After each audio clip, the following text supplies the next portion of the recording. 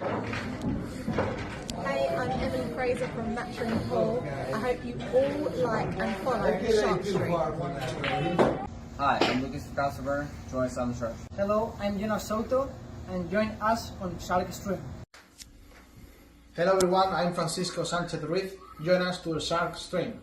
Let's go! Hello, I am David Alcaide. Join us in Shark Stream.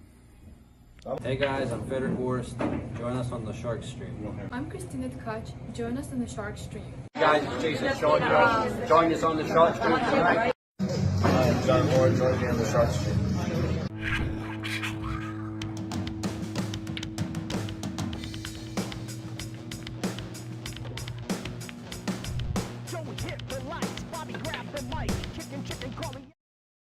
What's up, guys? We got the Underdog 8 coming at you early rounds.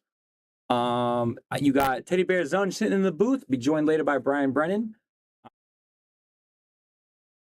Oh, I'm skipping everything. I'm in the tournament, so I will be in and out of here. I actually, to be honest with you, I'm gonna be straightforward. I jumped into this because my boy Derek wants to be on the stream, and he never gets to stream. So we're gonna hook him up. I'm probably going to catch another sponsor ad, guys. Bear with me. I'm trying to just get us going into this. All right, we should be good. So we got the Underdog 8, guys. Like I was saying, Underdog 8, 9-ball, 5 and under handicap, race to 5 on the winner's side. And then if you get bumped to the 1 loss side, it is a 8-ball, race to 2. We'll go over rules as they come up. There's a lot to go over. I spelled Ashley's name with a lowercase a. That's bad. All right, I'm at you. Don't forget, guys, like, share, subscribe, all that fun jazz. Underdog 8, races of 5, 9-ball.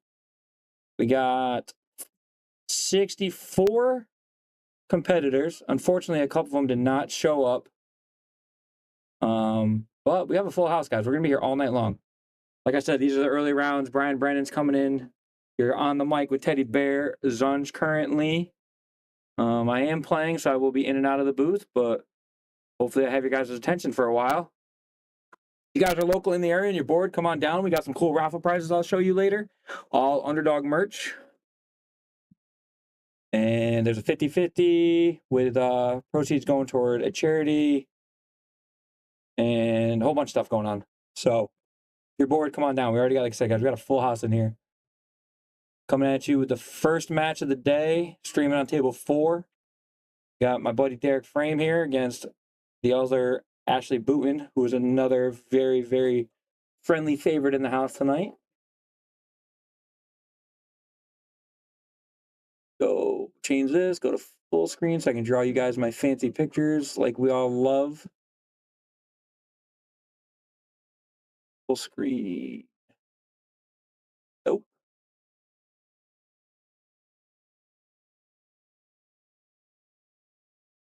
There we go. Derek with a good chance here. He's got to make this 8-ball. He's got to hit it with from over there. I like a little bit of left, so he comes off and comes back across this way. Thomas Natali, first one in the comments. I like it, buddy. Oh, hits a little bit of a stunner, but he's still got great position.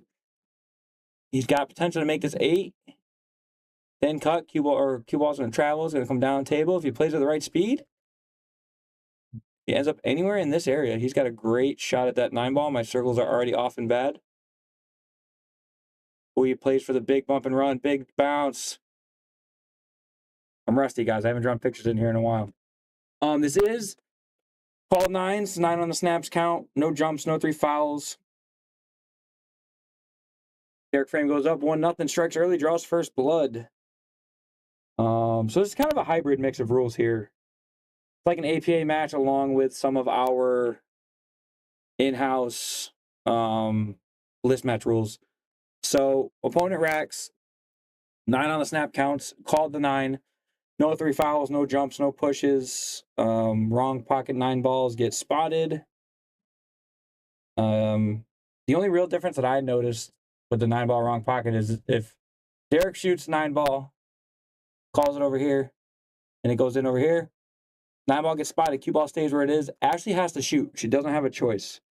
So that's one of the differences between our in-house not list and this. But like I said, guys, I just want to get in here early, get the viewers up early, get you guys out there liking, sharing, subscribing, and get my boy his first real big match on the stream. Tough break.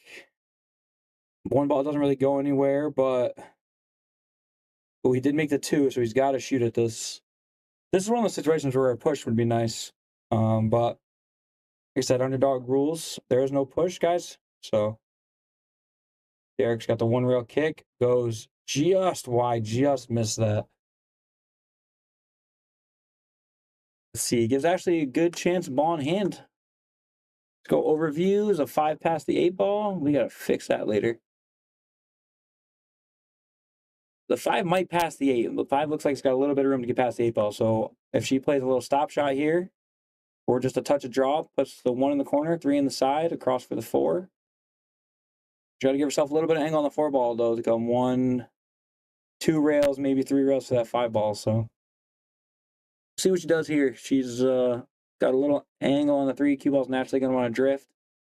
She plays it with some good follow. Not a bad leave. She can still make this 4 ball and get good position on the 5. Ooh, hits it a little bit full. But it's going to leave Derek a bank. Actually, let's see.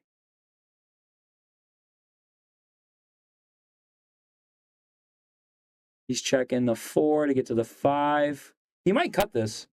He could cut this and come back across a couple times across the table. Ooh, overcuts it. Was going to get a little good on the 5, though. Up on the rail would have been a tough shot, but gives gives Ashley a really good chance now. A little bit more natural position to get back up to that 5 ball. It looks like it does pass the 5 or the 7, so if she gets on either side of this 5 ball, she could be fine. And if she gets a little out of position, she's still got a great chance to play it safe. So we'll see what she decides to go with here. Good shot. Again, avoids the scratch on the side. Maybe the 5 doesn't pass. She's got options. She could play it safe on the 5 ball, where she either hits the 5 toward the 9, leaves it on the rail, and leaves the cue ball over by the 6. She might have the cut. She might have a back cut. If that 5 ball goes past the 8, she has a nasty back cut. Andy Gal out there sharing, liking, subscribing already. I love it. Don't forget to tell your friends. Ooh, just a bit of an undercut, but fortunate roll. She gave Derek a shot at the 5. Speaking of sharing, liking, and subscribing, if you guys are not already a subscriber to our Yale Billiard Shark Stream subscribers only pages on Facebook for sure. I think YouTube might be up and running. I'm not positive. We have the world famous, you all know him, you all love him, Efren Reyes, coming back to Yale Billiard soon. Forget the date. I got to get all that information, guys. I just ran in here. But he is coming back. Pretty sure that is subscriber only content. He's playing a challenge match, so I'll get all that information. I know it's all over on our page right now, on our Facebook page, but I'll be a good host and get all the information for you guys. But that is, yeah, subscriber only content. Along with that, that is, I want to say, you know what? Let me give you guys the right information. Let me look it up. It's coming up soon. If it's not next week, it's the following week for sure.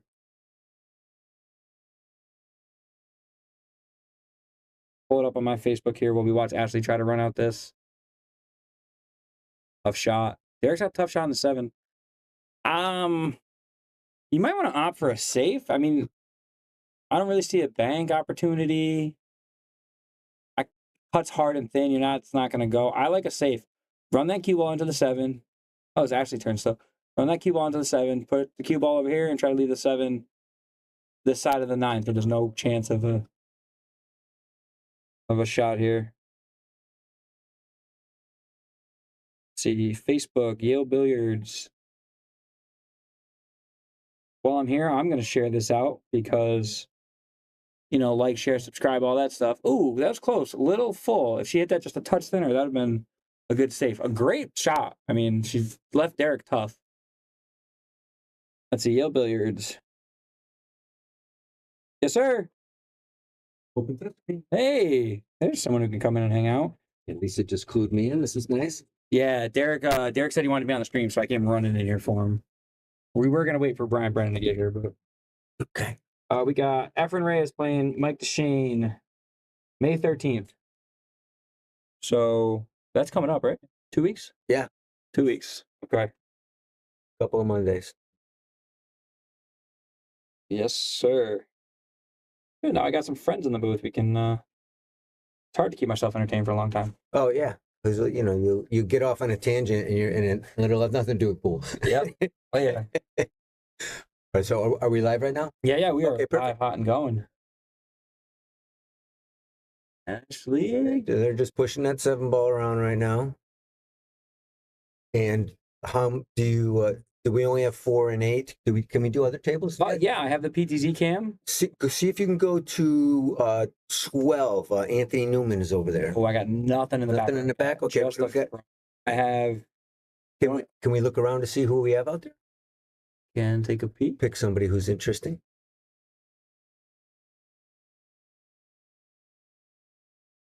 See, let's zoom out a little bit. The old PTC to see what we got going on. There's tournament director himself, Hector. Hector is playing Angela. Angela. Yeah, let's look in on that one. Let's see. Why is my PTZ camera not moving? All right. Can you go to the table 8 channel and then just float over from there? I think this one will go. You got to use the old OBS setup.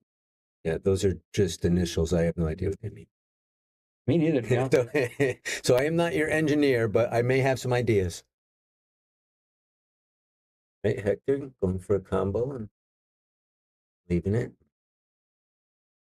Jump around. Ashley's on the 9-ball around 4. This was nice about having all these extra cameras. We can jump around a little bit. Yeah, no, especially when you're like, you have a higher end tournament where you got more names, Yeah. Ashley did end up making that 9-ball, so it's tied 1-1 over on table 4. And boots to 5. Good stuff over here. It's pretty decent on the 6-ball. So, Teddy, I want to thank you again and publicly with everyone for helping us put on the Sarah Archer event. Every time I bump into a lady that played in it, they're gushing. Oh, that's good. So, we can expect that event to get bigger, more competitive. And I will let you know right now that Sarah and I are also going to be promoting some other events under her name. And I think we're going to be working on a 10-ball event, and it's probably going to be an open. So, nice. Not just ladies. That'd be exciting. Well, I was chatting with her, and we need to use her notoriety to make the game better. I mean, she's got so many friends, and anytime she meets somebody, they're a friend. Yeah. So it's just she expands the pool world. Yeah, she does, and that's what we're gonna do. That's exciting. That's good. I mean, that's what it's for too. You know what I mean? She even says it for the love of the game. You know what I mean? Yeah, we collaborated on the title of that. We're like, are there too many words in it, or does it, will it mean less? But yeah, we're comfortable with all the stuff that's been going on. Nice. Ooh, and she looks like she got herself right behind the side of the 2 rails. Yeah. Oh, close. He's gonna have to travel to get back and forth. You never know in this game. That's what I like about 9-ball. You can do all the work and then get up to the 9, and then it all blows up like a Friday afternoon soap opera. Oh my God, yeah, right? That's all it takes. We had a couple of those last night when I was playing with Corey. I ran out like 4 or 5 balls, real nice shots, got myself out of some bad situations, and then just botch the 9 and leave it hanging in the pocket. Let's cough it up. Look at this. Oof. See, almost like that. I mean, if ball in hand, you would think that you have pretty good chances of running out. Ooh. Hector's pocketed his 8, and he has a tester. I don't like those shots right there. No, me neither. I prefer nice straight closer shots. Well, I don't like straight, but you know, I don't like those long ones. There you go. Ooh, Way off. Miss a diamond by a diamond. Come on, pop out. Let's go. Now this is what the underdog's all about right here. Yeah. Come on. Got a tough one here though. I don't know what she's gonna do. It's hard. It's hard for us seeing it from this angle. I don't know the exact angle. Oh yeah, no. She's gonna have to try and go cross side or cross corner. Yeah. Yep, cross corner. I like the cross corner. You know, and if you hit it hard enough, just you don't leave her on the pocket. Yep, this is one of those things where if it goes, you're good, and if not, he should end up with something weird. Oh. I think she just missed that with a. I think she might have been going corner. I didn't see her. She looked like she made an indication, but it wasn't clear from our angle. Yeah, I thought she was going cross corner, but left Hector, like I said, something weird. Speaking of weird, you got Derek over on table 4 with Ashley. Yeah, pondering that 3-ball. There's a good chance for a safe over there. Yeah, he can hit the 3 and push it even in further. Yeah. And then the cue ball will come back down. Yeah. He just needs to make sure that he doesn't put it in a position where she can get a nice pop on the 9. Yeah. Yeah, like the hitting that thin on the right side. Yep. Try to push into the thing more. Hector's jacked up on table 5 or 7, I'm sorry. Goes for the bank. Oof. Where they go?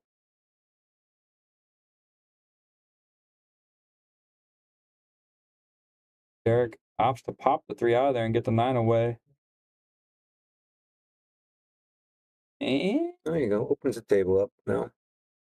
sometimes you gotta bunch of them move around at the same time if you don't like the way it is. Oh, and if you are, she left them dirty again. Diamond off. She's dirty. Brian Brennan out there making jokes. I love it. Well, they're Ooh, Ashley, if she gets a rail, if she's got to get that rail. Ooh. That would have been a good save. She froze him to that 4 ball. Yeah. Still, he's gonna have work getting back onto that 4 ball after he pockets this 3. Yeah, he could play it toward the top corner with a little bit of follow. Yeah, or he could play side and just let it drag down. But when you're that, like, because the cloth on this table is different than the blue. So oh yeah, and this table's been rolling a little slow the last couple days. See, there you go. It's pink. Yeah. I still mess them up. Yeah. Can we please bring back the orange balls? I know. What's the matter with the orange? So originally on the stream with the blue wasn't. I know. And even now it's still not fabulous. The biggest problem is they never should have changed the 4 and the 5. 4 was already purple. Mm-hmm. Why change the 5 to purple? Yeah, you just piggyback the order right there. You should have just made the 5 ball the pink one, and it would have been fine. Yes, Thomas, it is 1-1. Good shot by Derek. That was a good shot. Yeah, we got a lot going on out here, so we're gonna try to jump around.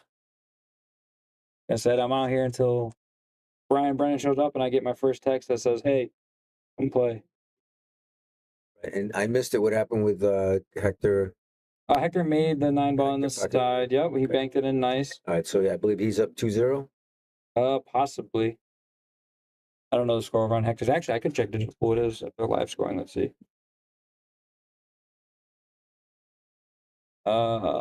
Angie. Anthony Newman's down 3-1 right now. Hector Sanchez is up 3-0 on Angela DeMeo. Come on, Angie. For all you guys following along at home. Oh, that's not the right button. That was a picture of me that I didn't want to show people. Is it this internet button or is this going to show me again? Oh, you know what it is? It shows a picture of us. There it is. That's what I want to see. All right, we're 2 good-looking guys. It's okay. We can be on camera.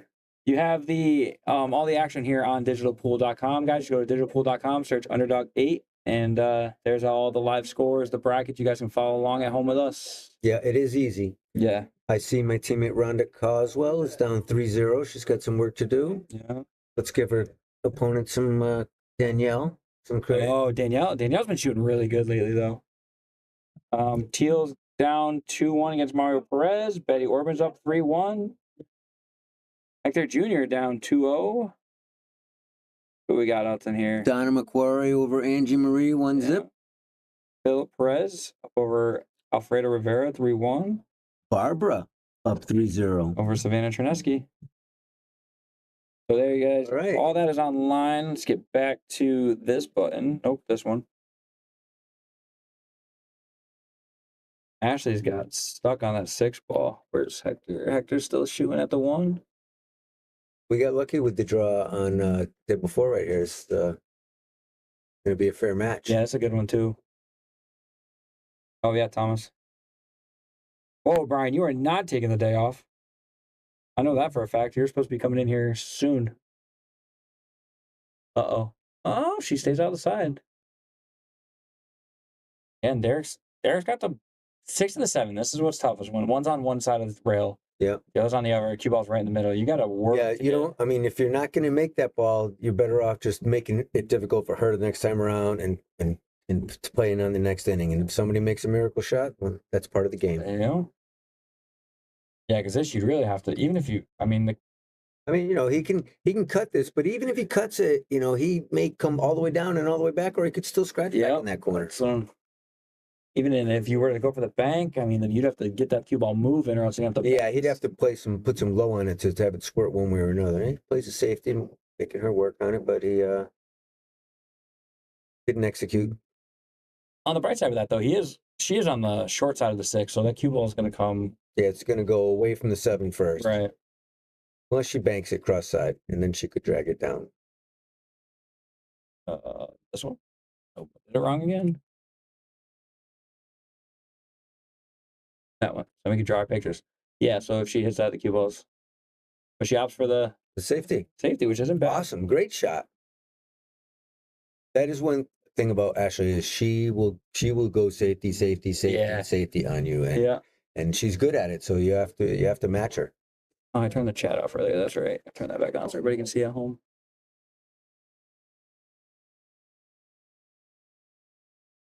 Let's check in on Ms. DeMeo. Looks like Hector's got her pretty safe. Derek scratched on the 6 ball, giving Ashley ball in hand. Still left the 6 ball on the other side of the table, though. So she's going to have to get there. Oof. Well, she can just go down low on the table and bring it back into the far corner. Yeah. Just I think what she's looking at. Victor's got a good chance of it out here. I mean, pretty open table. He's got to make this 5 ball and 6 to the 7, 7 to the 8, and that's all pretty natural. Yeah. This 6 has will have 3 or 4 pockets it can go in.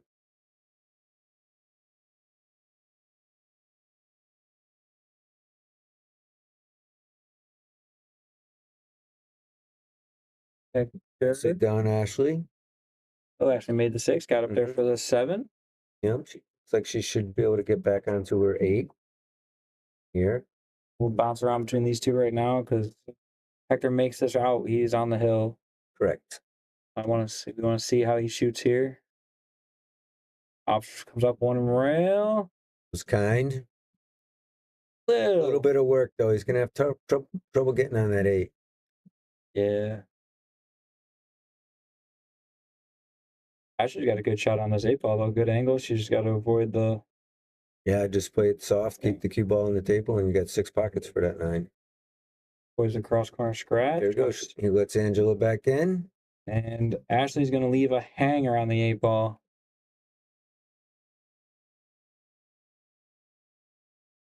All the fun going on at Yale Billiards. We got tournament directors getting in on photography. We got Crystal the Pistol in the building. Let's give Crystal a little promo here. She's looking for ladies, whether they're pool players or not, that would like to do some glam shots. Yes. And right here at Yale Billiards. So if you think you're a sexy beast and you want to share it with other people, get a hold of Crystal. There you go.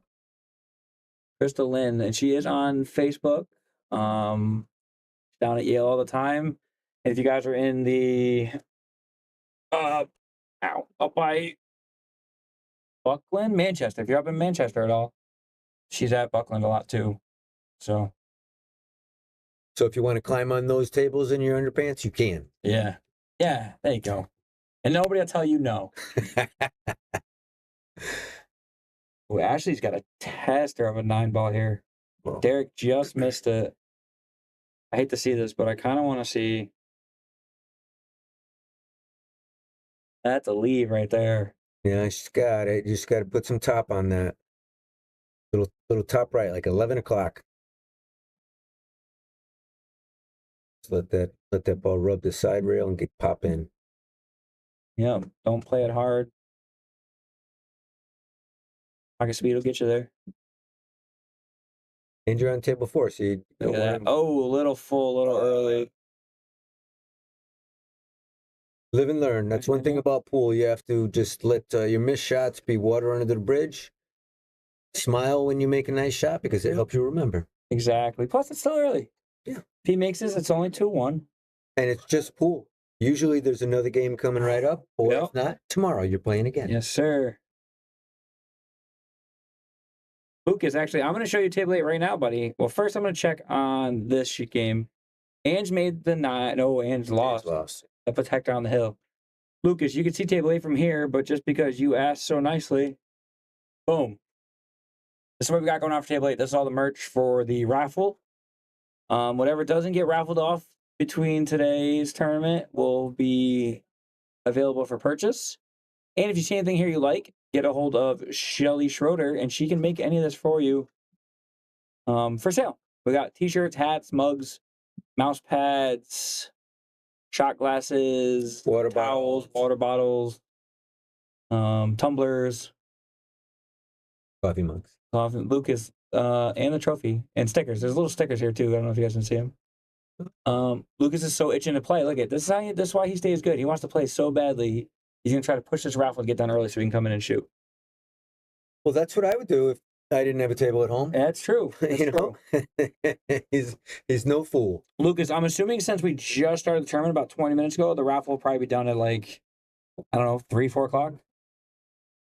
Maybe sooner, like after I would say after we get a couple of matches, like 3 matches in. Ooh, because then, even if Lucas isn't here yet, other people can warm up on it and hit a couple shots, and just to get the table 8 experience, because not everybody. First few times I played in table 8, I was like, this isn't fun. And now you just have to approach it a little different. It expands your game, the way you look at both your cue ball and your object ball, because the pocket is different. Table Much 8, different. yeah, oh yeah. Table 8's a tester for sure. But if you get good on 8, you can play center pocket on 8. Every other table is a bucket. Yep, absolutely. Derek with the decision to make. Is that 2 past the 9? I think so. Or no, he doesn't look like it. You might have to cheat the pocket, or is he gonna play the 9 cross side? Lucas gonna take a nap. I don't know. He might just be safe. What is Lucas's bedtime? I mean, I see Lucas at all hours. Lucas's bedtime last time I knew was like 4 a.m. Yeah, so many people cannot relate to his schedule. Yeah. He said, you know what, Lucas, why don't you do me a favor, man? You go take a nap, and when table 8's starting to open up, I'll give you a call. Shoot you a text, you know what I mean? I'll be your alarm clock. Derek, good bump. Yee! 6. Going to be some trouble. I see his kicking abilities here, that's for sure. Check on Ange. I feel like every time I click on Ange, she's just missing a shot. It's okay. Well, let's just keep her on then. Let's bring her some love. See how she goes. She's got an expert right there in her corner, whispering in her ear, giving her a kiss when she needs one. There's Crystal on screen right there. Yeah, she's taking some pictures. I know that. She's trying to get everything. Is Crystal playing today? Yep, Crystal is in the tournament today. Good. She got her brand new in the box jersey on. Crystal the Pistol. Great company, by the way, in the box. I have one of their shirts too. Wow, Lucas calling it in. He said Hector's going to win this one. Well, he might be the early favorite, but I'm here. That's true. What side of the bracket are you on? What do you mean? If you look at the bracket, there's like a top and like the top 16 matches and the bottom 16 matches. Yeah. You might have to work to get to him. You know what I mean? That's okay. I mean, every pool tournament is work. Yeah. You know, you don't take anybody lightly. You play your game, play what the table gives you, and you hope you execute, and you hope he doesn't get too lucky. That's true. I mean, a lot of times I like to force my options. You know what I mean? Get really bad on like each shot and have to fight my way out the whole time. Oh yeah, no, I'm a total scrambler. Believe me, Yeah. I have more miracle shots than I have more like cake shots. Oh boy. Getting orders from the boss already. He's not even here. Derek is looking like he's operating this table pretty smoothly. Zoom in more. I mean, Bobby, there's no zoom button. Bobby checking your work. I love it. Yeah, He's on top of things. A little less. He was getting, you know, he wants people watching the pool, not the TV in the background. Oh God. Okay, I got you. This camera is very touchy. Here, Bobby, how's that? Is that better? Good shot, Ange. See if she dials in. She's good. Yeah. Good job. Ange. Derek pockets the 8. He's got a long one on the 9.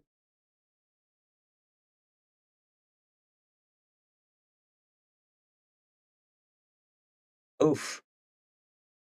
Just misses. Ashley. Gives Ashley a chance to hop right back into this match. Yes, sir. Let's see, is there anybody? Updates. Donna's up 2-0 on Angie Marie. Here we go. Mario Perez and Teal Singleton is at 2-3. Danielle's up 4-1 on Rhonda. Danielle's on the hill. Barbara's on the hill against Savannah. And Teddy, help me with this name right here. Kevin, Sofaphone? Yeah, or they could be silent. I would like to understand his heritage. Yeah, that's one I haven't seen. Tupapahone. All right, that's my guess. We'll find out later, and we'll give you guys an update. Yeah. So he is up 3-2 over Christian Perez. Else. Farrell Williamson 3-2 over Freddie Perez. I'll tell you what I'm looking at right now. It's gonna be a match to watch. Right here, table 2. Oh yeah, 491. Kimbo 459. Yep. Yep, that's a good one. Russell Rivera's going to be on been table 2. Can you scroll around and see where I'm going to be popping up, or until I get given a table, it won't be up? Yeah, until you get in. Okay, thank you. We can see how far you are. Bracket actually breaks big, and fortunately, she scratches on the break. All these are green, which means they're playing.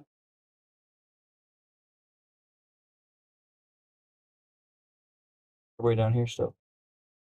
Sean McKeon. You're 26, so you're waiting for a few matches to. Okay, and Chuck Studley. He's got a great name. Mr. Chuck Studley.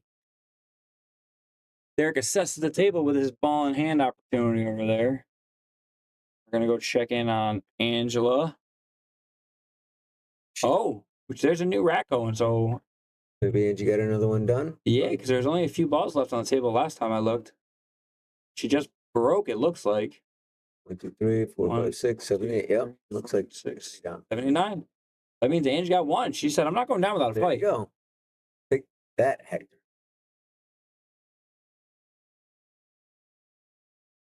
Ashley, big kick opportunity over on table 4. Misses the 1, runs into the 6. And open up the table for Derek here.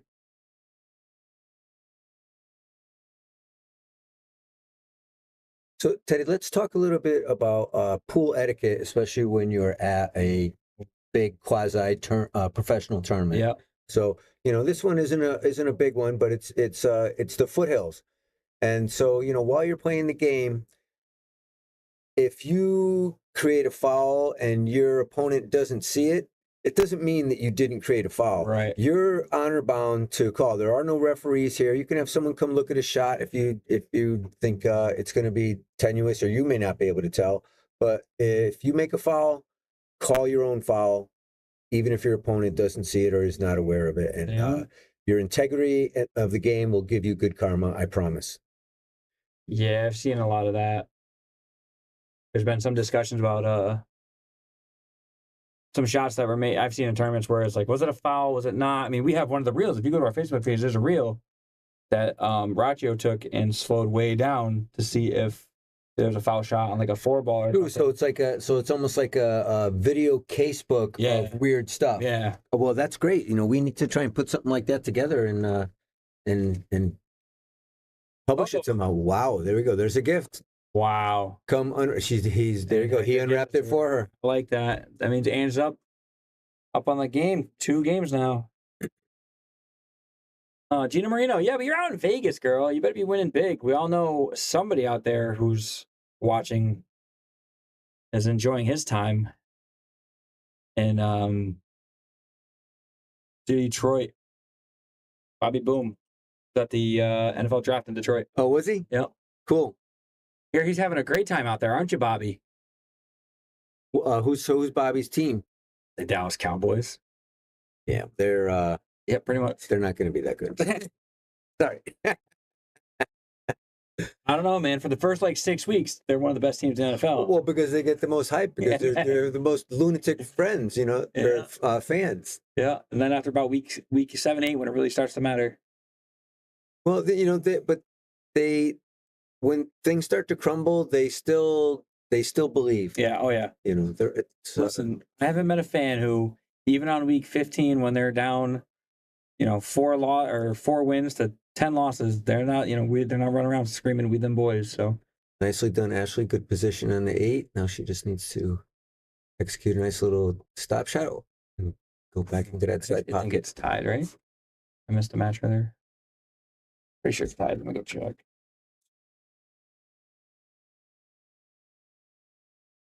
Scores table 4. Yep, 2-2. So we are tied over here. Nice. Yep.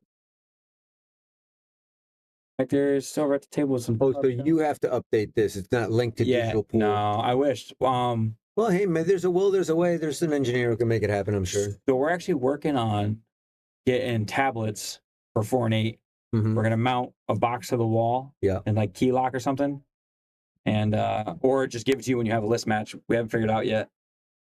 Oh, so it's just a spot so you can just pan to the score rather than keep the score here? No, they're gonna keep score at the table and it's gonna update to here. Oh, okay. We're gonna like cloud merge it so they can keep their own score. Very nice. Yeah. So if you do miss a game or or like straight pool or like Lucas, one pocket, all that kind of stuff, these guys can keep track of their own score. And if we miss something, nice. Because we've been in here a couple times where there's a discussion about the scores.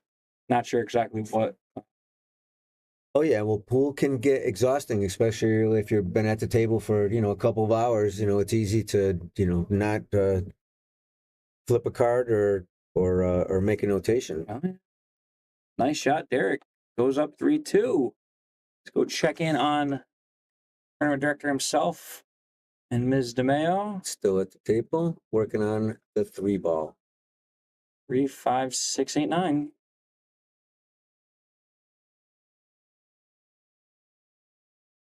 Ooh, plays a. Oh, that's gonna come all the way back. It's gonna come back. It's still a little dirty. She was trying to. I think she was trying to get on the opposite side of the table, sticking between the 5-9. That was a good idea. I wouldn't have stroked it as hard. I would have tried to pop that 5-ball down table and leave that cue ball right behind that 9. Yeah. There goes for the daily double bank. And apparently. Ooh. On the shoreline, we call that a Colin after Colin Stegman. Who is here, by the way. So. Yes, he is. So if you see him on camera, he looks like Mr. Clean. And just with a big blue t-shirt on instead of a white one. He's quite the character. I like Colin. Colin's cool. Colin's good people. He is. He's a good guy. He doesn't pander. He tells the truth. Oh yeah. Like ripping a Band-Aid off. Yeah. Oh, as he got there, missed to the tip. I was gonna say I thought I saw a touch from miscue, but he still made the 6. So at least you're still shooting, Hector. It's got work to do. Derek, let's see. Derek at the table. He's got the 1 ball, but it's tight. He might have to throw it to to get it into that corner pocket. Oh, Hector. Oh, Hector. This is a replay of the last game. Oh, man. So, two things about that shot that I'm not going back to the pool etiquette kind of it. So, it looked like it was scratching. And to be he went to grab it to stop him scratching. But when he did that, cue ball looked like it was going to hit the corner of the pocket right there, and it could have shot out and wouldn't have scratched. But also, when he hit it with his tip, it started rolling toward the 8-ball. So he picked it up to give it to her before the ball stopped rolling. So we could see a different situation right here. The 8-ball could be on a rail. Absolutely. So, yes, let the cue ball rail, don't touch it, okay? Like your mother used to tell you when you were little. Yeah. Stop touching it. Unless it's on the exact opposite end of the table and it's going dead center pocket. Yeah. And or it's going to stop and there are no balls near. Yeah. Yep. I let things roll out because you never know. It could change the whole game. That's a trick shot. That is 9-ball magic right there. Angela DeMeo, look at her smile. She's feeling good. She likes it. Ooh. Ashley's over on table 4, safed. Locked up behind the 4. Good kick shot. Wow. Ashley strutting her stuff over there. Come on, Ange. Come on, Ange. Bear down, fall, focus. There it is. There we go. She's back in it. What's that? I think that's 3-4 now for them, right? I believe so. Ooh, Jenna Vandermelen's getting up there. Kevin Ball, that is a match. That's not going to be able to watch. That's on table 12. Table 3, we'll check in on them too. So between table 4, 3, 2. Yes. Max Ball and Nate Bitter on table 3. That'll be a good match too. Yep, 4-3, the Hector Sanchez Angela DeMeo match. So that's one going on too. That's gonna be. I told you, Ange isn't done yet. Got a lot of big matches tonight. A lot of big names for us 5 and unders. And there are a lot of people spread out today because there's a Jack and Jill today. There's a couple of boards going on as well. So yeah, I know there's some splash boards going on. The pool players of this area are spread out.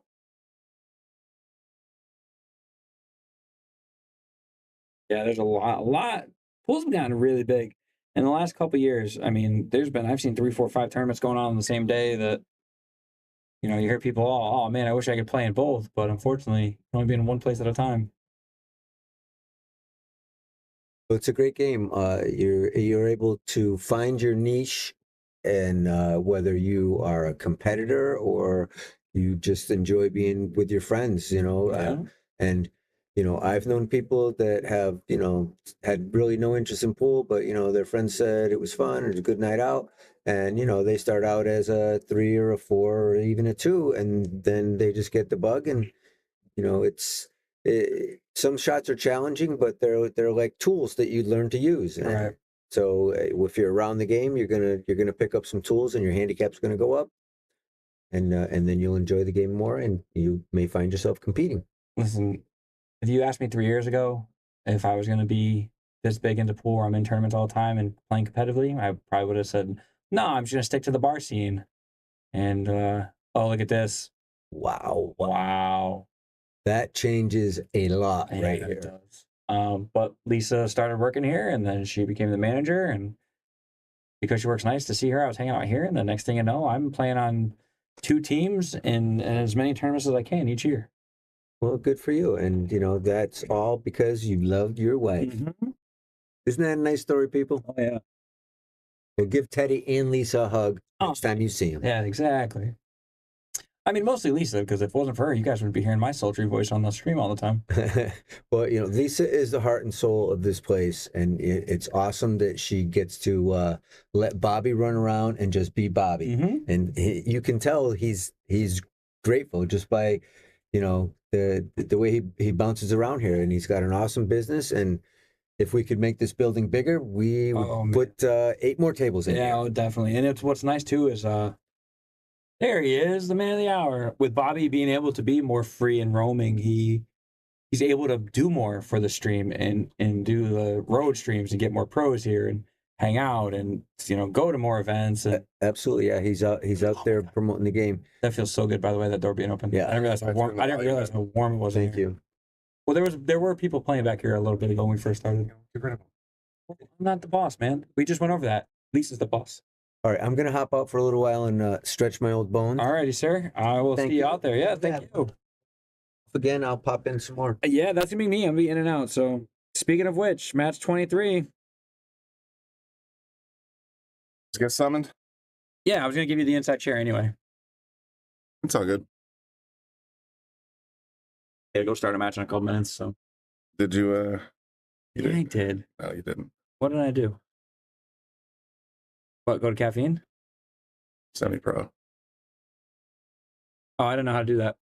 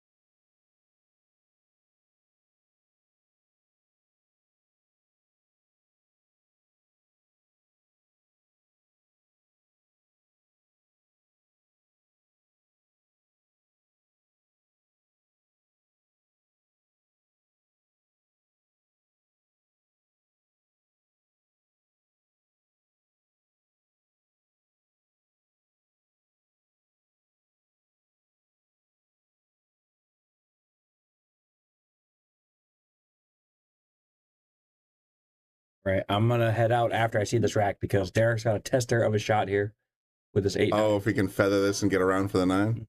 Yeah. You have to. You have to play that thin and hope you don't disturb that 9 ball too much. Get around 2-3 rails. Oh, you don't want to touch it at all. Maybe that's 2 Yeah. rails. Right back. It doesn't even have to walk anywhere, folks. That is position. Give it to him. I just want to see him get on the hill here, guys, and then I got to play a match. Andy, if you're out there, I'm going to set up the Zoom in a couple minutes. All right, who's going to zoom in? Andy Gow? Mr. Gow. Nice. Good. So you guys won't be lonely. All right, let me get by here so I can go play. All right. And I'll be back eventually to talk to you and Andy.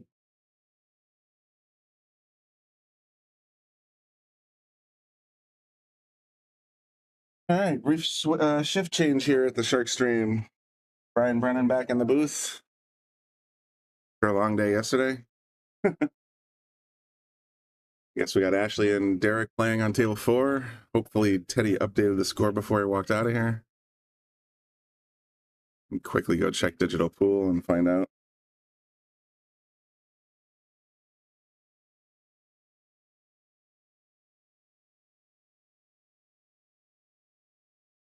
Looks like on Digital Pool it's 4-2 as well. Derek's on the hill. Ashley needs 3.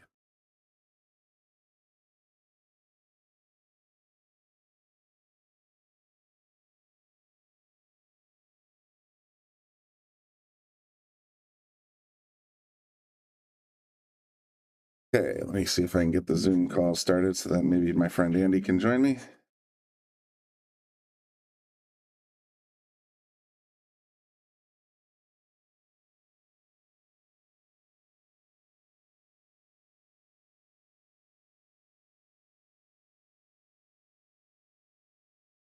Cannot start video, failed to start. Oh, stupid video camera.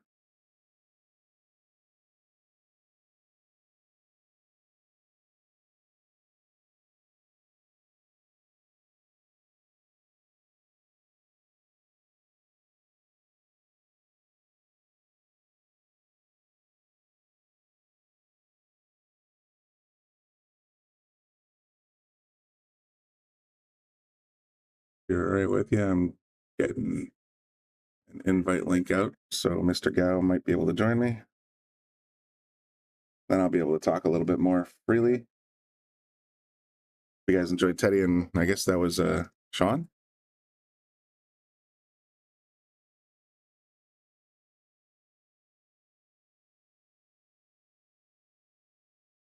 All right, Derek making a move here, trying to take down his first match.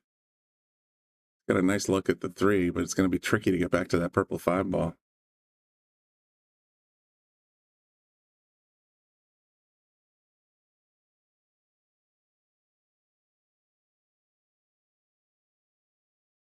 Sure why Facebook is being a pain in the butt today.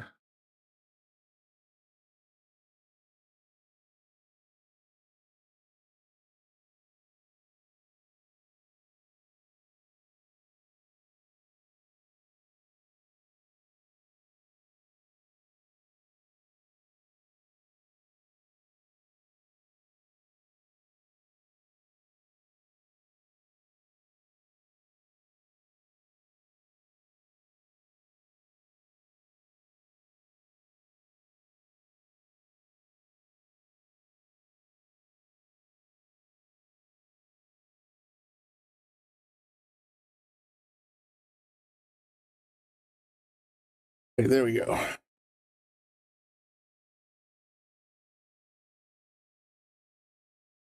That difficult little kick shot to get to the 6 ball here. Nice clean hit. Ooh, sets up the 6-9 carom.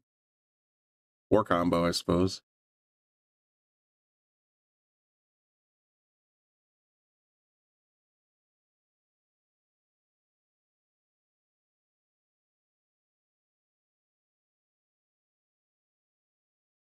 Good effort. I like that. It should just hit the 6 ball a little bit skinnier than the 9 might have head towards the corner, but nice leave. Good speed.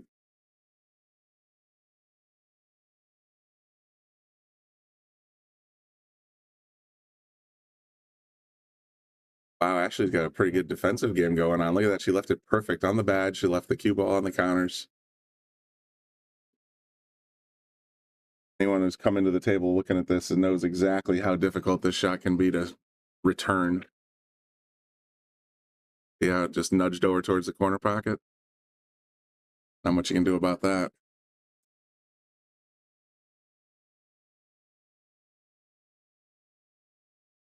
What we got here?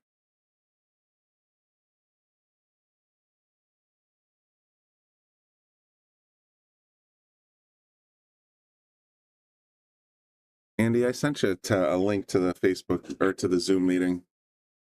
Whenever you're ready, if you'd like, just jump in. Let me know, and I'll have you hop in to your email address. Okay, I don't know if I have your email address.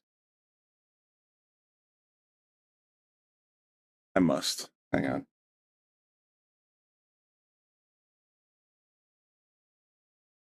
Let's see, it's the same link as last time. If you have the last email, then it should work. It should still work. If not, I'll send you the same link.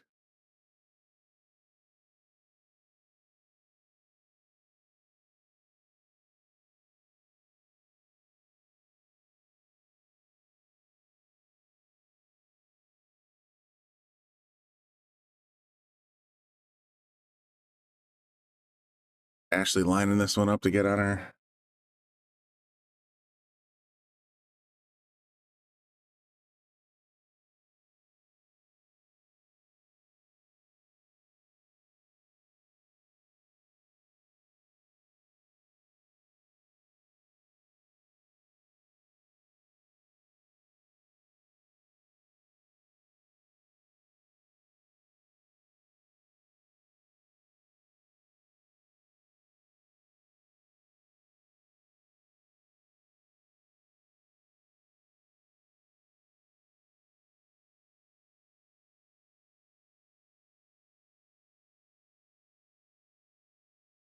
Oh.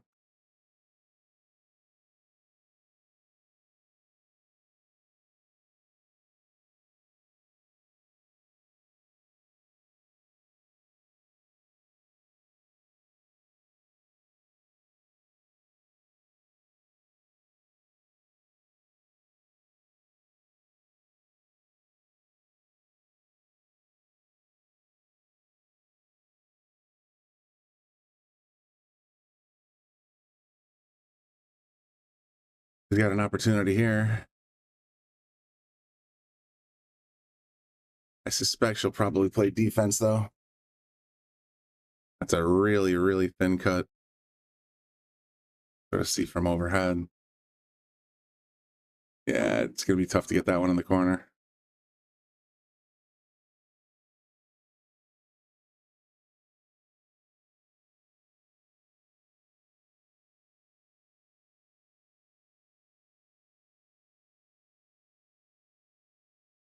Oh, she went for the bank shot? Oh man, that was so close. What a try. What a try. Still not the easiest shot in the world, but definitely makeable here.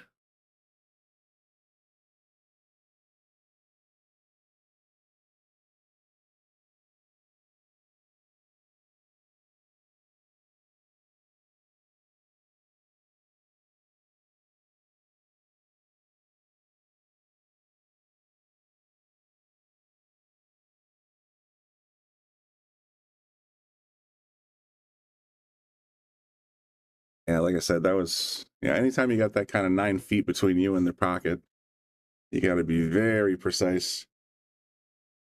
Tough game.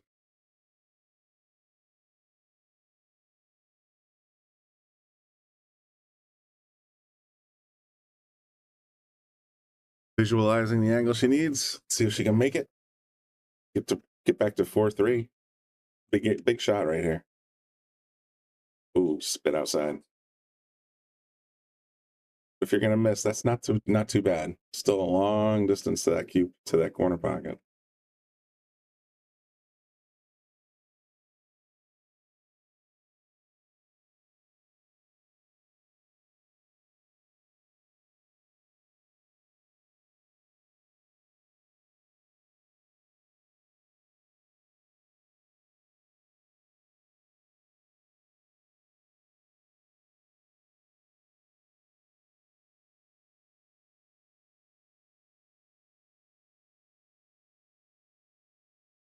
Just claws one back. 4-3.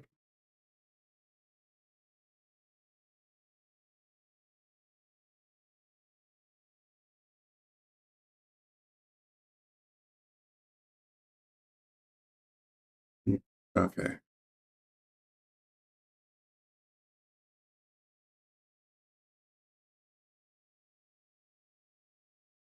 I see Andy Gow's in the waiting room. Andy, are you live in Zoom?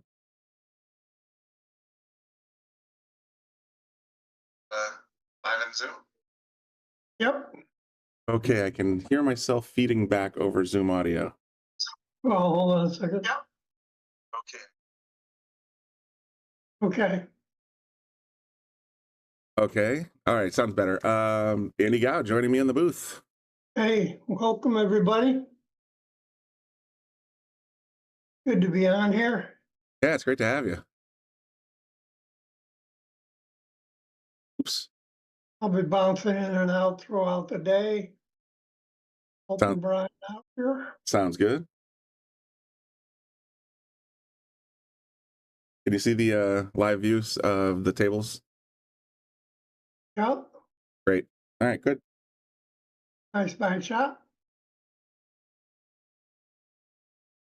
You go back on my stream here and see who's watching us. I can go far back as Thomas Natali, Paul Mucci, Jay Biga. I saw Lucas in the comments section a little while ago asking about table 8. Jose Concepcion, Dave Andrioli, Jack Passamano, Thomas Natali, I think I said that, Andrew Stennett, Bobby Hilton, Brian Brennan, of course. Bobby Hilton, of course. Yep. Checking Lucas, up on us, making sure we're behaving. Lucas is taking a nap. LJ, Lauren Juice, Sean Barrett, Beck Audio, who was on the stream yesterday. Don Minacci, Jake Ahmed, John O'Brien, Steve Rowe, Gina Marino, Gina here. and me, Michael Robert, Daryl Helm, Pat Gaudio. Congratulations, Pat, taking first place on the. Oh yeah, he's our new Baby Shark champion. Yeah, that's great. I'll try to acknowledge our viewers as they tune in. If I missed anybody, I'm sorry.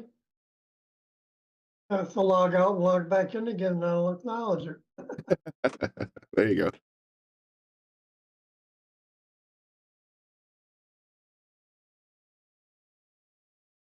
And I gotta go refill my coffee cup.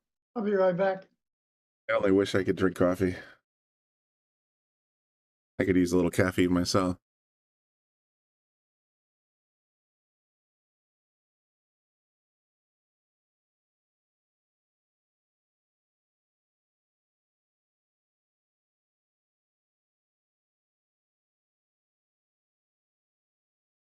Oh, it just came out a little wide on that 6-ball. It's gonna be a tough leave though.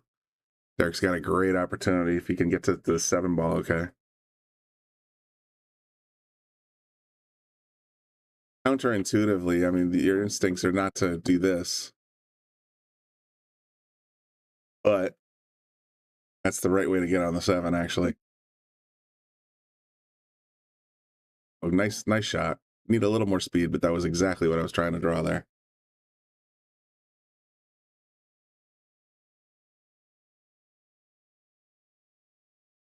Decision time.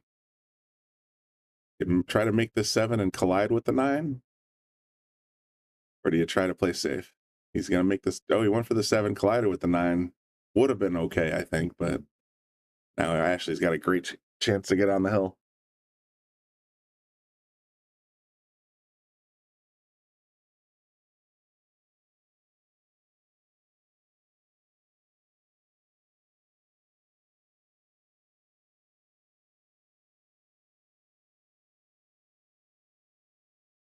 Lines up the 9 on the side. There you go. Calls it. Could be 4-4 right here, folks. Thanks everybody for tuning in. We got 60 viewers. That's pretty cool for a underdog tournament. All the names that Andy just listed off as he was before he went to go get coffee. Means a lot of people are very interested in this APA 5 and under tournament. Nice shot, Ashley. Should go 4-4. Here's the. Hey, I'm back with a cup full of plasma. Cup full of plasma. Good. Well, there you go. So this is Michelle and Hector's tournament, the underdog number 8. As you can see on your screen right now, this is at Yale Billiards here in Wallingford. It's limited to skill level 5 and under for both 8-ball and 9-ball. We're playing winner side is a 9-ball, and one loss side is 8-ball. So you're going to play both games unless you happen to be the only player that goes all the way through the front side. But also it's just a really great opportunity to get out there, test your skills against people that are of similar level. So I want to thank Hector and Michelle for putting this on for the 8th time. This is my 3rd time in the booth covering it, so I always have a good time. We'll be on all day long. Dylan Perez has joined us. Welcome. And don't forget to share. Like, share, and subscribe if you haven't already. Because we've got some big stuff coming in. Got Efren coming in a couple of weeks. I think it's the 13th. May 13th, yeah. I think he'll be here until the 14th. And Yeah, I then want to say he's doing 2 days, and he's going to do, I think we still have a couple of reservations available for private lessons and, race to 7 match. I forget all the exact details, but Yeah. if you want some time with Efren, that's the time to go. Yep. We also have VIP tickets to the match that he's going to be playing on Tuesday, the 13th. That is him and what's his name, Dave. Why am I drawing a blank? Oh, Mike DeShane. Mike DeShane. I knew Dave was wrong. Mike DeShane. So we have a few VIP seats available for that. It's a private event, so we will And not be. next month we got the Roadrunner coming in. Savannah Easton. Yeah. She'll be here for at least a day or two, at least a day anyway. And looking forward to that Vegas rematch that we had between Bobby and Savannah. I think that'll be fun to watch. I think she's playing Ashley. I think she is playing Ashley, but I think we're gonna make as much use of the Hopefully a time as we rematch of can. Her and Bobby. Yeah. So it'll be fun to watch that, but I absolutely want to see her and Bobby going at it. And I'm super looking forward to sometime in the next 2 weeks. It's going to happen. Ashley Benoit, number 7, versus Bobby Hilton, number 6 on our pro list. Oh yeah, that'll be a big match. I'm going to have such a great time commenting on that unless Chicken and Bobby Hunt come in. Picked on so bad. Oh, I was there watching him and Sean Dixon play, and so they were basically playing. The loser of that match was going to basically be having to face Ashley Benoit coming up, and I'm sitting there talking to both of them, and the hilarious part to me was Sean had told me he had texted Ashley and said, "Hey, I'm getting ready to play Bobby. You want to come warm me up?" And Ashley's epic response was, "I can't tonight, but I'll tell you what, when you win, you can come warm me up when I play Bobby." So that was pretty awesome.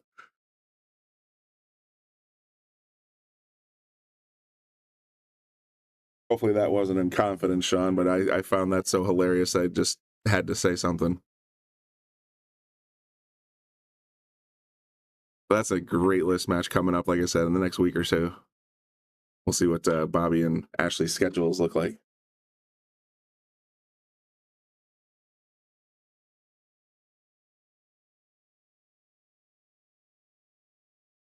And it's probably going to be a more popular match than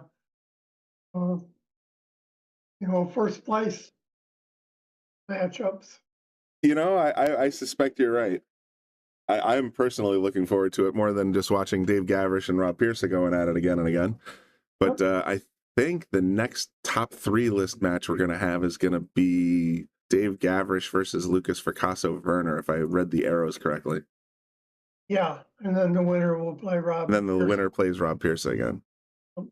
And we got Kevin Kenny Billiards on the stream, and Lance Lascotti. And Lance has got a tournament coming up. He'll be here a week from today. Yeah, that should be a great tournament. Make a score tour. Not sure if he's got any spots open, but get a hold of it and get yourself in there. Yeah, a lot of heavy hitters in there. It's going to be a great match. It's a Fargo rated It's handicapped by entry fee. So Lance is one of the better tournament directors out there. For sure. He does a great tournament.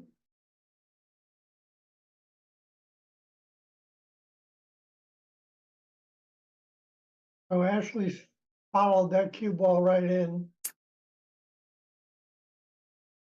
That says he thinks it's handicapped for games. I might be misremembering. My understanding. You said R5 medium. Okay. I didn't. 5 medium. Okay. Well, if that's the case, awesome. Thanks for correcting me. Maybe Lance can clarify that for us. Yeah, I'd have to go look at his Facebook page, but I vaguely remember doing previous tournaments, and I thought it was just a scheduled handicap for the entry fee. But if there is weight, so be it. See what Derek decides to do here with this. I mean, he knows he's on the pink 4 ball, right? Or the 3. Oh, never mind. I'm still a little sleepy. He's going to roll forward to try. Oh, he tried to stop it and get the angle. That's the interesting strategy. Not happy.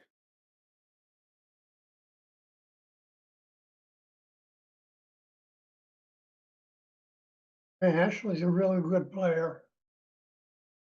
She's got a very nice, deliberate, routine when she gets to the table, which is I like to see that repetition lends itself to consistency.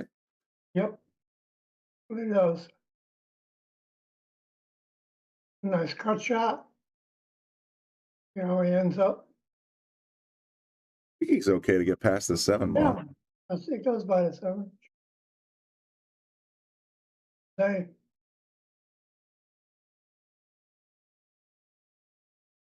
Pocket speed real fast. Oh well. Himself a little wonky on this angle, but not terrible. No. Good news is if he hits the 5 ball into the corner, the 6 is going to want to head towards the opposite corner. Well, exactly what he did. Got a little stiff, but look at this leave. Oh. I'm gonna start calling this the Pat Gaudio leave, because based on his championship match last night, he was getting all the rolls. Same thing every single time. And even Ray was talking about it. He's like, every single time he missed, he left him stuck. So, if you're gonna miss, Pat laughing. If you miss like Pat.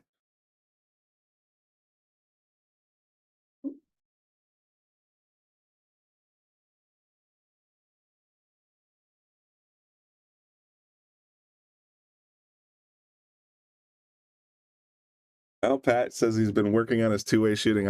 All the evidence is in last night's stream. It's been working out pretty good for you.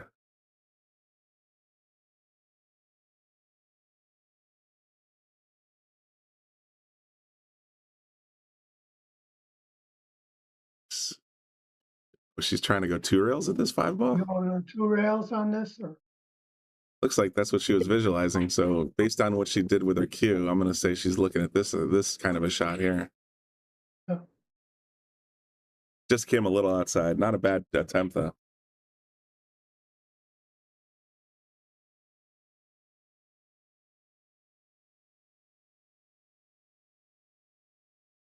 Ball in hand. You're on the winner's side. You got 5 balls left to go.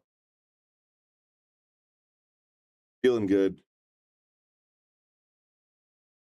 I played a 5 on the side. At this level, I would actually, I'd be tempted to put the cue right here and just draw back a little bit for this 6-ball.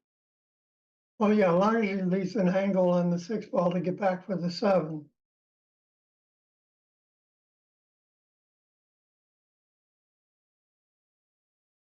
It's tough sometimes because you know when you call certain, like, you know, I've called everyone from David Alcady and Moritz and Jonas and all those guys to, you know, when I've done the Underdog, and sometimes there's a 4 and under tournament that we do here as well.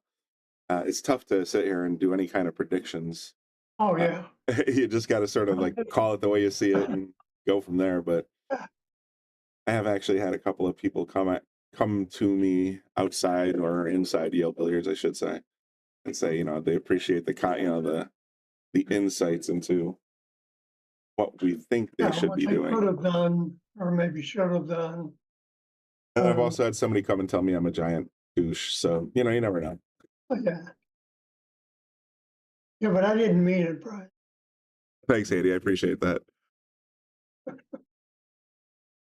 But hopefully a lot of the players here will review their live stream matches and make use of the comments.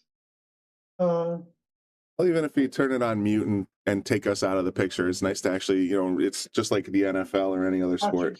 Let's go back to the tape and see what we could have improved on. Actually, with 2 great shots in a row, is she going to get position here? Oh, I hope she doesn't skip. Oh, she did. Yeah. Nailed it.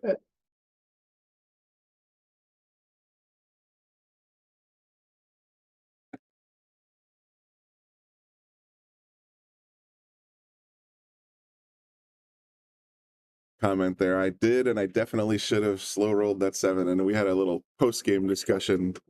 Him, Ray, Yeah, and I almost left my house and came down there and slapped you upside the head. That shot. He just cranked off that 8-ball, and I thought that's going to be a game loser. But unfortunately for Ray, he didn't capitalize. So Pat ended up doing very nicely at the end and got the title. But yeah, I think we were all. There was probably like a 2-second pregnant pause when I saw him just like crank that thing, and I was, oh, hey. All right, big game for Ashley here. Does she advance by making this 9 on the side? I think she's 90%. I'd say so too. She's been shooting very good, very nice. There it is, oh, she caught the point. Oh, got the tip. And sold it out. Ouch. Oh no, hill. Oh, that hurts. What a tough lead. Yeah, she'll fight her way back.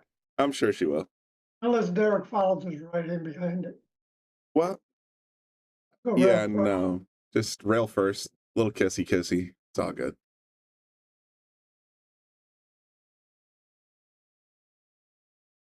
Andy. Right, close. You almost jinxed him. Congratulations, Derek. Nice game, Derek. Win.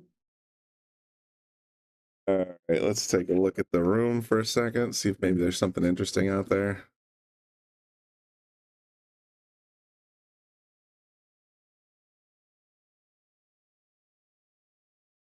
As you can see, we got a very busy day here at Yale Billiards.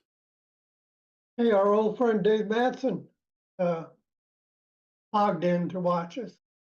Tom Natal is asking if we can pan over to table 7. You know what? It turns out I have a button for that. What are we looking at, Tom? Oh, look at that.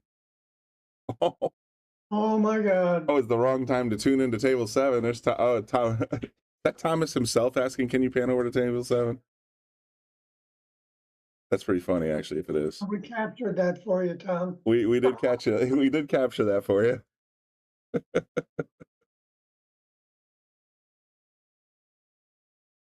at all that swag on table 8. So much merch. That's all available for sale. It's also a part of the raffles today. So if you want to come down to Yale Billiards, get a hold of some. Oh, that's Jack. Never mind. If you want to come down and get in some of the, we got all kinds of stuff. There's coffee mugs, thermoses. There's you can see there's some hats. There's all kinds of neat stuff. Coffee mug. Coffee mug. Down there. Look at the 8 overhead real quick. All the stuff.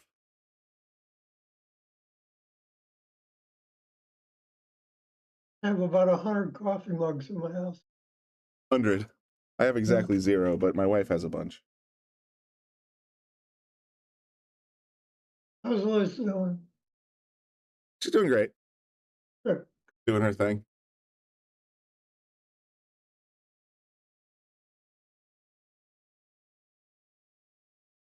Do we got anything going on table 4 yet? See somebody racking up a couple balls. I don't know if that's a match starting or if that's a. Let's take a quick peek at digital pool. I do like Hector and Michelle like to use digital pool, and I like to read digital pool when I'm trying to figure out what the hell is happening here. Table 4, Chris Whitaker, John Baylor. All right, let's go ahead and zip back over that way. Pat. Hey, Rebecca Hilton's watching. All right, so this is on the winner's side. We're just going to reset the score. Rebecca Hilton's another great player. Oh, yeah. Too advanced, I think, to play in this tournament. I think she skilled her way out of it at some point. He's going places, that kid. 9 on a break? I don't think it's. Oh, was that a 9 on the snap? Look like it. I haven't even finished typing the names in. They're already at 1-0.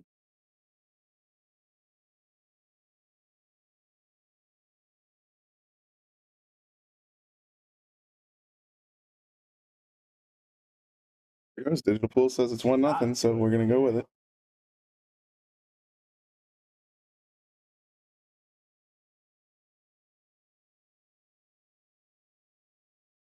John's back at the table, getting ready to break game number 2.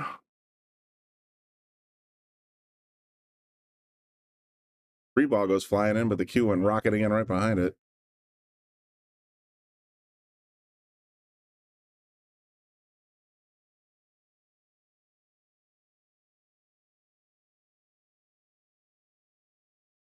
Very nice break otherwise. A wide open table. Exactly. Every ball's got a pocket. It's time to execute. 6 to the 7. Be a problem. Depends on the Well, angle. by then that 8, yeah, that 8 could be a little tricky, but one at a time. Just start making balls. Yep. Pocket this 4, worry about the 5. Pocket the 5, worry about the 6. Well, now the 5's a problem. Now the 5's a problem.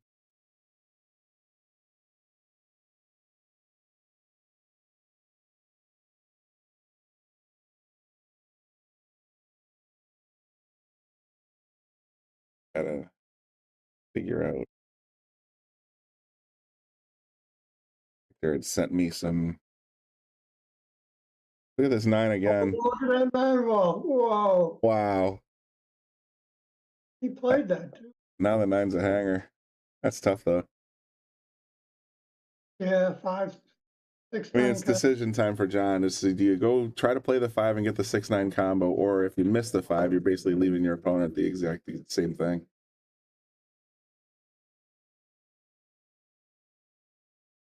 pocket. Now he's got the 6-9 combo easy.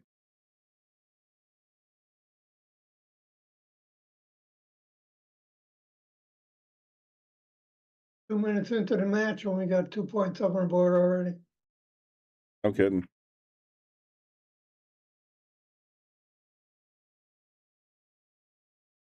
And on the snap and an early 9. That's crazy. Yeah. 6-7 balls pocket, and we're already at 2-0.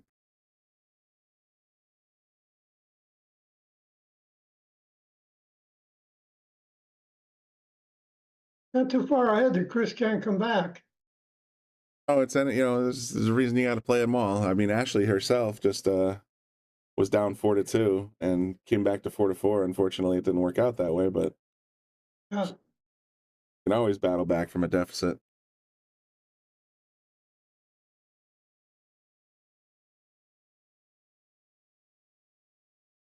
Like something I just remembered when I was looking Yeah, at the it ain't swag. over till the last 9 ball drops. Oh, there goes the cue ball again. And we have a kind of wide open table. Every ball's got a pocket. See how Chris handled it.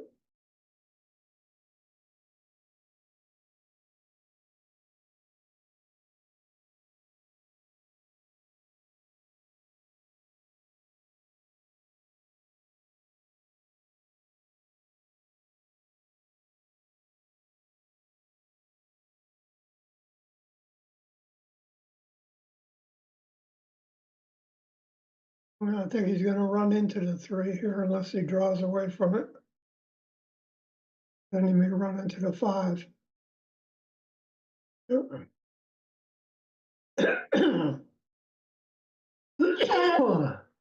Excuse me.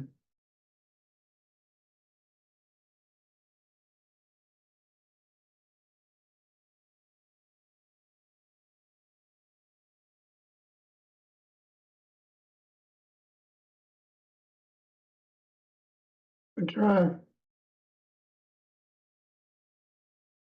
This is John's chance to take a commanding lead.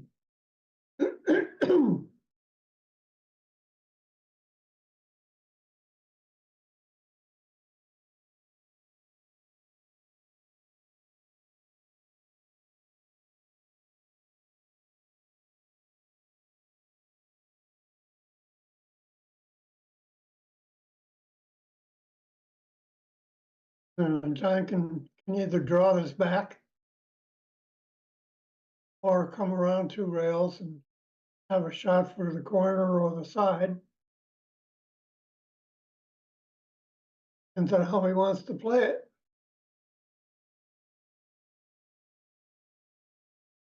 Or he could come across 1 rail for a side, for a shot in the lower left-hand side.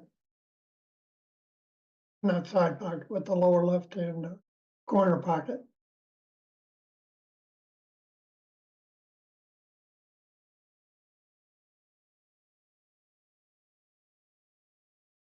Going through his options, see what he wants to do.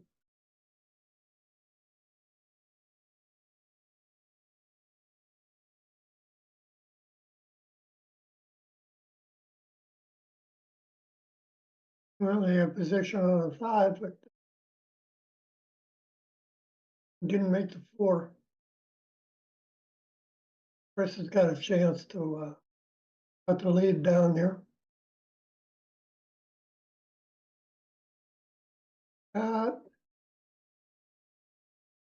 Good position to play it in the corner and get himself a shot for the 6 ball in the same pocket.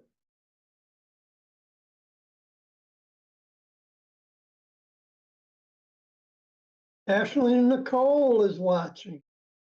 Hey, Ash, looking forward to your match with Bobby Hilton.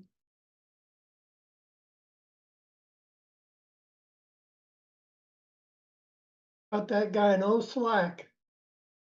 Yeah, I have the Tiger. That's gonna be a great. I can't wait. All right, Chris got a good chance here. That 8's a little tricky on the side bucket though. I think it's far enough away from the belt to make the cut in. Yeah, you're right. It looks like he's got enough clearance. Tricky part's gonna be getting back to the 9. Got to come across and not scratch from the opposite side.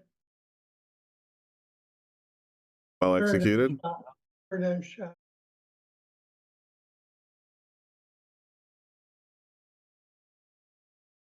I had one wish for Yale Billiards, it would be to permanently ban War Pigs from the jukebox.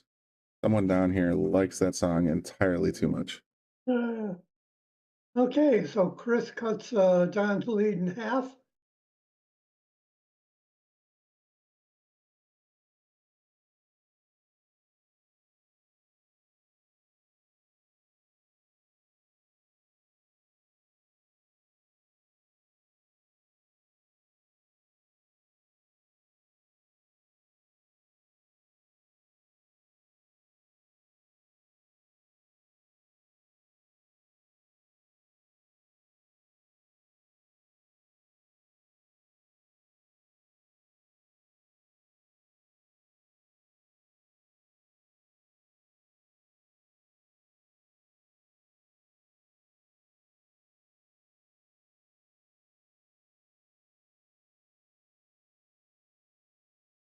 Don't forget to fix my Yeah, I got that in my list of things I got to do real soon.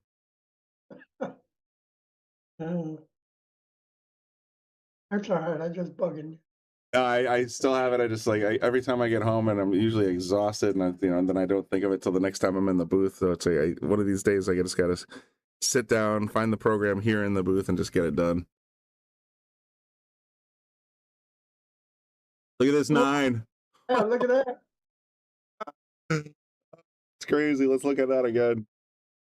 1, 2, 3, 9 ball off the 3. Pocket, just like he played it. Just like I planned it. Oh, that's funny. I was thinking you would draw that shot out. Oh, for sure. I definitely could have predicted that one. Oh yeah. So it's a call 9. So Yeah, unfortunately for him, it's called 9, but that was still a brilliant shot.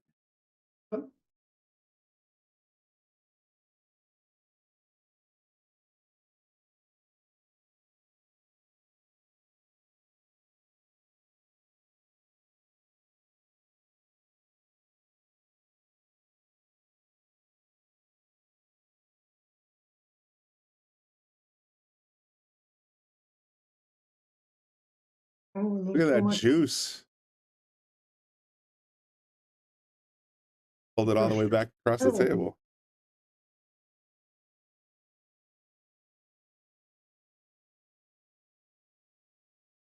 Tap in, but now it's got a decision time. There's nowhere to go with this 4 ball. Cross side bank maybe. Cue ball's in the way. Cue ball get a double hit. But Yep.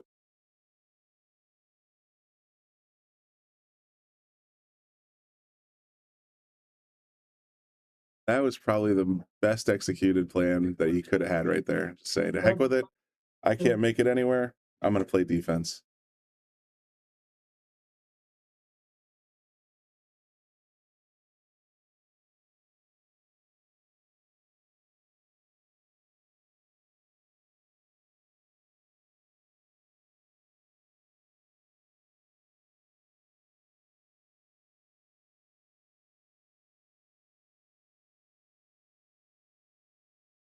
Sizing up the 1 rail kick shot.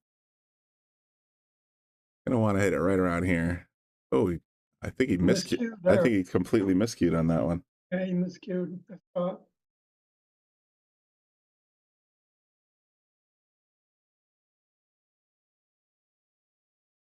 This is a tricky shot because he's gonna if he wants to go straight in the corner with that 5 ball, he needs to leave the cue right here so he can draw back out. Mm-hmm.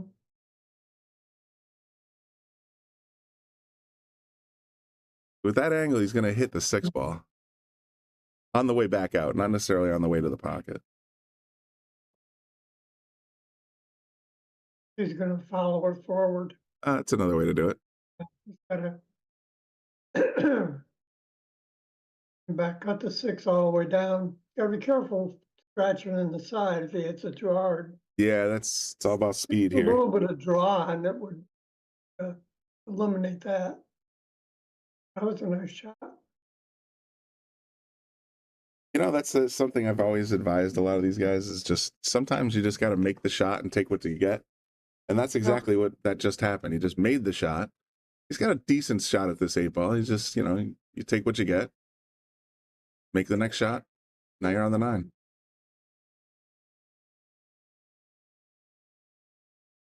Look at this leave. Oh, look at that safe. Did he play that? I don't think so. You ask him, not, yeah, he'd probably tell you. That's exactly what I was trying to do.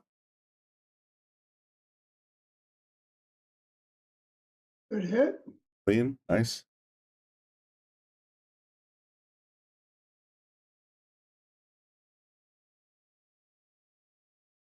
Glad I brought my less leaky thermos today. But yesterday I brought the wrong thermos and I was getting a lap full of water. Well, what's in it today? What's that? Oh, yesterday I was What's in the thermos today? Oh, just ice water. Oh, okay. I don't really do soft drinks or sodas or sugars or any of that stuff, and I definitely don't drink caffeine. So the only thing that I usually have going down my gullet is water or water with barley and hops. Yeah.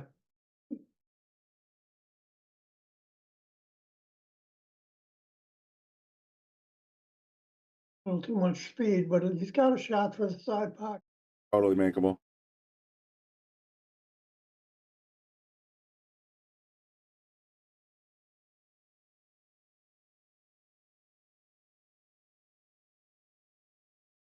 Oh, caught the point, but that's a good miss.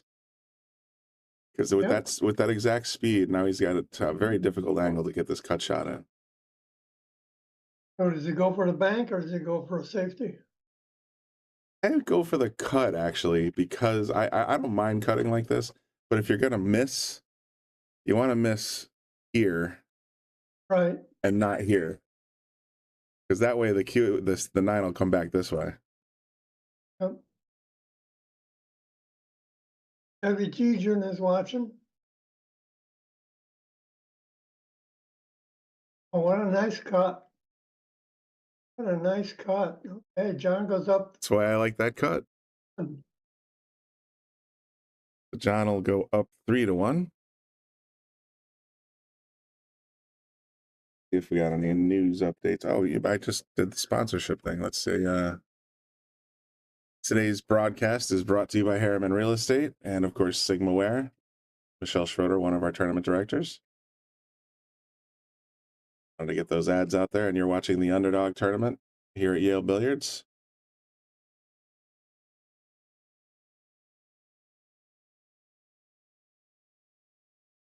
Wayne Harriman. Oh, yeah. Big sponsor with the one of our Shark Stream sponsors. He's been for a long time, and he's definitely a sponsor of this tournament. So I think he sponsored right after I did. is that right? Wow. He was the second sponsor. Been with us all along. Will Alley. He's been playing nothing but tournaments lately, but unfortunately, he just edged himself out of the qualifications for this one recently.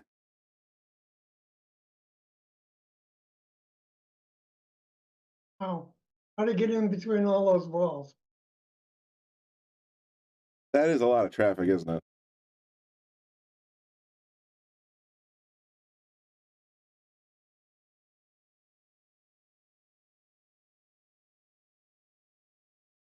All right, we're hovering around 60 views. Folks, if you do like what you're seeing, we're going to be here all damn day. And do like, share, and subscribe. Going out the caffeine? Even without the caffeine.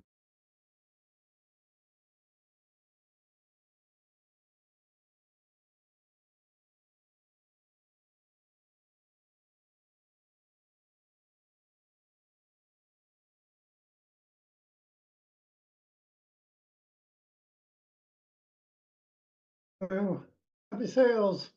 Oh. Yeah, it sounds like a great way to use the day. It's gorgeous out.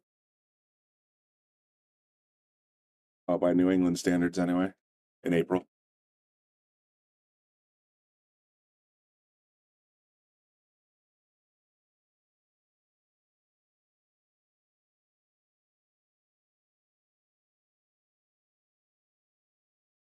Shot by Chris.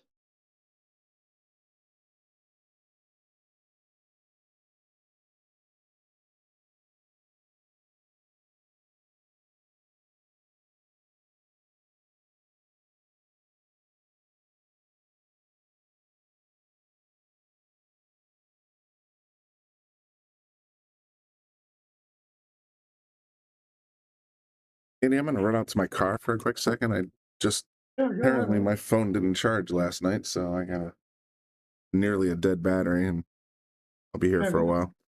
Be right. Give me like 2 minutes. I'll be right back. ahead.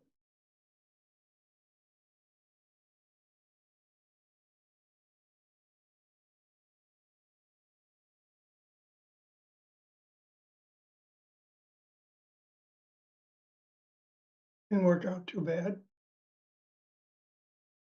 He had used a little inside English on that. He could have been on the other side of the four, been able to play on the side.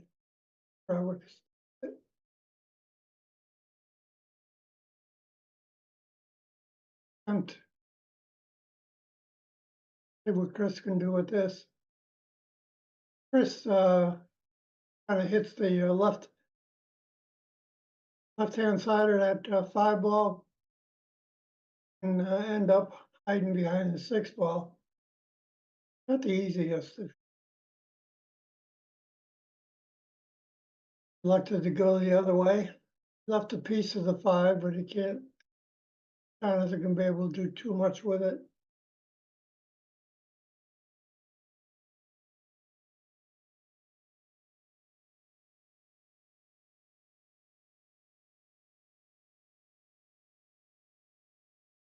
Hey, Karam's in the 6. That was a nice shot.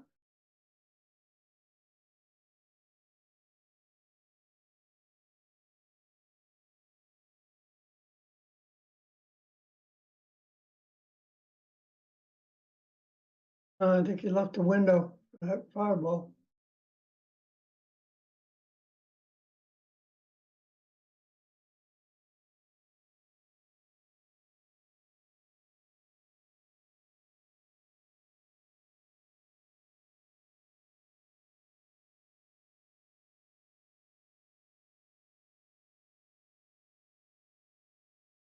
Ended up with a nice safe on that. I'm not sure if either any of these guys utilize a jump shot.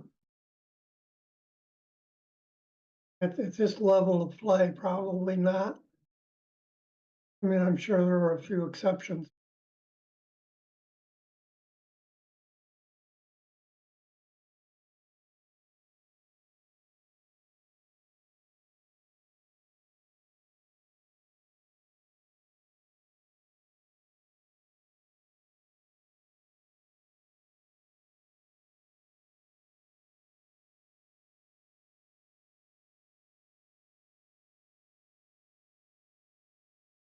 Well, there's an opportunity.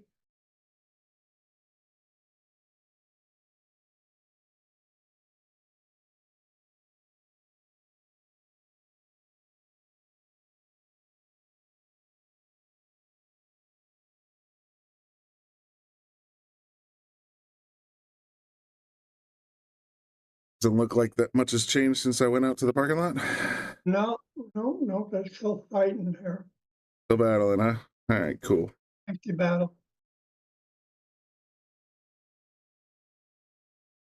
The wire I got from my car is still working. I haven't used it in a while.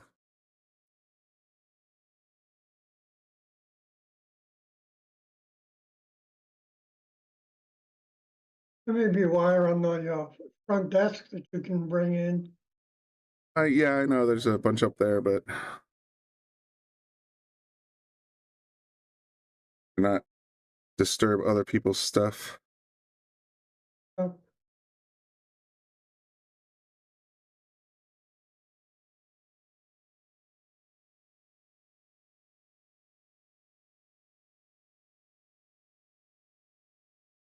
This little back cut.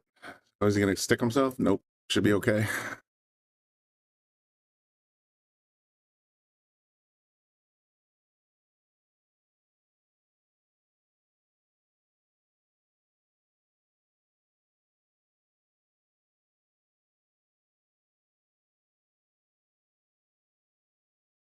Left himself tough on this 8.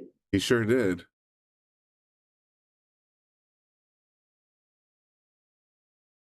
All right, let's see if I can plug in my phone without screwing up the booth.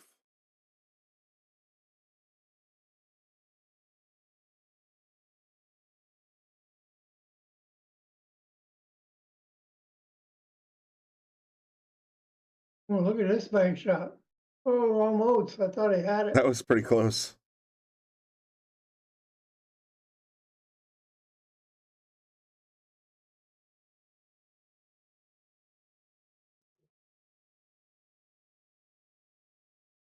Overcut. Hope everybody's sharing. There's a lot of pool left. Just started.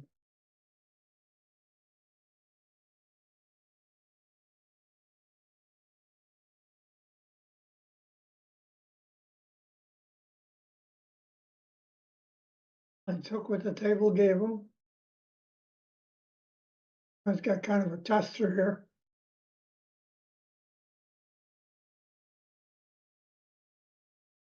The side. Oh, in the corner. Oh, well, it looked like he pointed to the side, but it could be an angle issue.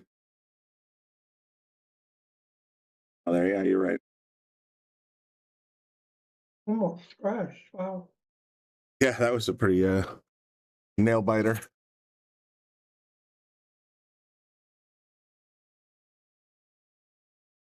He's banking it.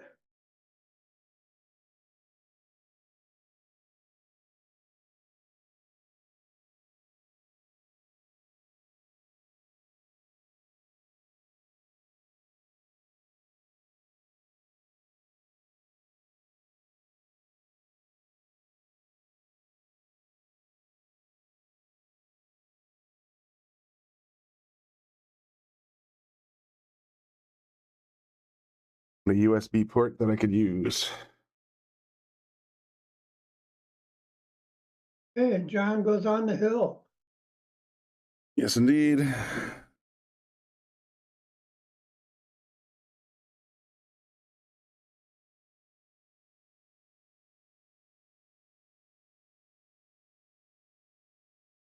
Again, big thank you to our Underdog tournament sponsors.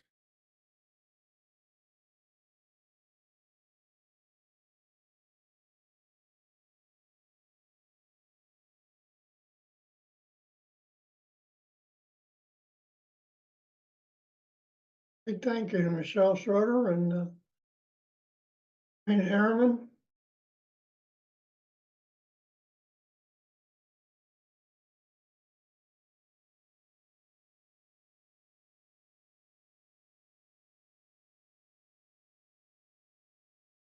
Broke dry, not happy.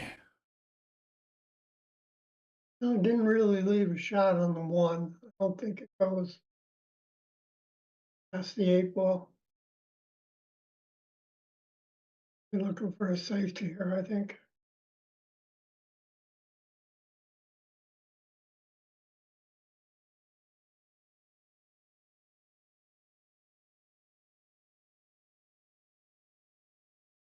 Oh, Take a look around the room. Oh, Crystal is up against Sean Harlow, 3-2 on table 11. Pretty good. Sean's a good player.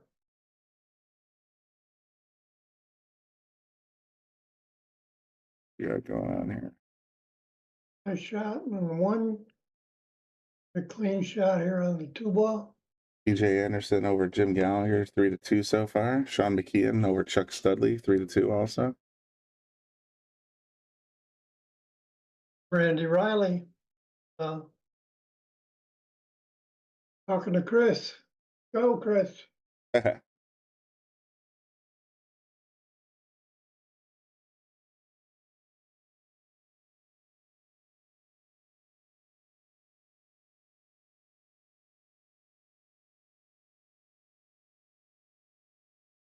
and himself be a bank shot or a safety.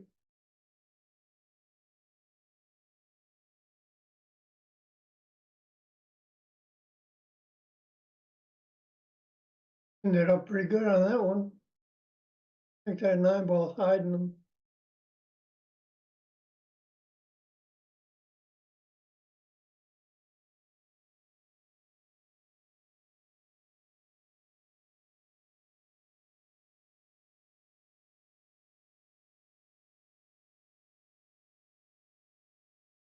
Nice hit. Didn't come out of it very well though.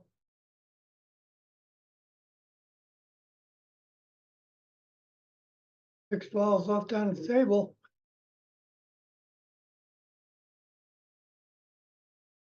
7 and 8 are hangers. 5's almost a hanger. 4's a hanger. The only ball that's not a hanger is the 9-ball.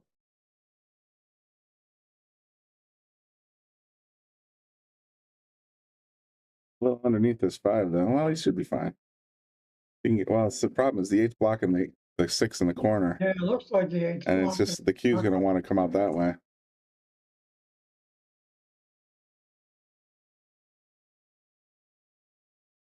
around for a shot It on it. came all the way around, got a great shot on the side pocket now. A little speed control. I think on this shot, I'd go all the way down to the bottom and back up again. I wouldn't try to hold it.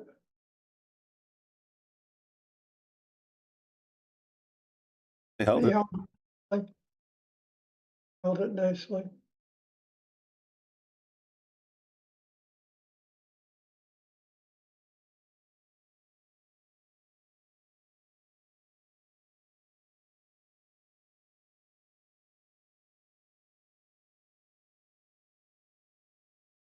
Rail first and it bit I him. used first on that and misjudged.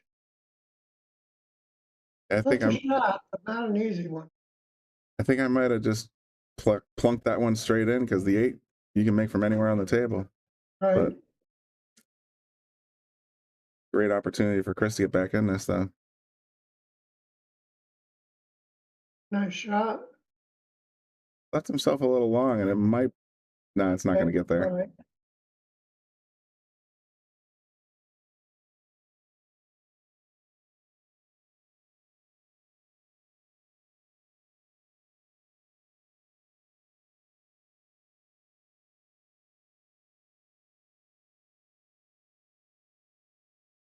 Ooh, there are a million ways they could have played that a little cleaner.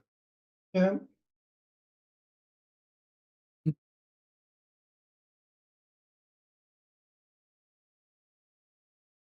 Gonna play this in the side. Yeah, One I of mean, the smart play is to play it in the side because if you come down a little wide, then the 9's going to want to roll It's this gonna way. leave a lot of distance. Cue ball's gonna come over by the first diamond. Oh, he caught the point. It's still not too bad. Got distance. Tricky shot.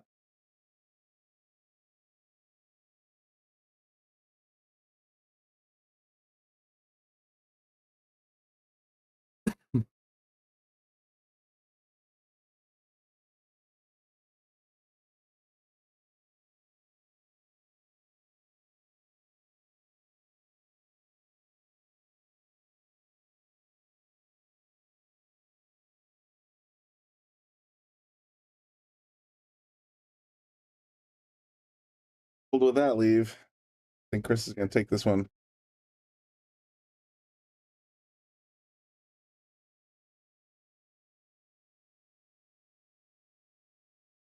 Indeed. 4 to 2, he needs 3 more. John needs 1.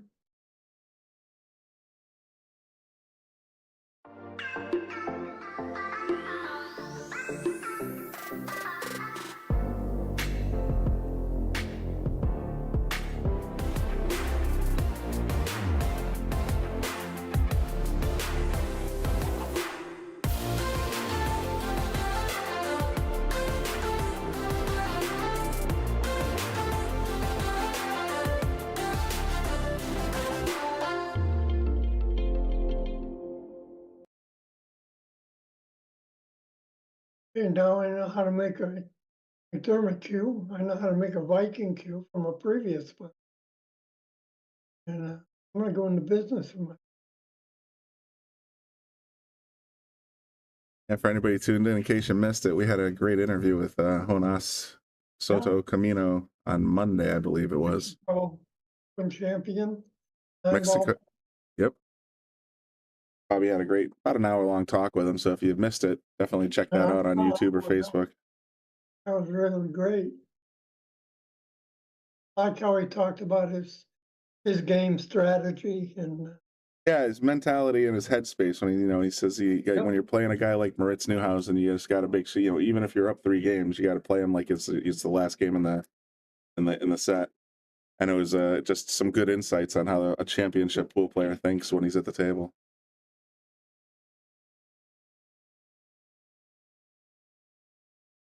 And besides that, he's such a nice guy. Oh, he's such a nice guy. He's so friendly. It was a pleasure to just even watch him when he was here with the Young Guns versus the Pro Elite event that we did like a couple months, maybe a month ago. Him, Moritz Neuhausen, David Alcady, and FSR. Oh, FSR, yeah. And he just people were able to buy the VIP tickets, and that got you an autograph, a picture, and a rack with each of the pros. And just watching Jonas just interact with some of the, when having so much fun. A less experienced player would show up, he would just have some, just some fun with him and have a good time. And it was just a pleasure to watch him, just have that kind of like socialness. So good. It's so good. I mean, all 4 players, including Lucas 5, I guess, they're all just very friendly, nice people in general. But it was just Jonas himself he's just kind of a goofball.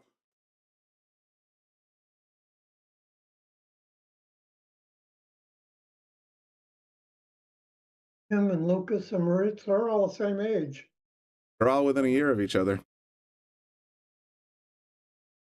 It's is 20, Lucas is 22, Jonas is 22.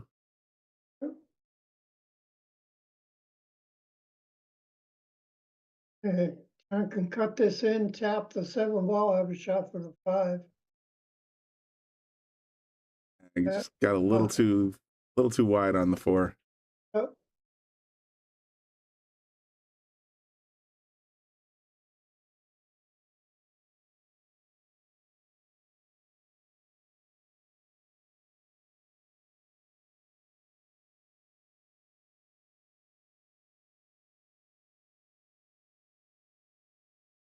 In the stretchy extension.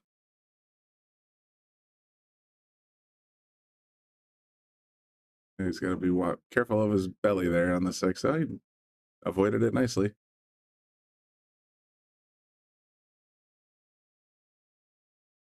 He's wear baggy clothing, so my hoodie or whatever would have been dragging on the 6 ball. These skinny guys got it easy.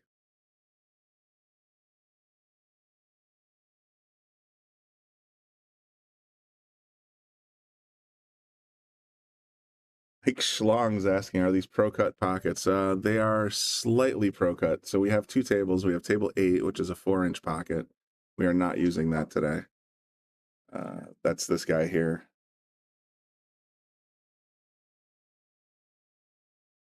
We also have table 4, which is, I believe, and I've heard conflicting reports on this, 4 3/8 inch. So slightly skinnier than standard, which is 4.5 inch, but not quite as skinny as our table 8 table is cut.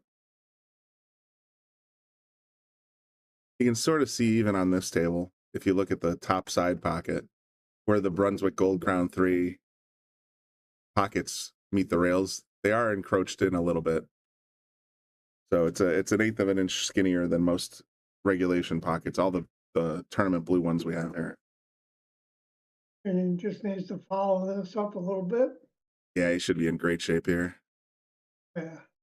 He can just bounce it out and just play the right speed. He's in great shape right there.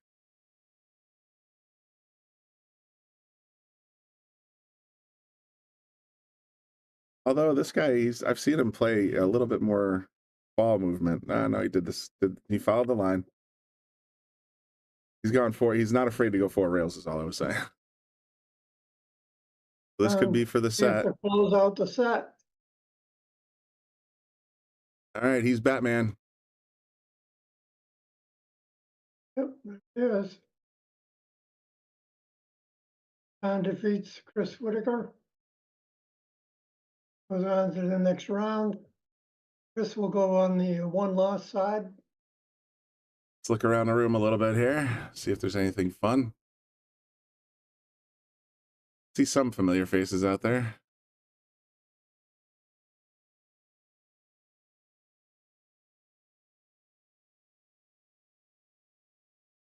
Look at digital pool.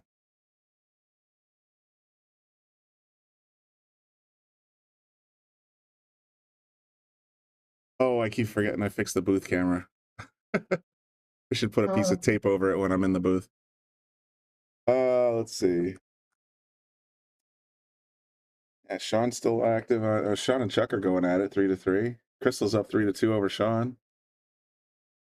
Feels like these are old scores. Hit refresh real quick. Nope, those were correct.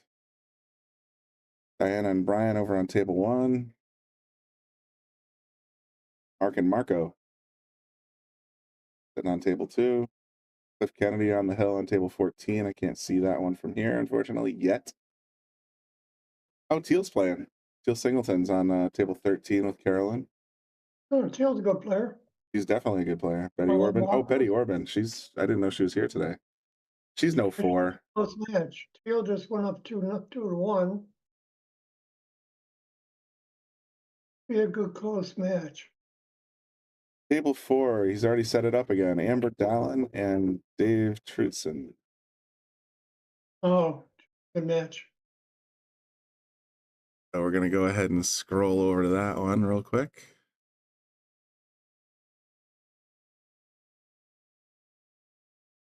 Can't scroll down anymore. Okay, never mind. So Frame and Kevin Singleton will be a good match too. well, the one we got the most looks at is definitely this guy here. So give you this shot for a second. Go into the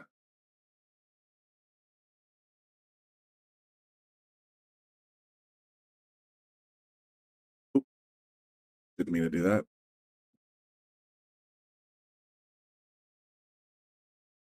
What did I say? It was coming up on table 4.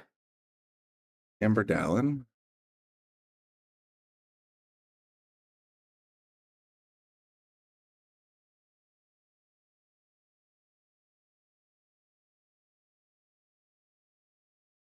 She will be playing against Dave Trutson.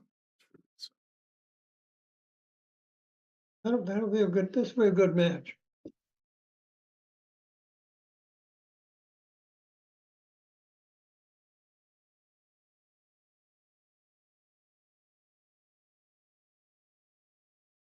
They both play very well. I think our Amber has a little edge.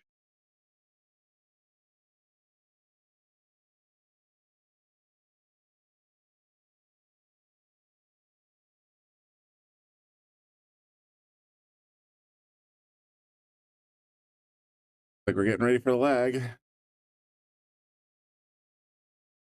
Yes, Mike, the option is on the breaker or on the incoming player to push after the break. Actually, it's on, yeah, after the break, there's an optional push out, and the incoming player has the option to, of course, give it back.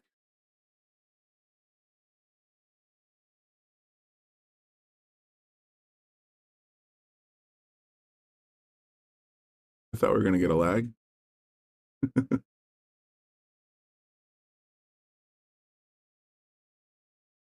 I love all the camera angles that are available for these tables, table 4 and table 8.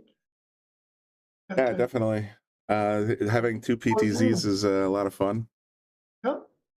Having 4 angles on each of the main tables is also great. Yep.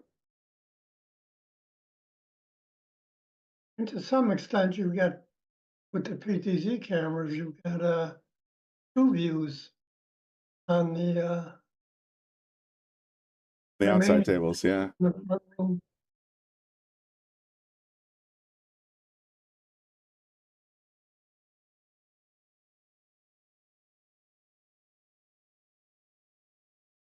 Don Dixon's watching.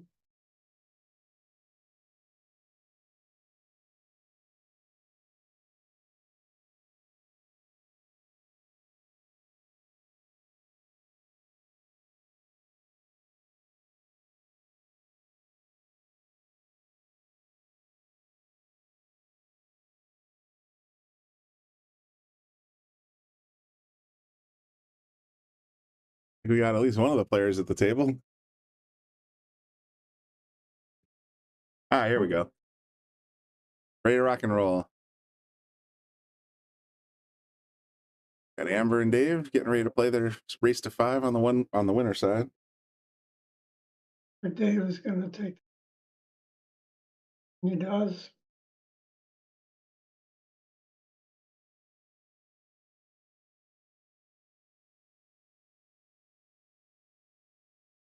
Did catch their tournament director Michelle on the microphone on the way in here before taking over for Teddy, and she's saying, "Thank you to the Shark Stream and all of our sponsors, and just be aware if you're going to be playing on table 4 today, you're going to be on the stream." So every once in a while, I wonder if any of the players are a little camera shy and just like, "Oh no, I don't want to play on table 4." Good experience. Especially when you can play it back at home Exactly. and watch, see what you did right, what you did wrong. I mean, these on the cameras are field, so tiny, you don't even notice them when you're sitting at the table, so it shouldn't even be a part of your No. headspace. But I know I've had a couple of people when I've met them outside the booth say, "Oh man, I get so nervous when I'm on the table that's on the stream." I have to say, I hope it's nothing I said. The table.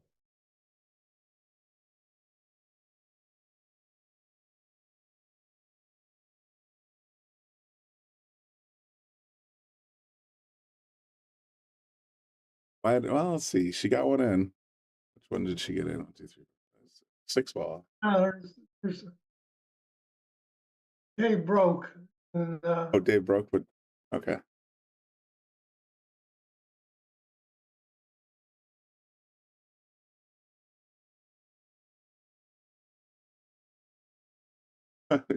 Dave, Mike says he's gonna. I would try to get too cute. I mean, honestly, I played enough pool in my teens and 20s where it wouldn't matter. It took a long time, but it didn't matter to me internally whether I was gambling, practicing, playing in a tournament. If back then it wasn't all televised like it is now, but even now, it wouldn't bother me if I was being streamed. To me, a shot is a shot. That's all you got to be thinking about when you're at the table. And that's, that shot, the next shot, and the shot after that is basically all that should ever be on your mind. Everything else is ancillary. Who's watching? How much money's at stake? Just single focus. The shot in front of you, the shot after that, and the shot after that. That's all you should be thinking about. Allie Bow is watching. Allie smiles. Freshly beaten up from her trek on the Appalachian Trail, as I saw on Facebook.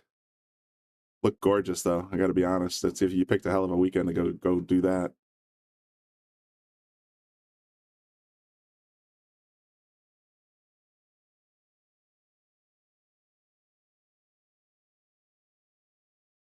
It's gonna leave real nice. I think Can still catch the outside of the ball, I think, but maybe carry them into the 6 if you're feeling gamey. you either got a direct shot or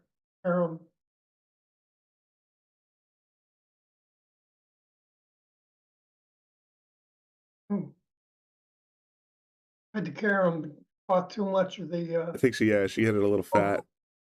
That was a distinct possibility if she hit that correct. If she hit it the way that the carom would have worked, she would have made both balls.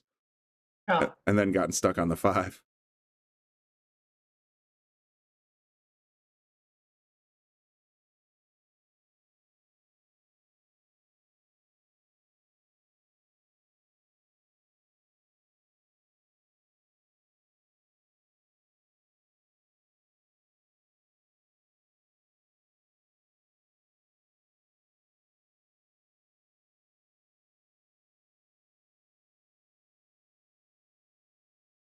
Use the whole pocket. Didn't get very good on this 5 ball, but that 6 is just dangling. So all you got to do is push the 5 down the rail a little bit.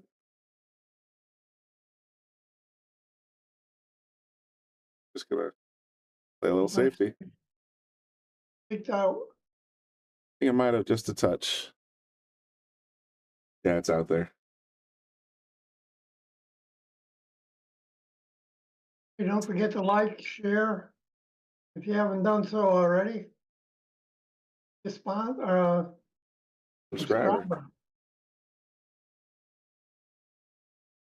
Definitely have some interesting content coming up in the next couple of weeks between Efren and Mike DeShane.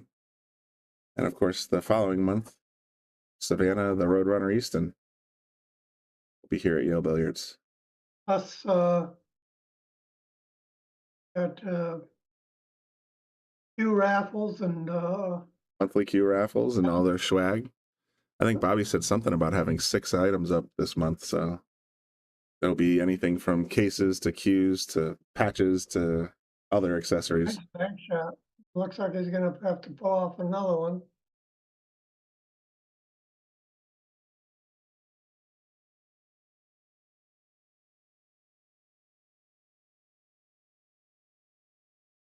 He decides to go safe. Boy, Boom, drops it in. The bucket got him. yeah, this is just a tap. Put the cue right here. Yep, Stop. hit the corner. And the side. Okay, I mean, it still works. As long as the cue doesn't move too far, she's in great shape on the 9 on the side.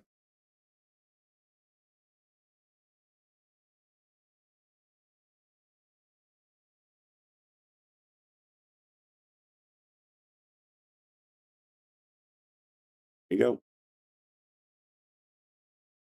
Pulls the side pocket.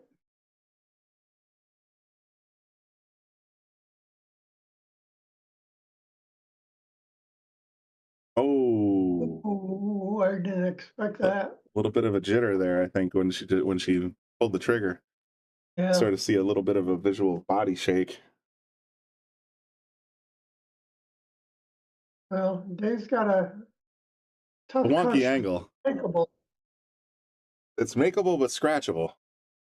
and scratchable, yeah.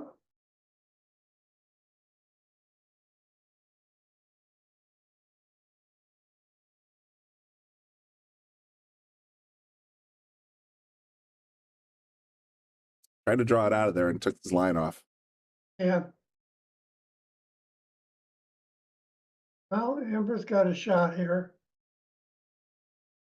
Yes, she does. Not the easiest in the world, but there's no, I don't think there's any chance of scratching her. Mike Schlong on YouTube's asking, do y'all think there's any merit to the 10-ball bridge break? I've never heard of a 10-ball bridge break. Are you talking about breaking using the bridge? I said that's news to me, Mike.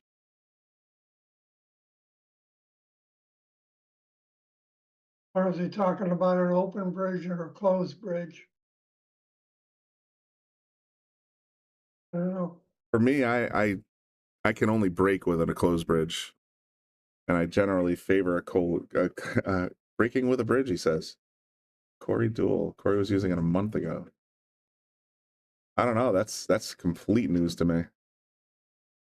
Okay, Dave makes that, draws first blood.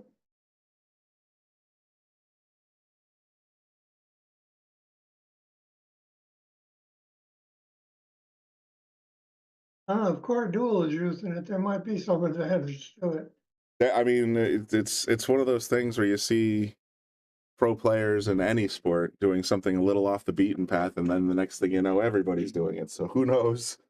I mean, I've seen some strange things in bowling and darts and pool as well, and there might be some merit to it.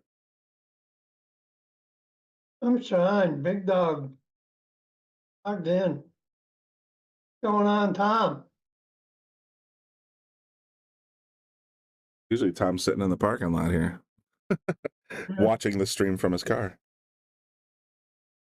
Oh, maybe that's where he is. It's entirely possible.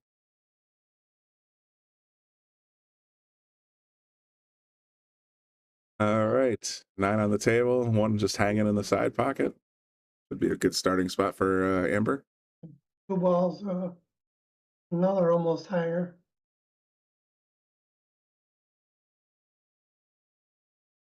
Justin saying, let's go, Dave. For reasons I can't completely comprehend, Yeah, other than they have the same last name. Yeah, I don't know if there's any relation there or not. Not the most common name, Trudson. But I have a feeling there might be some kind of familial Yeah, cheer section there.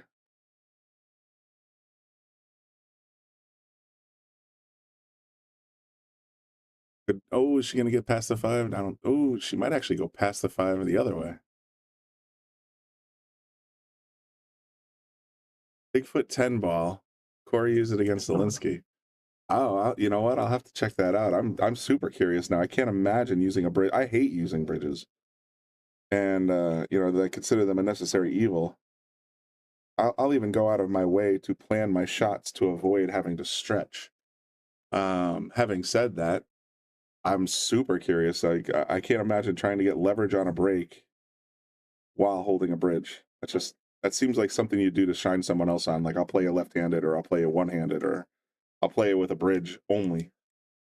well, Corey likes a soft break, so maybe he's not looking for leverage as much as. That's a fair point. He could be just thinking maybe the stability of the bridge gives him precision.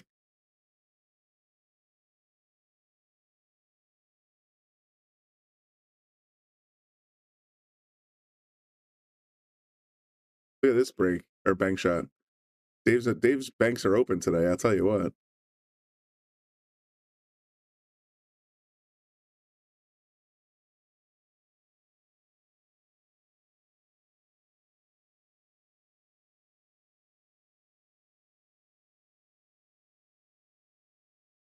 Another ball or two a roll there.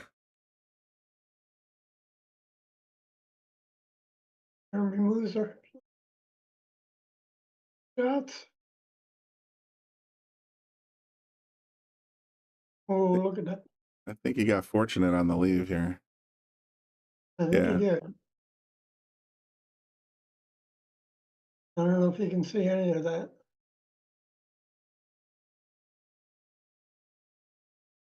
Got to be careful though here. If you're trying to kick at it, the danger is real. You don't want to hit the. You got to make sure you hit hit it full or hit it on the other side.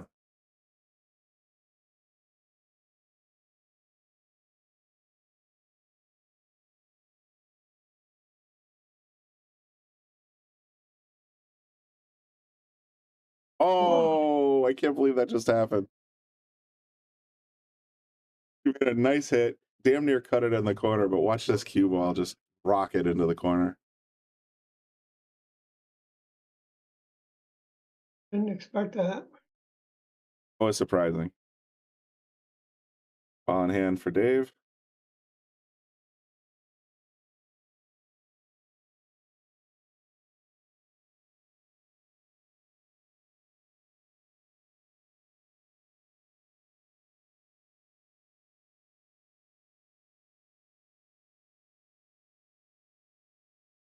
Jumped on it a little bit and threw it out of the corner.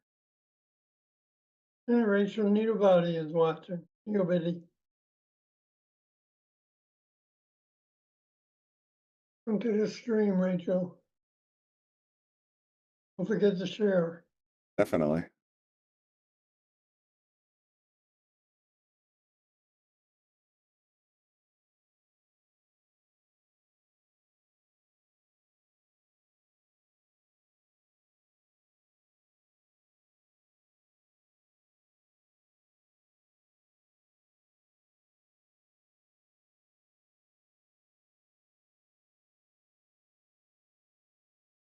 Going cross-side, I think.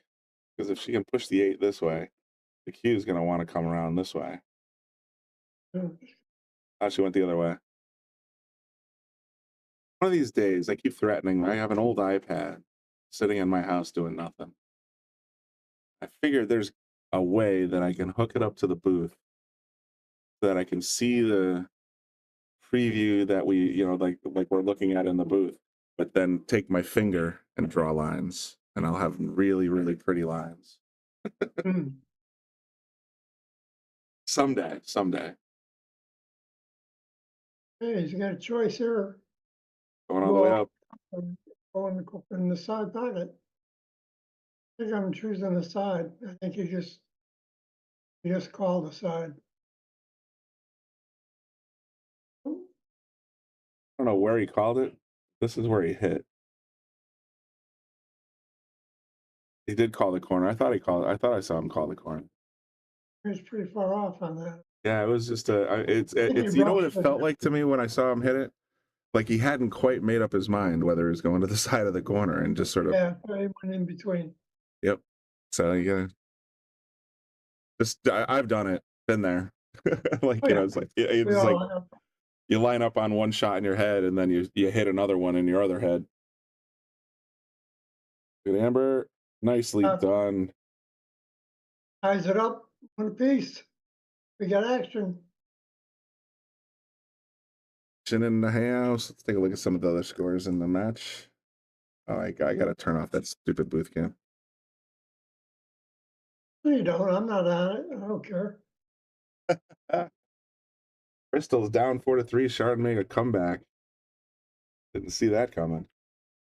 No. John's no slouch. Oh, Betty's, she it says here she's a 4. I don't buy it. Seen her play. She's a 5. Who's that? Betty Orban. Oh, yeah, Red's a good shooter. Teal's losing 3-2, unfortunately for Teal. Fortunately for Carolyn. What else we got here? Danielle, we got Amber and Dave. That's 1-1. That's the one that's in progress. Kim's out there playing. How the ladies playing today? I like to see that.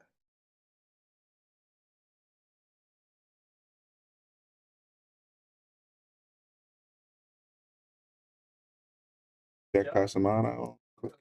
Yeah, got a lot of good matches going. I think New England Women's Tours is coming to Yale in, I don't know, next month or two. I saw a flyer Was on that it. JP Shower? Yeah, Okay, yeah, I've done that one a couple of times too, and that's always exciting. And Betty, I think, did extraordinarily well in one of the recent ones. What's the difference between 4 and 5? 1. That's the difference. I think position play. I mean, honestly, it's an APA ranking that they're using to determine your skill level in this tournament as a qualifier. You have to be a 5 or under. A 5 is about I'm going to say about a 400 Fargo, if that helps. 420 maybe.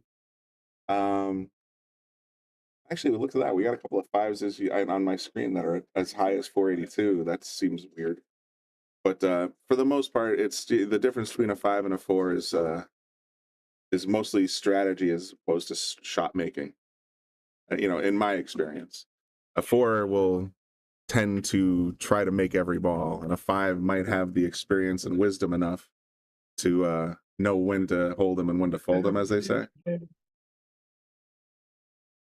So that to me is the fundamental difference between a 4 and a 5. I've seen 4s play like 7s. I've seen 5s play like 2s. So you just see, it really depends, APA is what it's a nationwide pool system that's in place, but I think it's heavily concentrated in New England. So I understand some of our streamer people out of there might not have the same context for APA. That's why I try to compare it to Fargo. Mm-hmm. Greg Moon. Welcome, Greg. Gonna play the 8 ball? Yes, she is, but she stuck herself on the 9.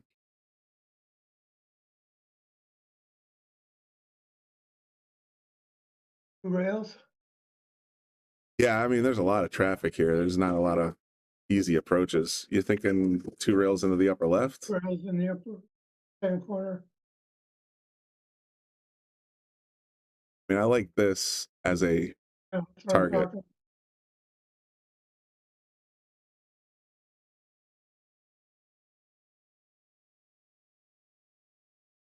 Yeah, Mike, you're right. Varies.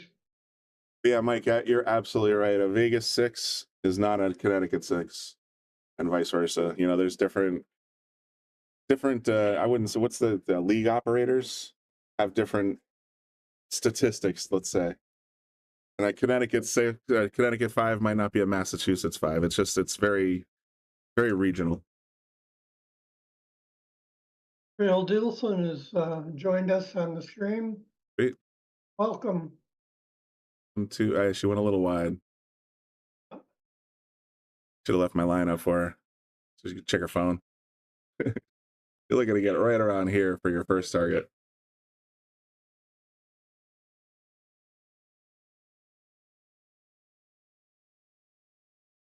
All right, Dave's got ball in hand. Try and pull it out of the pocket. Yeah, he could.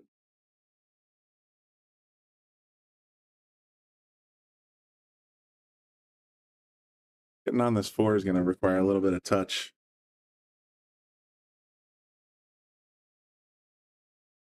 Should be good though. Still got the side. Tricky part here is now the cue is going to want to go into the 6. And now how do you get on this 5 ball? Or go into the corner pocket. Right.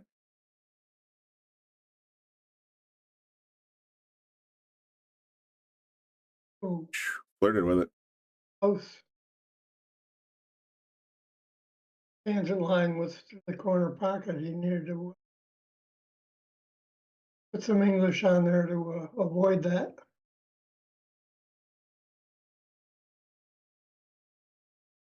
Wow. That was a heck of a shot.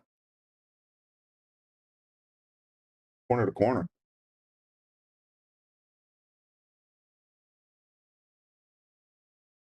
Busco's in PA. Oh, okay. I got a lot of friends that play out of Philly.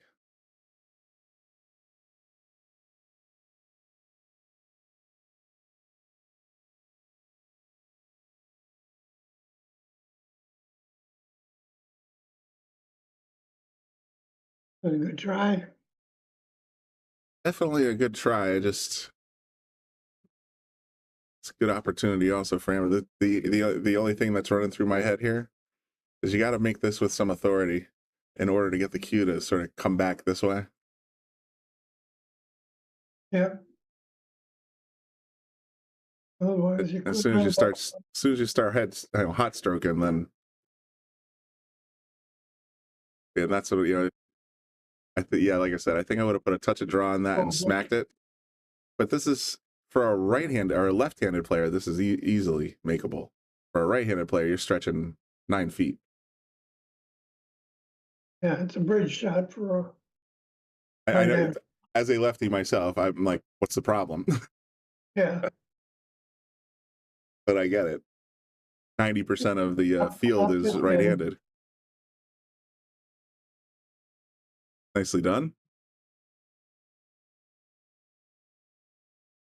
Left yourself nice and straight on the 9. That's perfect. Don't have to worry about scratching anymore. All you got to do is make it.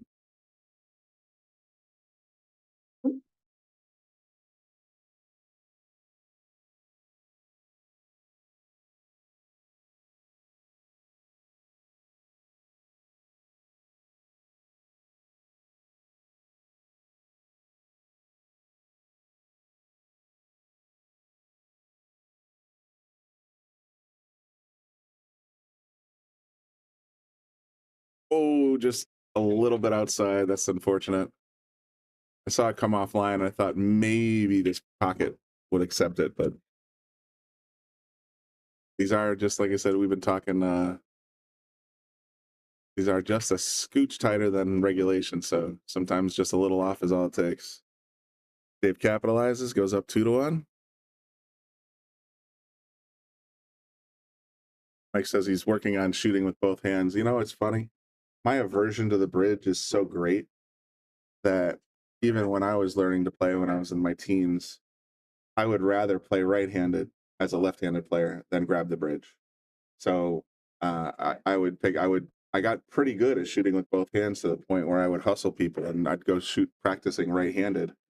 And when they didn't know that I was a lefty, the bet was always, tell you what, I'll play you even. We're just gonna play. I'll play left-handed.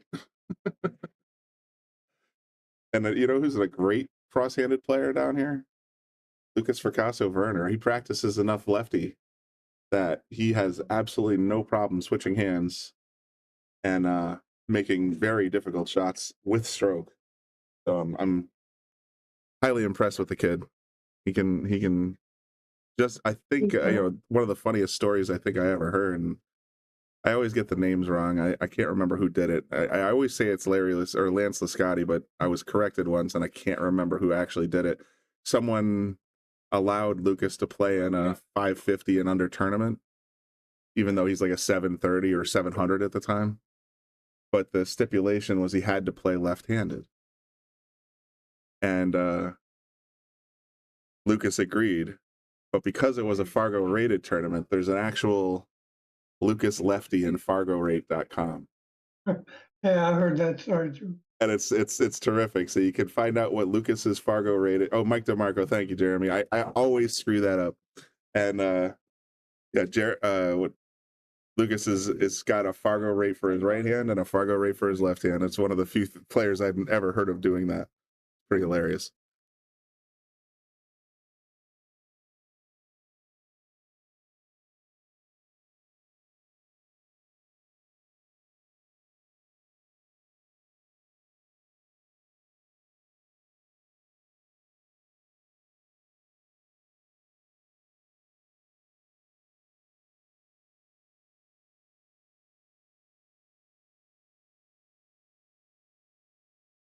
And just now looked it up. There's a player, Lucas Lefty, and his official Fargo rating is 658.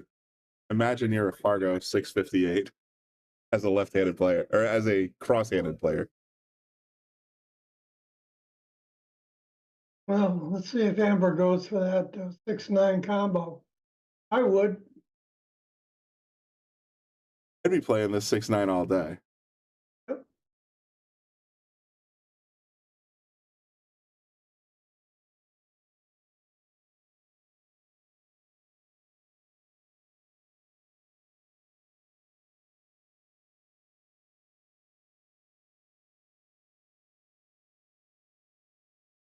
And then I looked at Lisa and I'm like, one ball every time. And then I got it and forgot.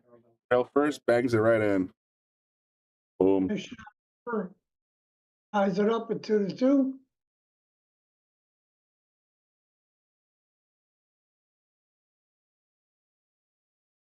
Nicely done.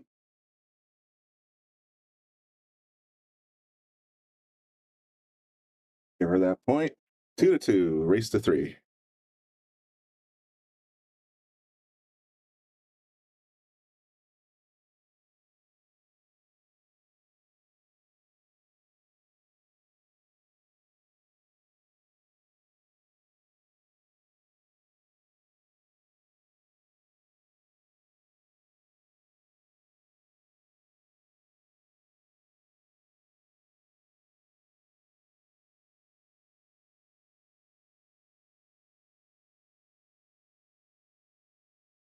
How many viewers we got?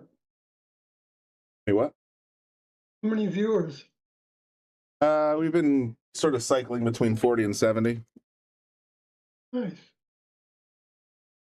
Haven't checked the caffeine stats yet, but their numbers are kind of all over the place. One match will have 8,000, one match will have 80. Well, I shared a lot out to the West Coast, and Good. so they're just waking up now. So hopefully, our stats will grow.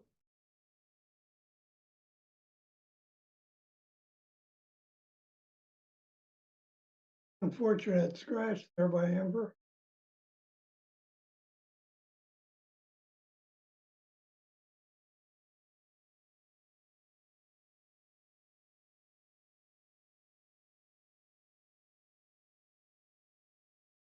He says, I need you to start the stream over so I can go watch the John Baylor match. Tell you what, open up your phone, go to YouTube, scroll to about the 2.5 hour mark, and you can watch it all you like.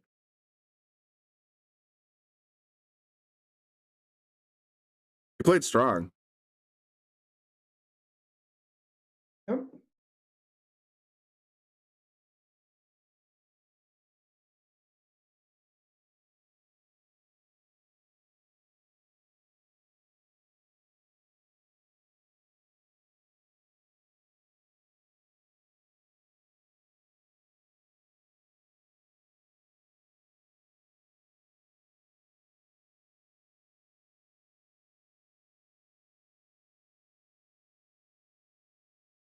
Says I deserve a beer.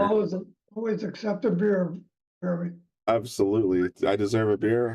Why do you think I sit in the booth time after time? It's not just because I like talking about players playing pool. It's because I want to take all of Bobby's profits from his tap handle. He does it for free beers. Although some knucklehead drank all the Yingling last night, so now I got to figure out what I want to drink today when the time comes.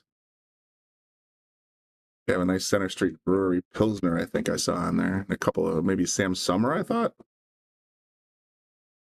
I'll have to make a pick. They also have a new IPA. I don't know who brews it, but it's called Fuzzy Baby Ducks. I'm not an IPA drinker, but the name just cracks me up.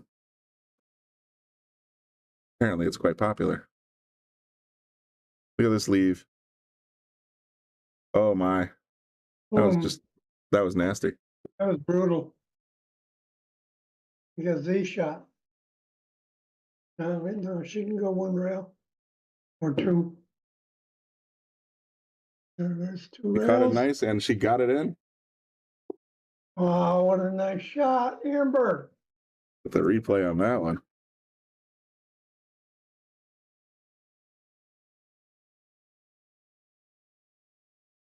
Big bank.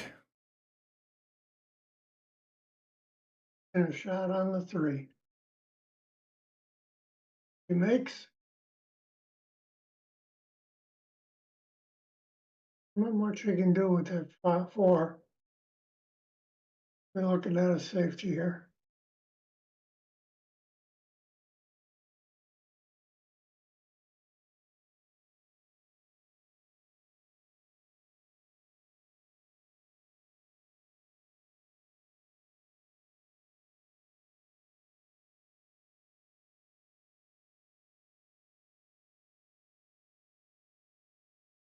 Didn't quite get the safety, but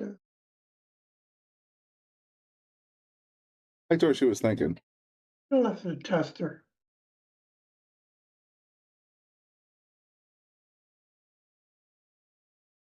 That was very deliberate. It was not a miss. I think he was definitely trying to leave the 4 down in traffic. Yeah. Agree.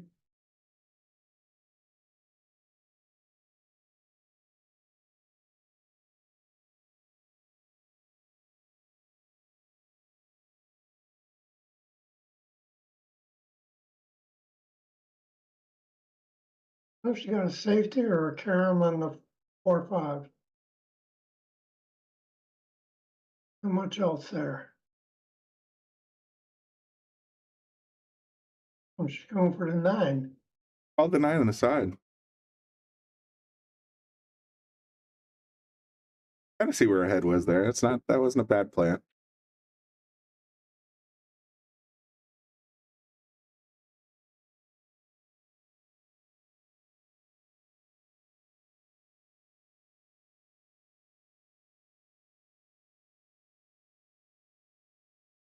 Little spicy meatball.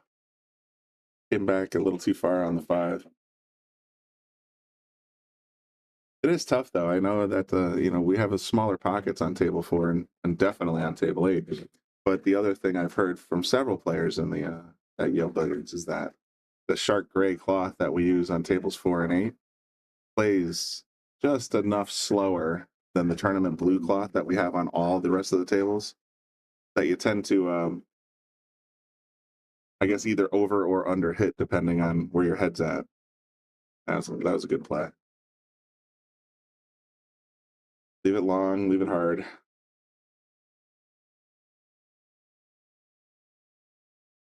Brian Charlton is watching.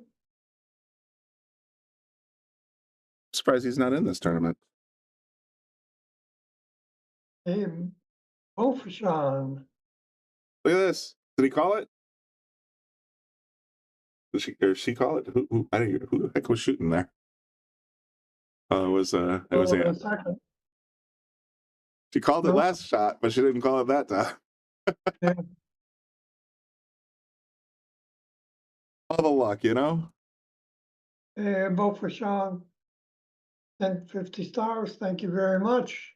That's terrific. All donations help. Donations are always welcome. So are subscribers. We have both subscribers pages on both YouTube and Facebook. My understanding is eventually we'll be rolling it out to other platforms as well. Your TikToks and your Instagrams and all that other good stuff. Oh, we have to hold off on TikTok, see if they get banned. Oh, there's that. That's true.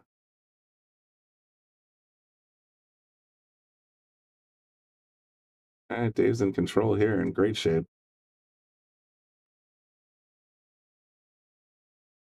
And a little bit of draw on this. Or you could follow it for a shot in the side.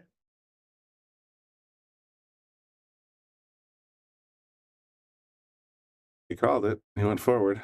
I think I like the draw a little better on that one myself, but Yeah, I did too. Except if you don't hit the ball exactly right, you know, bounce out. it'll pop right out of there. You're right.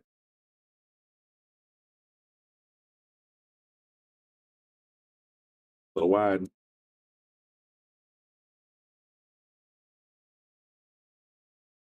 But long and tricky.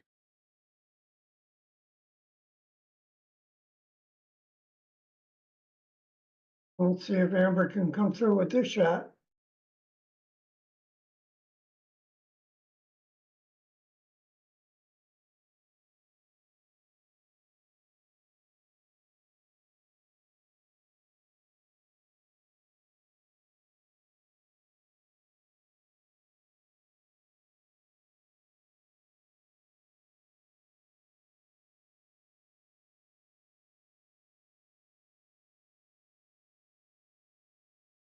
Try. Unfortunately, with that leave, I think Dave's got this one for the tiebreaker.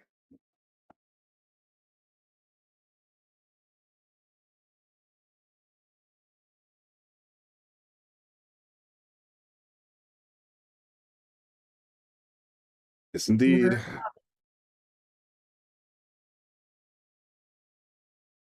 We got Eddie Salcedo Jr. rooting for Dave. Brian Shanks is watching. Don't forget to share the stream.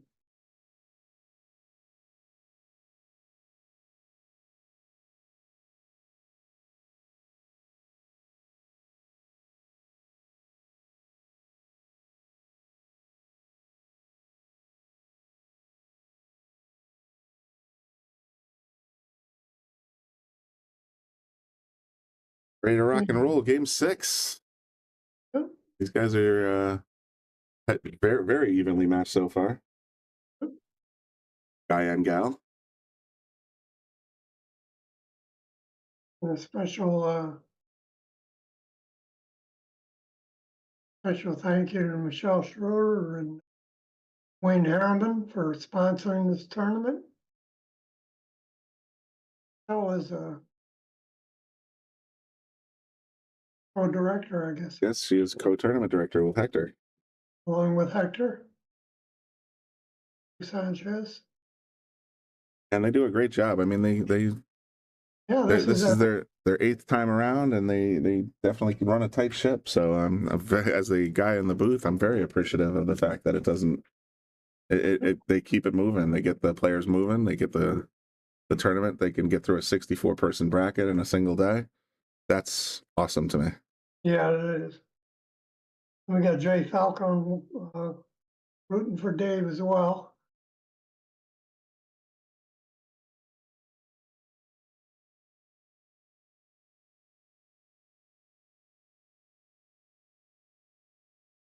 Needed to hit that either a little slower or a little harder. Yourself a tough cut on that 2 ball. Yeah, she did, but I think it's makeable. Got the bridge. Yeah, you can make that cut. Where the cue ends up, you have no idea, but you can still make the ball. She does the thing I hate. You gotta lay that bridge on the table. Shouldn't be holding that bridge up in the air. Yeah, holding the bridge up in the air it's the first thing you learn. Oh, look at this leave. That combo. The Brian Merrick special just came right out of nowhere.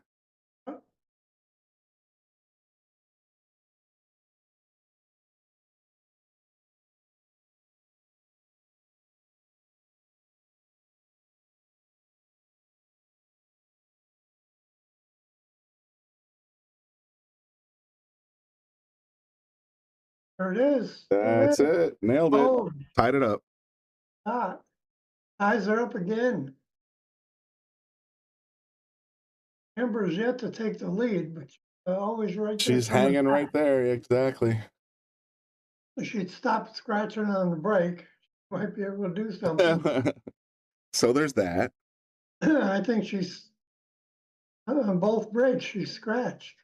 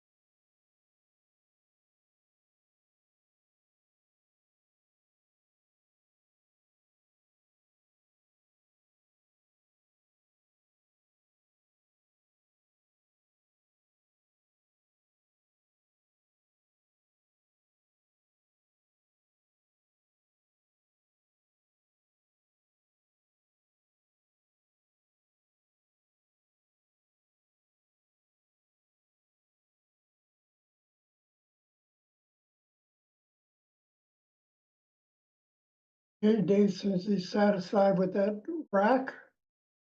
Amber's taking his word for it. Looking to make that 4-ball in the corner. And she scratched again. The third time. Oh.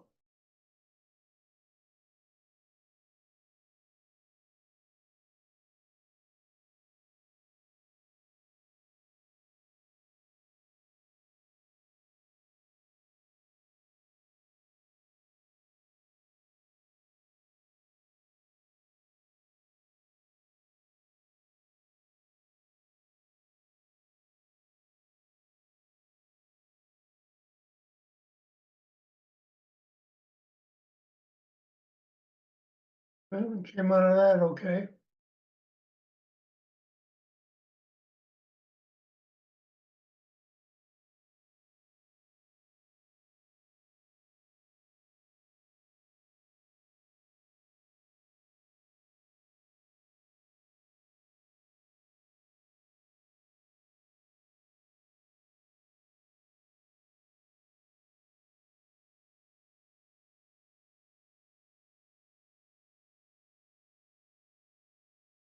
A good hit.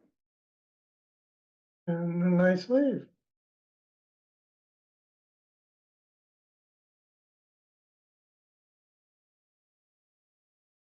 Main guy from the Efren Cup is coming to Yale Billiards on May 13th and 14th. Efren Bararez will be here. Yeah. Playing Mike Duchesne in our feature match, and also we are selling tickets to come meet and greet Efren, play a couple racks or whatever, get an autograph, get a picture, all that good stuff. See Bobby Hilton or Lisa Zunge for details on our Yale Billiards Facebook page or on the Shark Stream. Yeah. Get your tickets while they're still available. Definitely. Oh, I didn't see what happened there. I It's on two.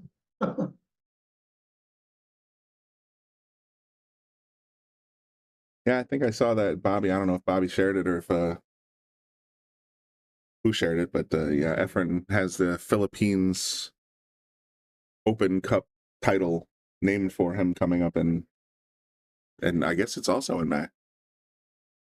So Efren will be getting around. And a 9-ball here. Yeah, looking to play a little carom shot here. Yeah.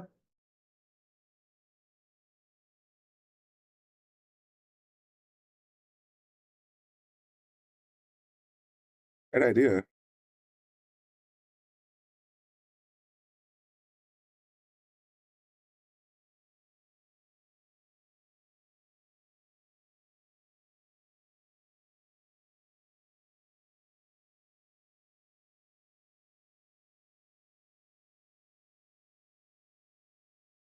Well, Amber's got a bank shot or a carom on the floor.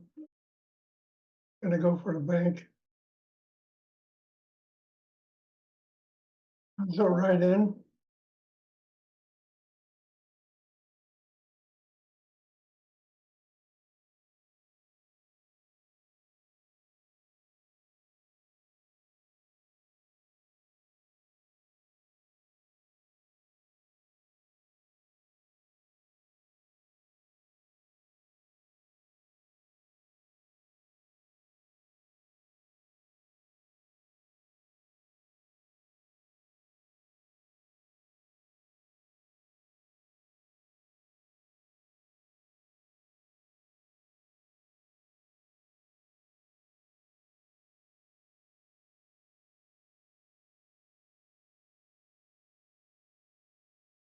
This 4 goes right by the 9.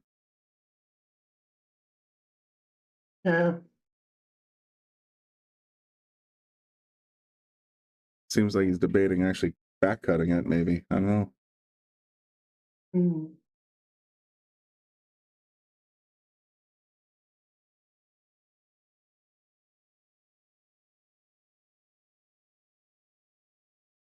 Wow. Lucky he lost himself on the 6. Huh. Yeah, I mean, interesting.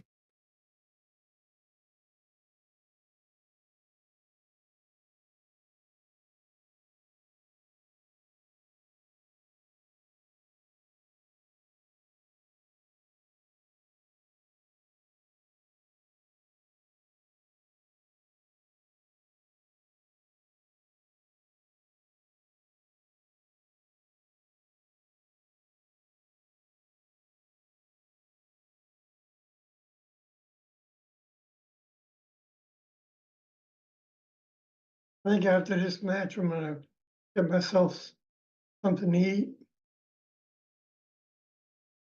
I'll leave the connection up. I can join back in after. Nice shot, Amber. Be the same link.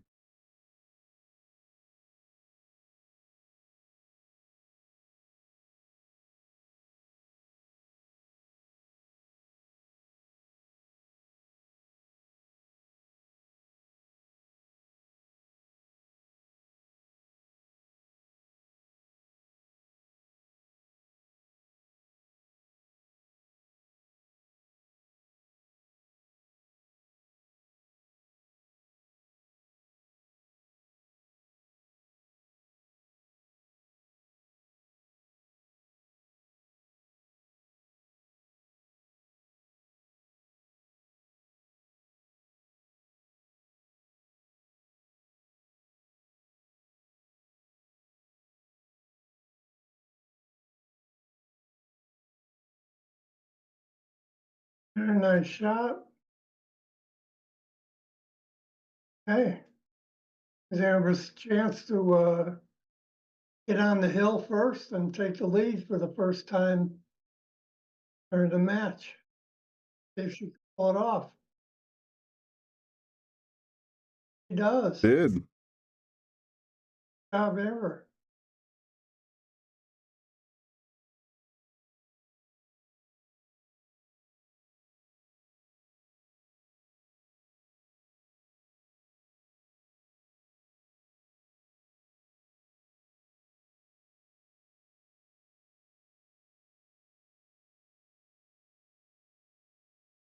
Let's see if Amber can scratch 4 times in a row. Oh, geez. Be ridiculous.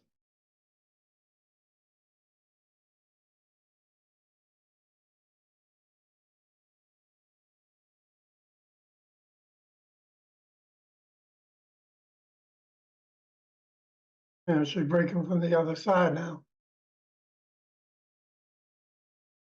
See if this makes a difference for her. Looking to make a 2-ball in the corner.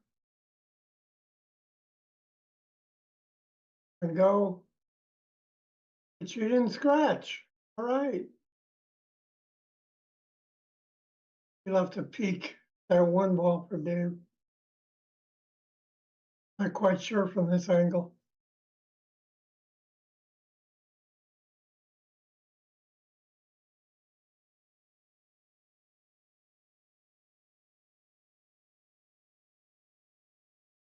The bottle is empty, and I need to. You're gonna go get something to eat. I'm gonna take a quick walk, so I'll be back in about 3-4 minutes. Okay.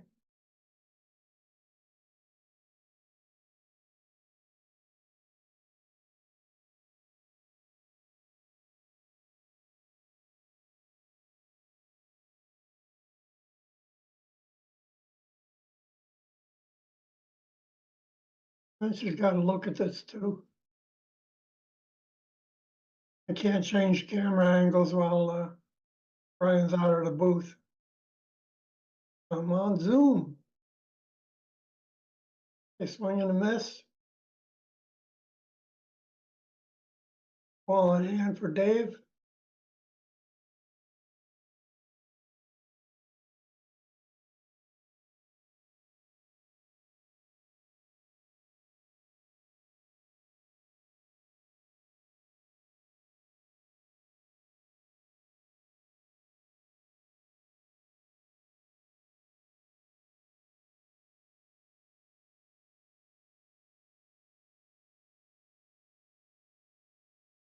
They misjudged that. Didn't leave anything for Amber. It-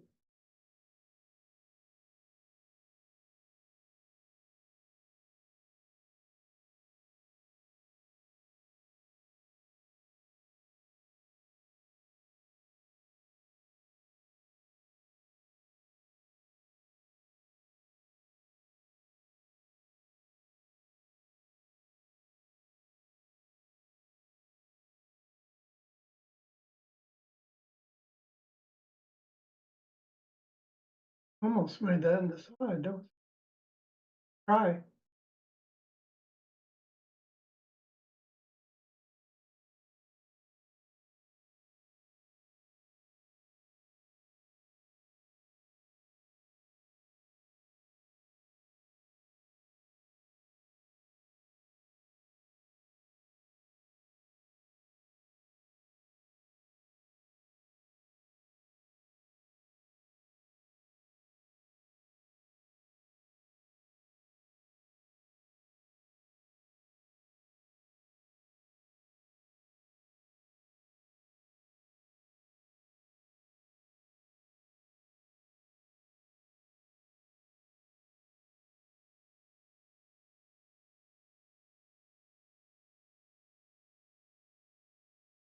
Nobody's given up a shot on that 2-ball so far. Tammy Lynn is watching. Welcome to the stream, Tammy.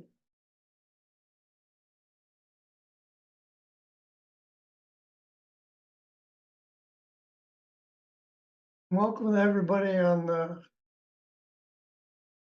YouTube and effing TV. Can't see who signs in on those, but I'm only on Facebook here.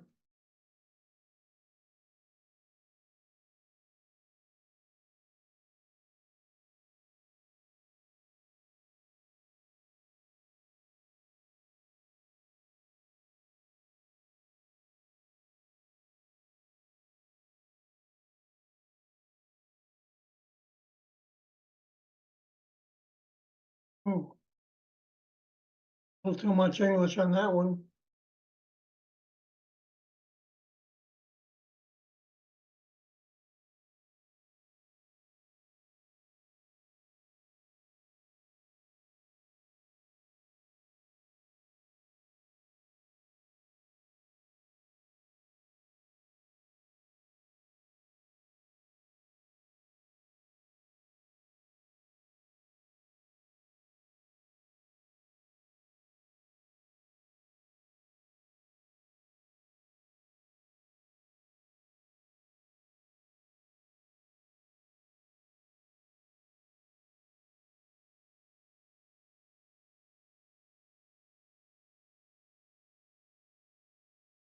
Can't tell if you can see that 4-ball or not.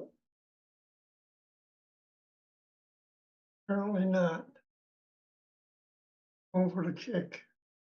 1 or 2 rails. Rail. Got it?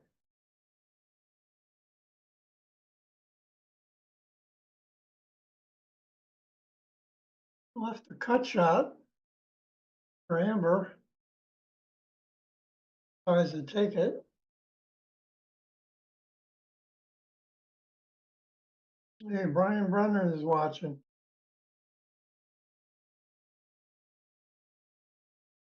Come to the stream, Brian. I hope you're sharing.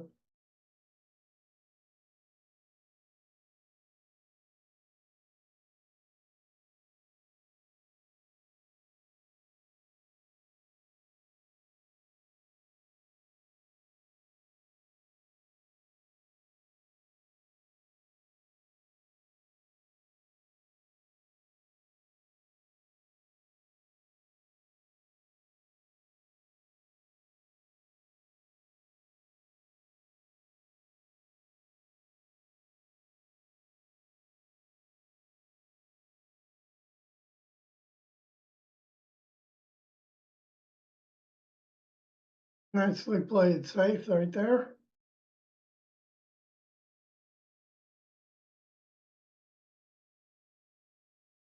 Don't know if he can see it or not. Yeah, he's getting right down on it, so we can see a piece of it.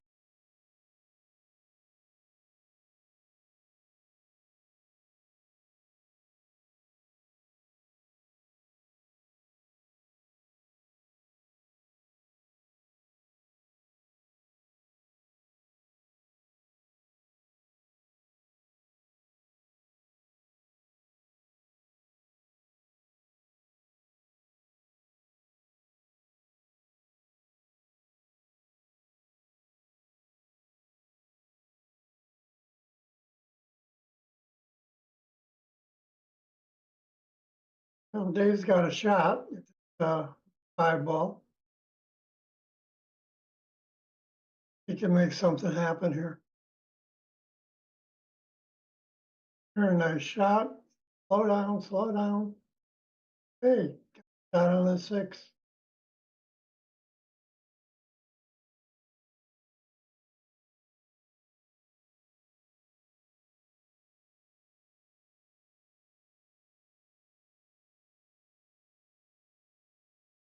Left the back cut shot in the 6 in the corner for Amber.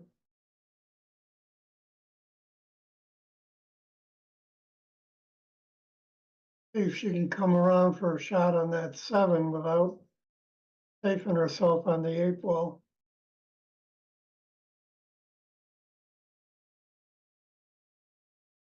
Ooh, missed it. His chance to tie it up. What's up?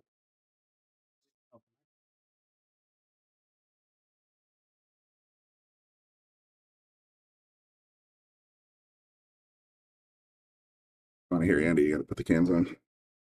Oh, Andy's on there? Andy's on here. Yep, Hector Sanchez joining me in the booth, one of our tournament directors and participants. Hey, Hector.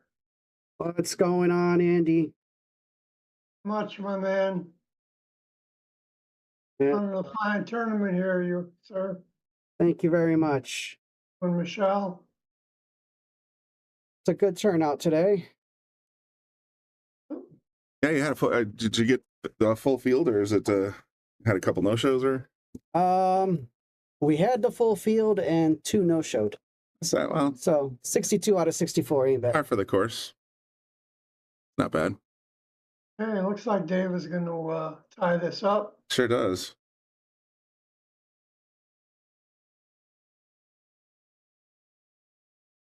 So you just got to make the 8-ball. The 9 will go. I figured this one was gonna go hill when I saw this Amber versus Dave. Well, that's that was Amber's first lead. It was 1-1. There you go, 1-0, 1-2, 2-1. Never been further apart than 1 game. So your prediction is accurate. These are our tournament sponsors. How you playing so far? I won my first match. Second match was pretty much a defense battle. where it pretty much came down to whoever messed up first. My opponent messed up, but then I found a way to completely mess it up again. So, yep, I lost my second match. It's too bad. Now you can always come around again. Exactly. That's why it's double elimination.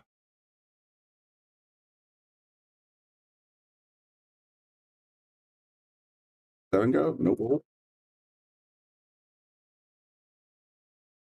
All right. I'm actually pulling for the ladies. I want a lady to take this tournament. You got a lot of ladies playing in this today, We do. and some good players too. I'm looking at one of them right now. Oh, Amber's great. Amber's always like a good shot. And she got the 4 cleared up.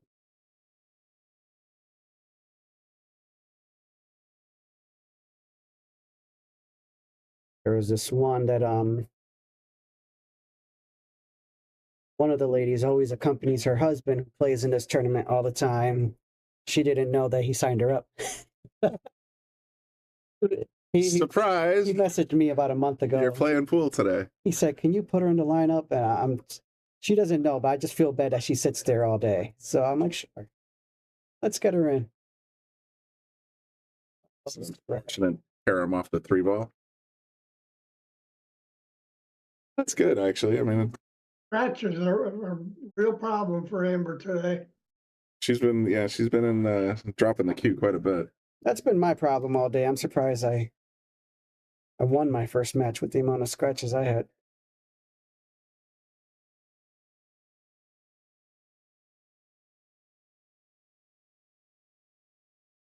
Your first match was against Angela, right? Yeah, I was up 4-0, and then she tied it up because every rack after that, once I made it to the 8 ball, I would scratch. So she tied it up. Then on that hill match, same thing. I made it to the 8 ball, missed the 8 ball this time, but scratched, and I figured I was done. She made the 8 ball, had 9 perfectly lined up, and she hung it.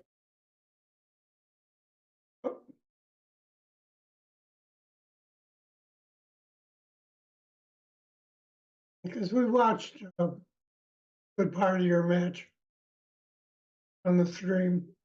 I heard Teddy was telling me. He was like, "Hector, what happened?" What was that?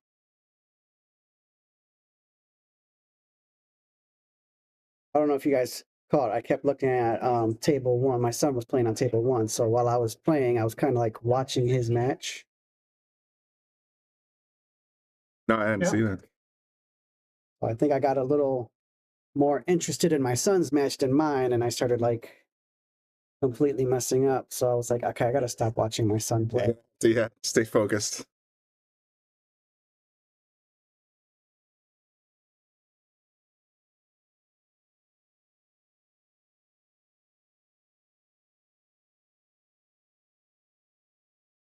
Dave Trudson won.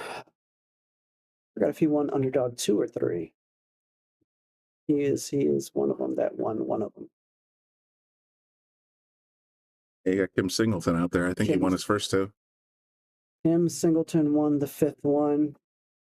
Russell is out there playing. He won the last one, so he's like the current champion, defending his title. But I think he ended up playing Kim Singleton first and lost to Kim. Oh, really? It's a tough draw then. Well, I made it. I made the bracket even. I usually do a random draw, but I kind of feel like, you know what, the 3s get screwed the most.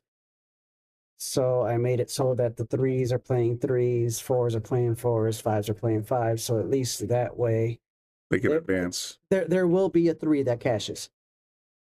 You would hope. With the way the bracket is set up, there is definitely going to be a 3 that cashes. That's good.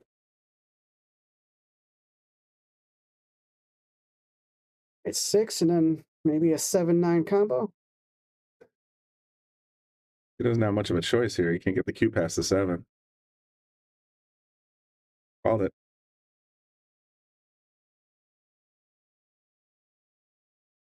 For the set.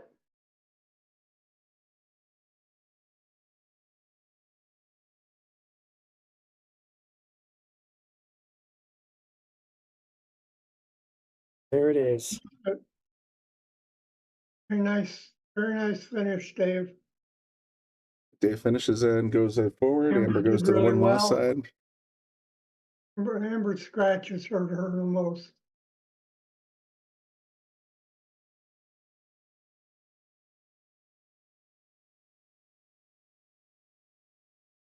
See what we got going here. Diana's back on table 1. She's up 4-2. Okay.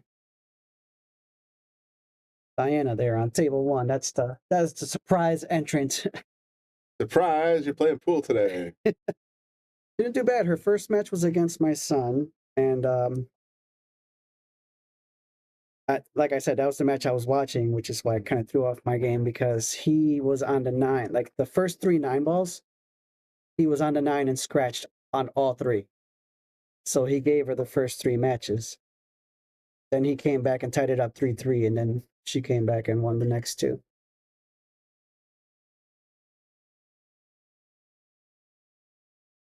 You're not putting the races in there?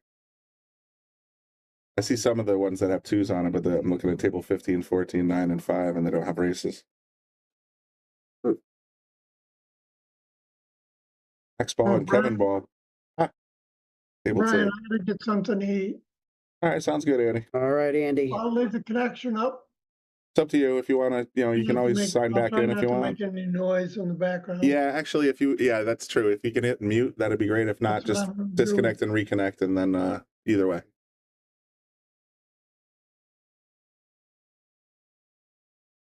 Okay, so Ashley versus Russell on, was that table 14? I know they're on the 1-loss side, so that's a race to 2. Freddie and Angela is a race to 2. Teddy, if I'm correct, might still be on the winner side, I think.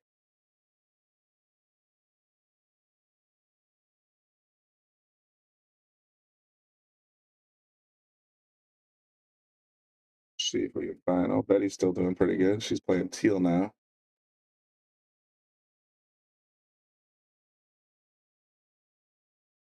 Teddy. It's waiting for the winner of this last one, and Amber waiting for Dave now, it looks like. Oh, so it's going to be a battle of 2 champs again. See Teddy in here. Teddy's a little lower. He should have been down here somewhere. Where did he go? Move from somewhere else. Please. He lost to Marco. Oh, so he's on the 1-loss side. He's on the 1-loss side already. He lost to Marco. Matt Mazzone versus Jenna over there.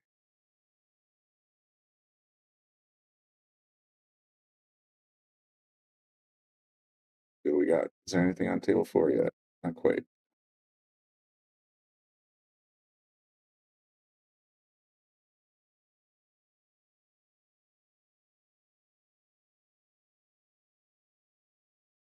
Look around, see. I got the whole Perez family here. I don't know how many Perez's you saw there, but there's they actually play out of Fairfield County, and their team is called La Familia because it's literally all family. Yeah, the whole Perez clan plays in it, and they're literally every single one of them is a 4 except for one that's a 5. And I know one of them, so I told one of them, I was like, yo, you got to get La Familia into this tournament. I'm like, I want every single one of y'all here. Sounds like they complied. They did. They got 6 out of the 8.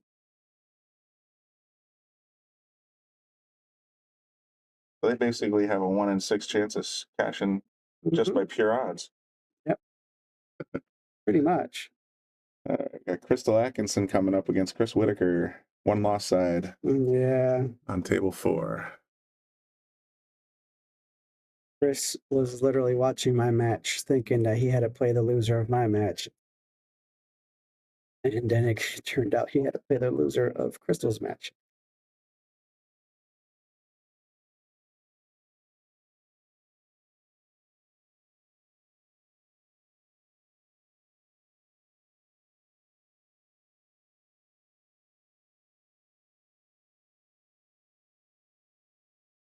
Mike Schlong, what are the payouts? Payouts are paying the top 12, 9 through 12 get 80, 7, 8 get 100 each, 5th and 6th get 150 each, 4th gets 280, 3rd gets 350, 2nd gets 550, 1st place gets 1,000. Not a bad day at the pool hall. Not bad at all.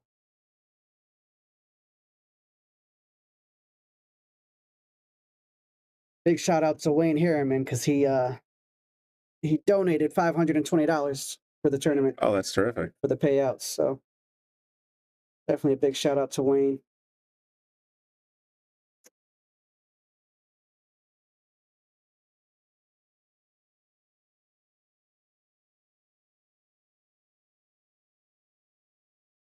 There's Wayne Harriman.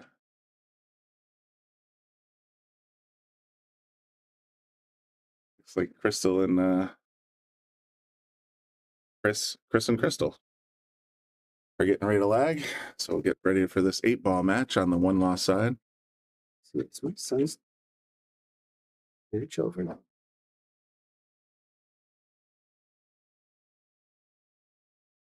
Like Crystal took the lag. All right, Crystal the pistol. The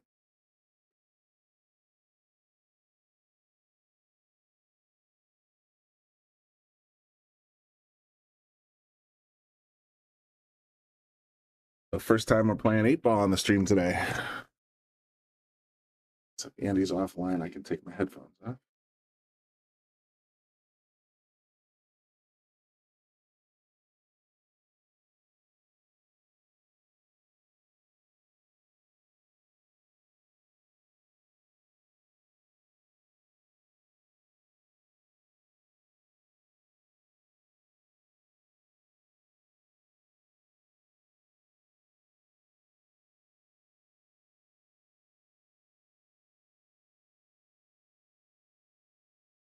Mike, yes. Loser side is the race to 2. Yep.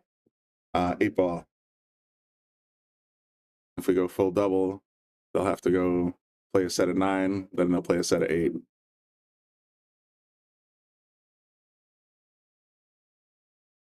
It's like my son lost.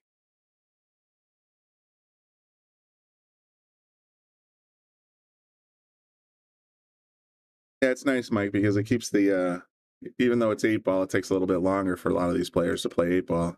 The race to 2 basically keeps the backside just moving along. A couple underdogs ago that there was 2 5s playing that race to 2, and that match took 2.5 hours. Holy smokes! Because they were just sitting there playing nothing but defense. Just yeah, that's rough. Like we had pretty much the whole bracket all set. There was one half of the bracket that was done, and we were literally waiting for them to finish just so the other half can get going.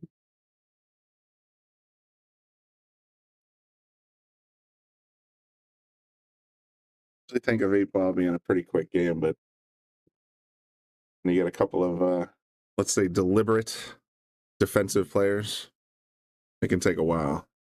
I can only imagine after an hour and a half you're sitting at Hill and no one's willing to blink. I'm not waiting on. Oh, I'm waiting on either Ashley Poutine or Russell Rivera. Either going to be Ashley or last Underdog's champ.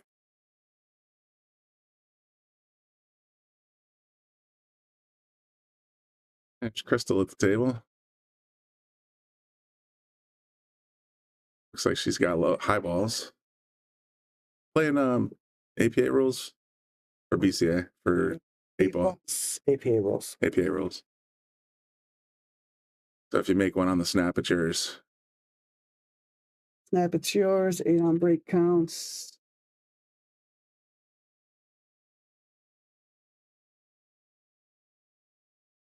Crystal made 2 on the break, but followed up with another 2 more.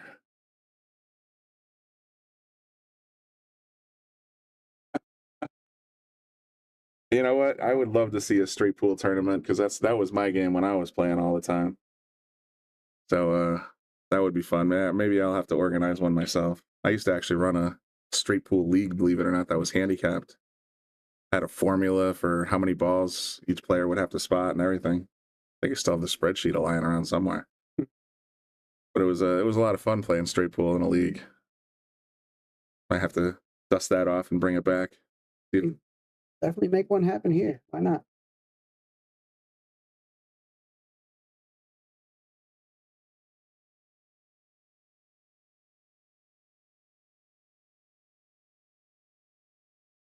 Winner side straight pool, loser side 1 pocket. You know, you might as well throw bank pool into the mix while you're at it.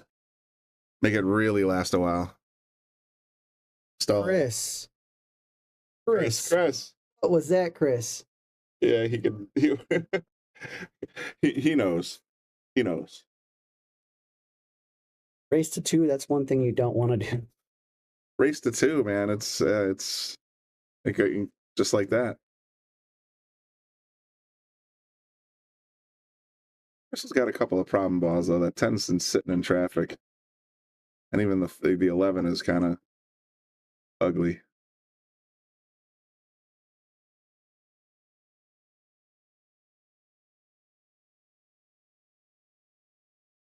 I don't think the 10 really. I mean, she could play the 10 on the side right now and probably get position on the 11, but she can try to poke the 11 out now. Does it go? I don't even know if it goes by the 6. If it does, it's a tight squeeze.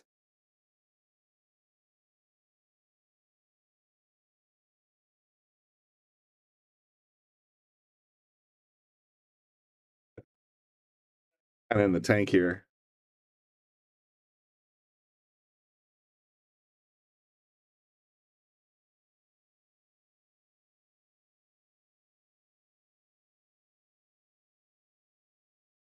Okay, perfect. She's got the 10 on the side now.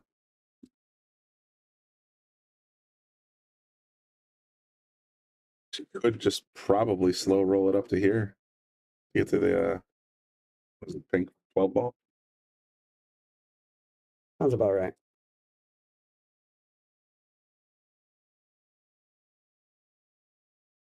Depending on how straight it is, it's hard to tell from this wide angle. She might have to roll it forward to here and still take it.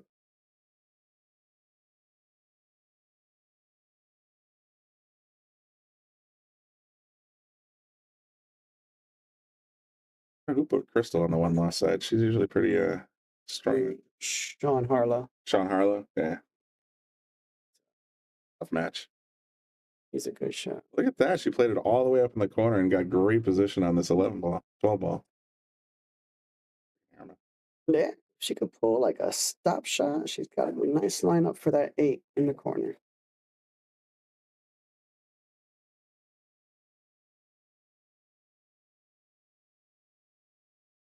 Just brought it a little wide. And blocked it up. Oh, it's tough. I'm Chris. I'm not moving that 4 ball until you make me.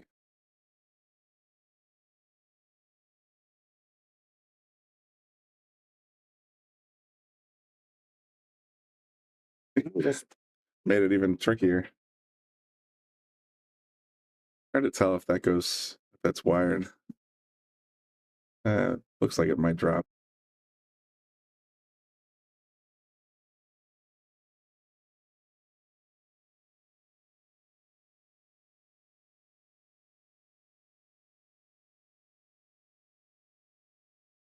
The only problem with that shot I got, she didn't leave Chris much to look at here, but she didn't get her 12 ball open. An 8 ball, that's key.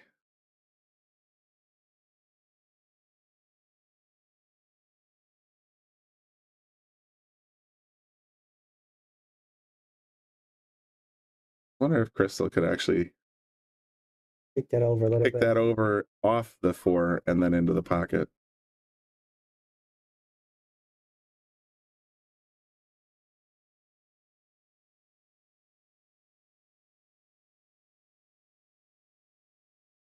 But it's soft. Not bad. She opened it up, so. She opened up her own ball, but she well, she didn't leave much for Chris here. That's for sure. Because even cutting that 4 ball is going to be a pain.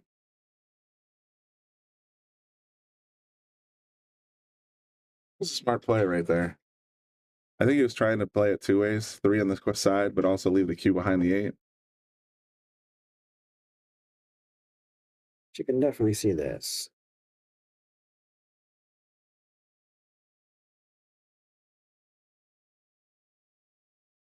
A little cut, and just gotta get the right leave on that 8 ball, because it's definitely not going in either of the 2 corner pockets.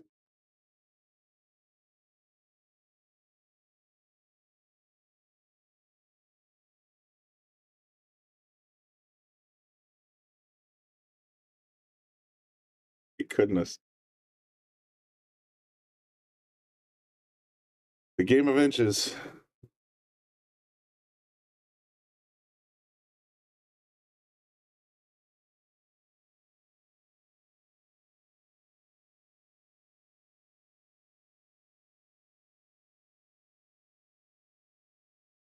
Okay, now what? 7?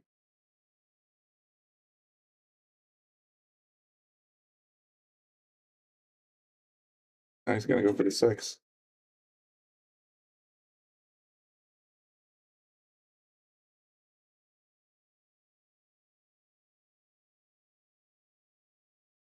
Got a strange finish when he plays. It's kind of a lunge, like he's on his way up before he actually finished. You know, like I gotta keep your head down. You know. Oh boy, kind of poked it.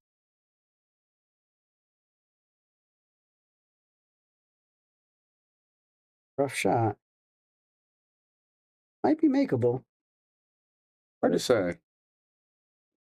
It's gonna be makeable. tough. I think it's makeable, but the leave is gonna be. You just got to make sure that 4 ball doesn't move.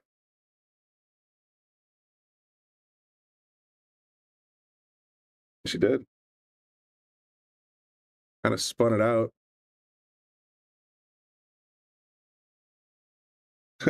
I'd cut it to the side right now with that 7 block in that corner pocket. Yeah, I don't think she has much of a choice.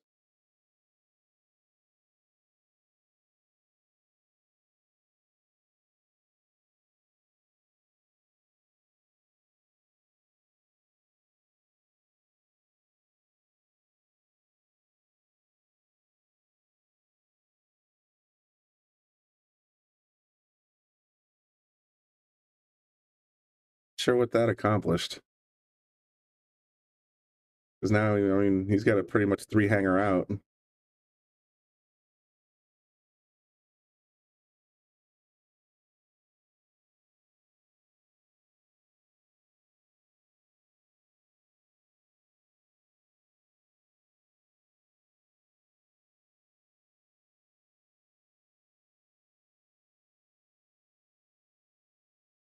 Just, I mean, all you got to do here is make the 3. The 7 goes from anywhere on the table. Yeah, I agree, Mike. She did. Like, I'm not sure what the actual plan there was. Because now all Mike's got to do, or not Mike, Mike's the commenter. He's got to do is just, rail first, pop the cue. Follow the lines.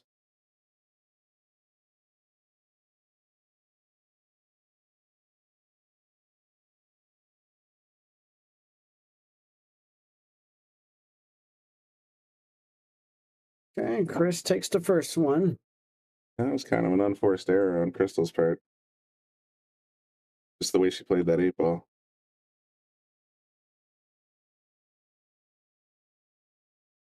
All right, let me go check on my children. They are waiting for their matches. All right.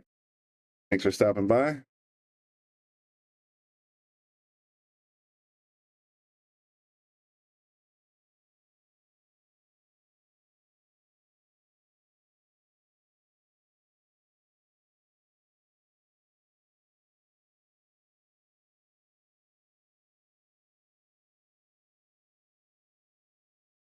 Chris up 1-0. Crystal needs both of these back-to-back to stay in the tournament. She's got her work cut out for her.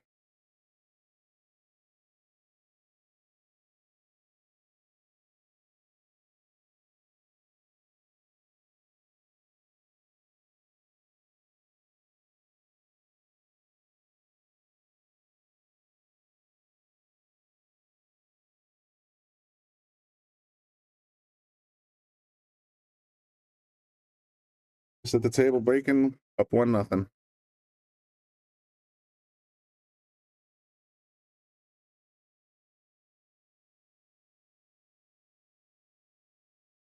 Decent spread, but nothing dropped.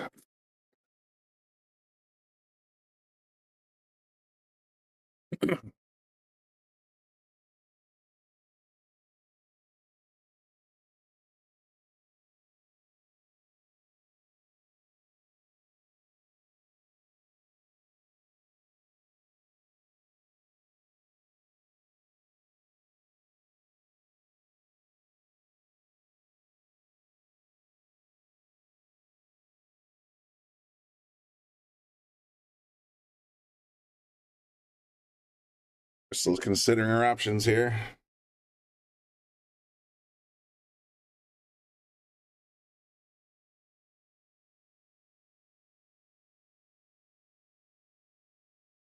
Have to shoot over the 15 to make this 6 ball.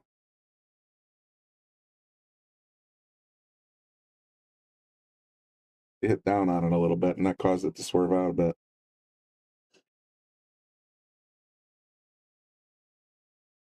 Still open table.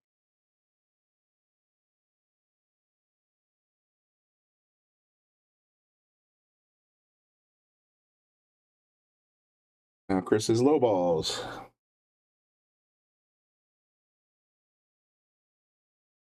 Only real problem ball he's got there is the 3 sort of tucked in behind the 11.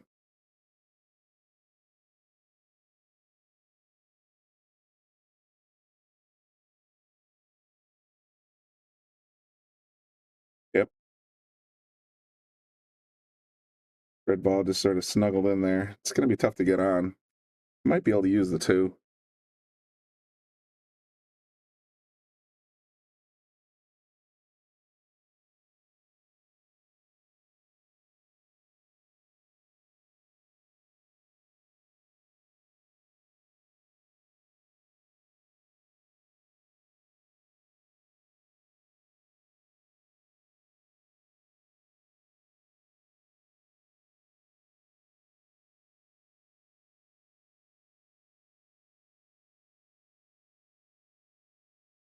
Oh boy, that was a decent leave because Crystal's, I don't think she's got access to any of her balls right now. The only one she can hit clean is the 11, and you don't really want to move that one.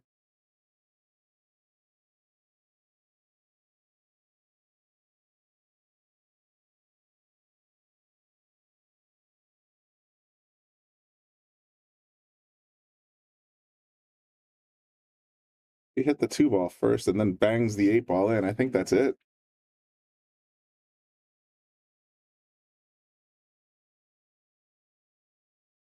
I think that 8 ball foul is the end of the game.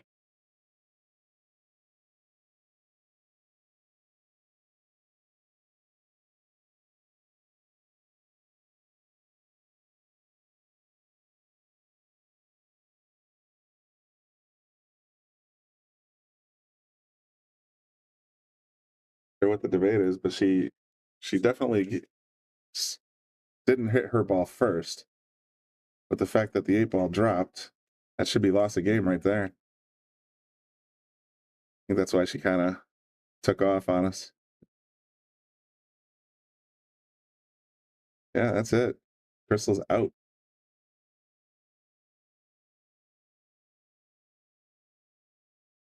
Okay, let's see what else is happening in the room.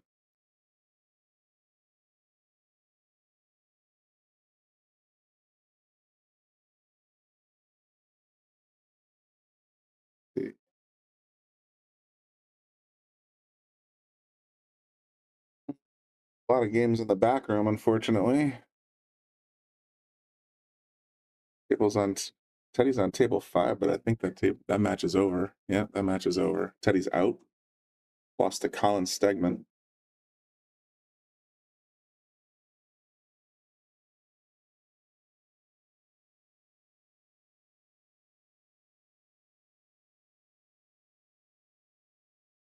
Say, let's see. Table 4, we got a new match coming up on the winner's side. So Brian Schreiber and Samuel Perez. Go ahead and set that up.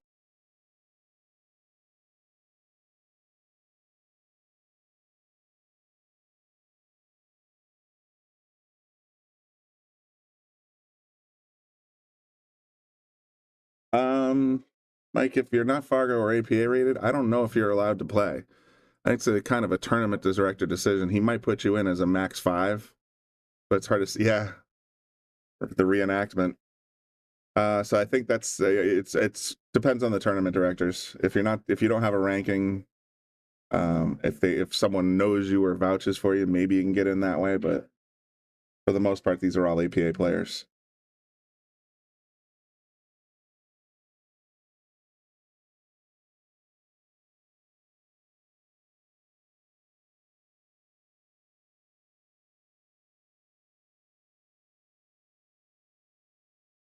Samuel Perez.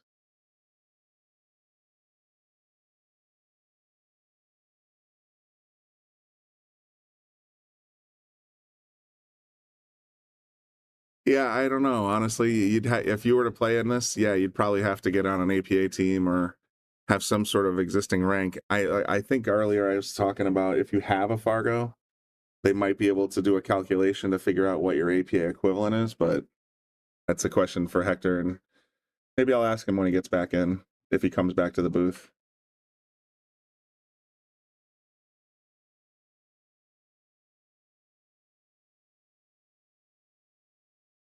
It looks like we're getting ready for the lag. Oh, ran. This keyboard, it's Bluetooth, but sometimes it just doesn't. Either I type too fast.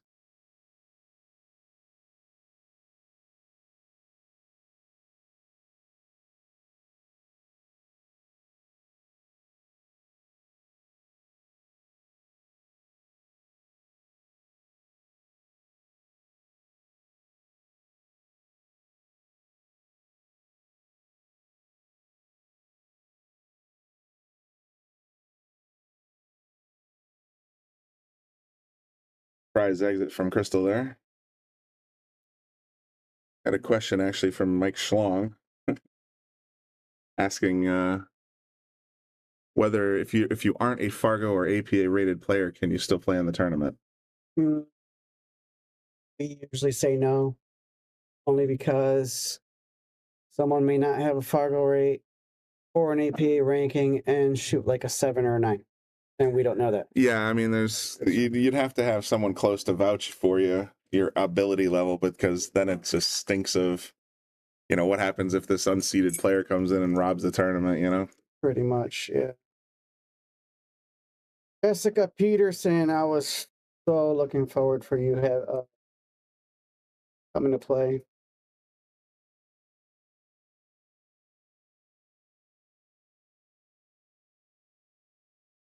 So these guys are on the winner's side, right?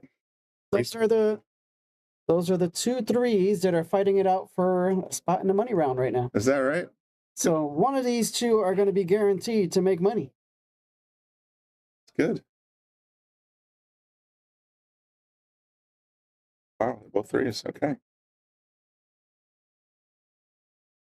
Jessica says she'll make the next one. Holding you to that. Underdog 9 sometime this fall. Maybe in the summer. You think you can get one in the summer? Gotta schedule it now. Bobby fills up quick. Trying to schedule it. Just been, he's got all these like pro matches coming and everything, so that's the other thing you gotta making it much more difficult. Saturdays at Yale are kind of at a premium. Well, I'm thinking about possibly. I gotta talk to Shelly, but the next The next underdog will be like the battle of the champions. How so? So Take the so we want to take the eight winners and just. Well, we're not going to take 8, just the 8. You know, we want to make it a little bigger. So I want to kind of say like those who placed top 4 in the first 8 underdogs. Okay. Those will be your invites. Those will be the invites. And I know there's a couple that place top 4 maybe like twice. So then we'll look into getting like the number 5 player or something in there.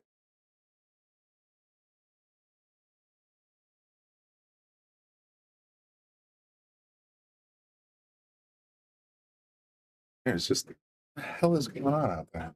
Jess, you're a good shot. So, I mean, you don't need to practice. You're great. No reward here for making this 3-ball. That is a big, ugly mess. Might have to hope he could put the right English on it to break that out. I mean, yeah, the straight pool shot is high right.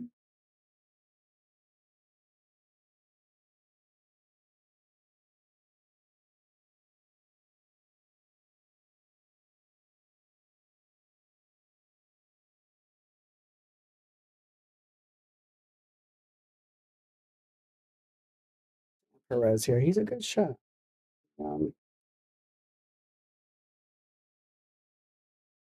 Playing my son to get to this round.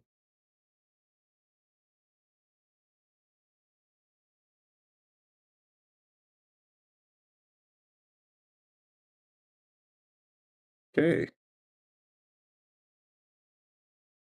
See, it's not that hard. I mean, the fact is like, without moving that 4 around or getting some kind of way to get on position on there, you almost don't want to make the 3-ball. Plus, you got, you know, like I said, these are skill level 3s. And this table has tighter pockets than the other ones. Yes. Not as extreme as 8. Yeah, not as extreme as 8, but yeah. And for some reason, I noticed the table 4, even though it's got the same cloth as 8, for some reason, table 4 rose slower. Could be. I mean, it's the exact same cloth, but if they stretch it differently or, you know, however they, you know, cover the tables, it could just definitely. I've heard the same thing from Lucas saying that table 4 plays a lot slower than 8. Both tables play slower than anything else in the room.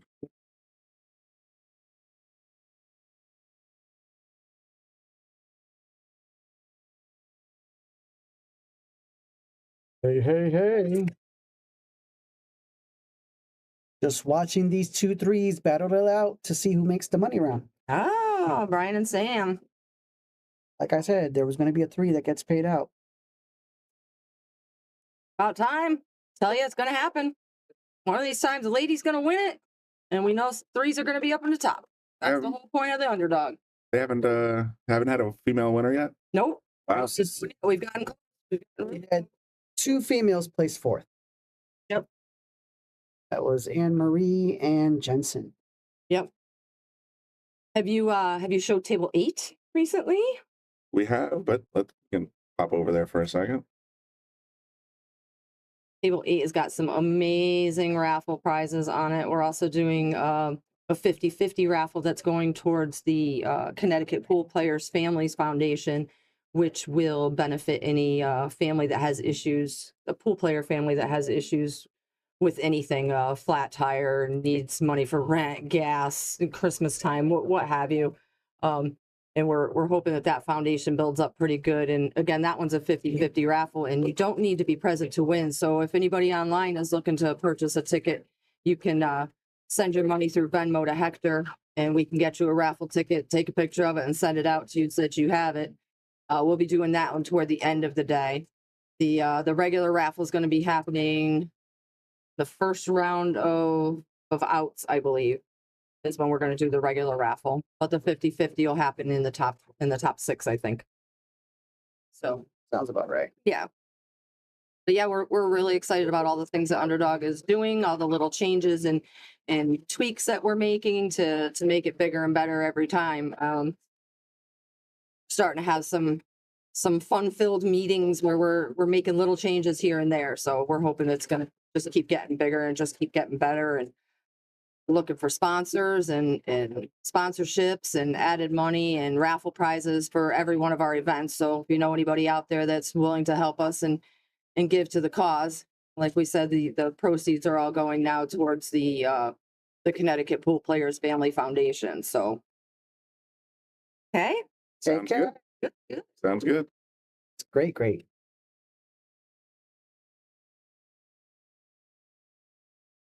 Yeah. I told him what should do. Oh, I didn't. Maybe give him your Underdog.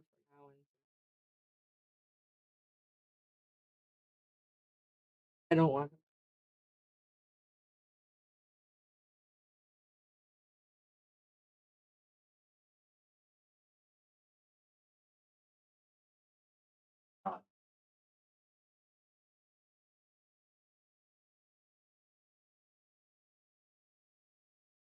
Great.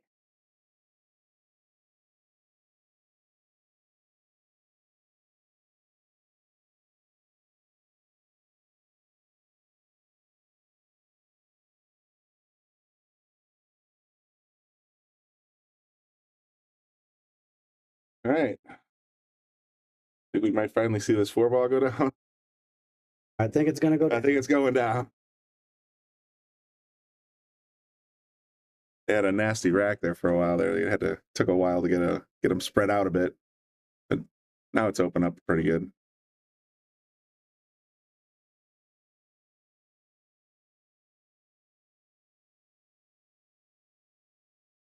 I always coach people when I'm playing. Never hold the cue or the bridge like that. Mm-hmm. Lay it down. Put your hand on top. That way it doesn't move. But worked out. 4 went down. 5's lined up on the side pocket. Looks like I got a match. Are you ready? Let's see who won, Russell or Ashley? Ashley. Good luck with that. Okay. Right behind you.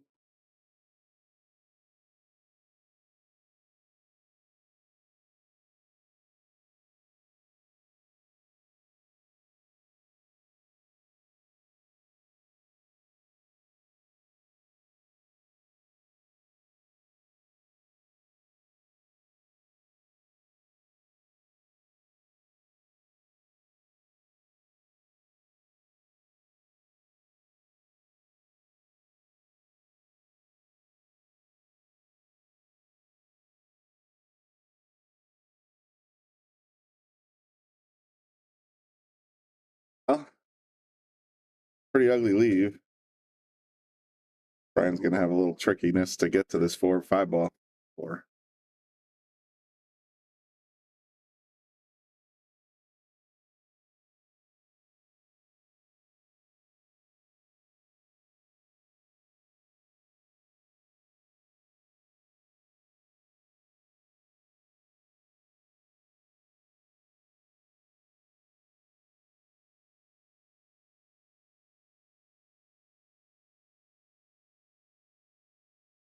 Lining up a little wide here.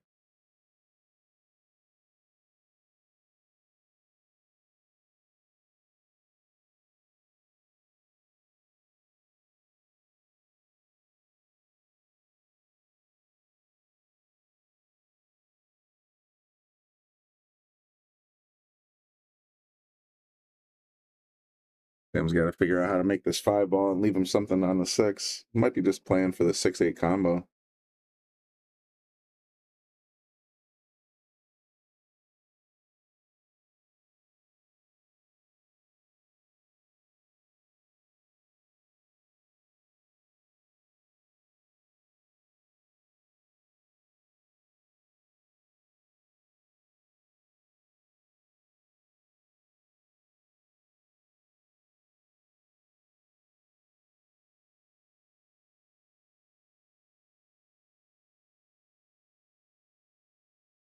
Going to be a tough shot no matter what.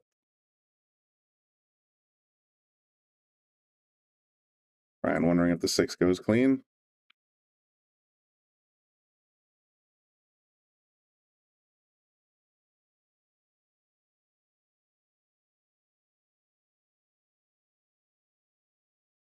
Now he's lining up on the combo.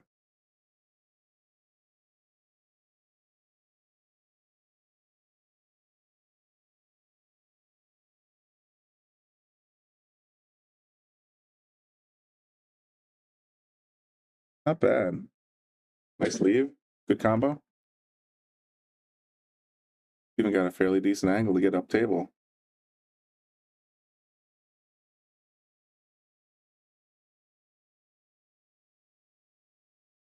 He's going to want to naturally drift up this way.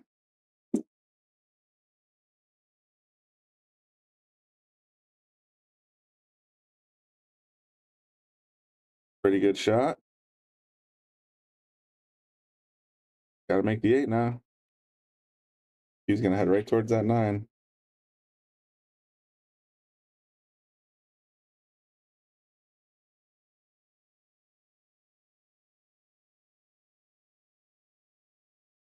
Got to make the 8 though.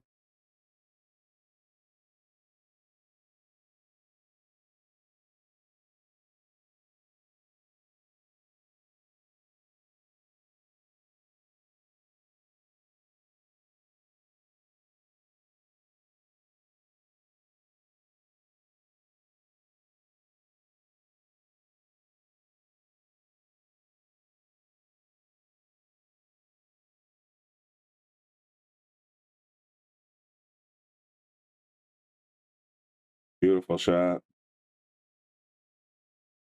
A big one for Sam. He should be taking down the very first match, or game of this match. There it is.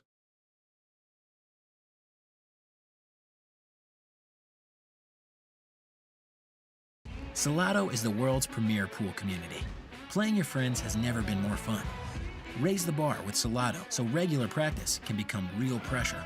With monthly prizes and cash payouts, Salotto brings pool to the people. You can even submit match results to Fargo Rate through Salotto if you want, but you don't have to. Your race, your place.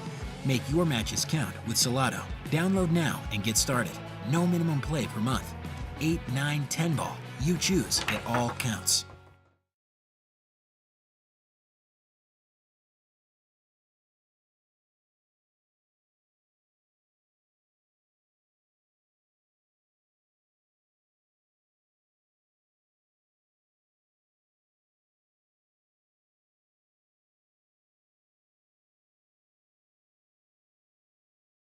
With a nice break, makes the 3 ball.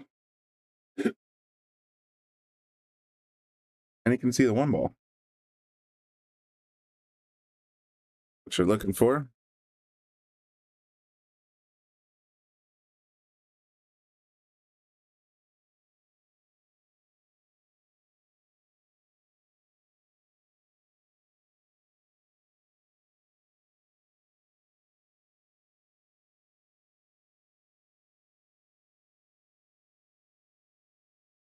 Nice pocket on the 1 ball.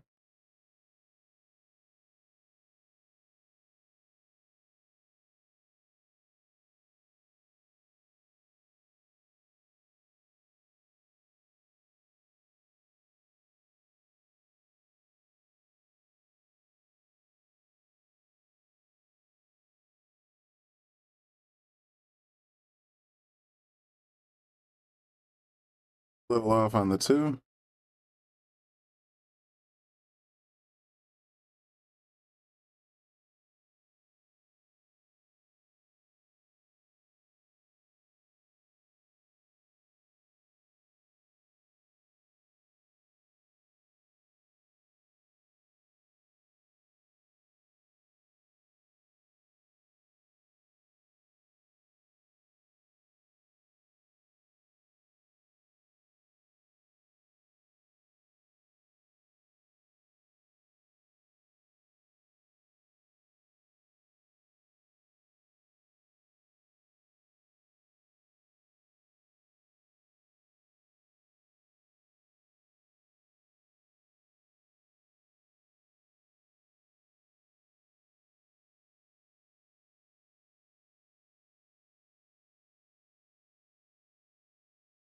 Full speed.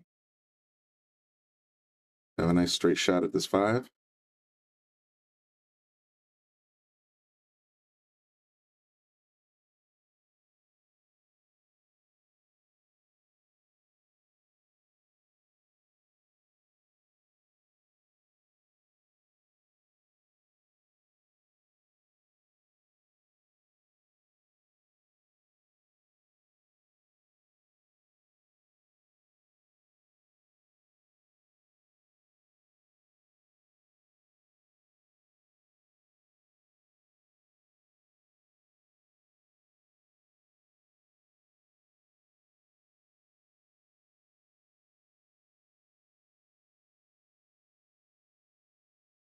Did it a little hard and kind of shook his line, but not the worst leave in the world.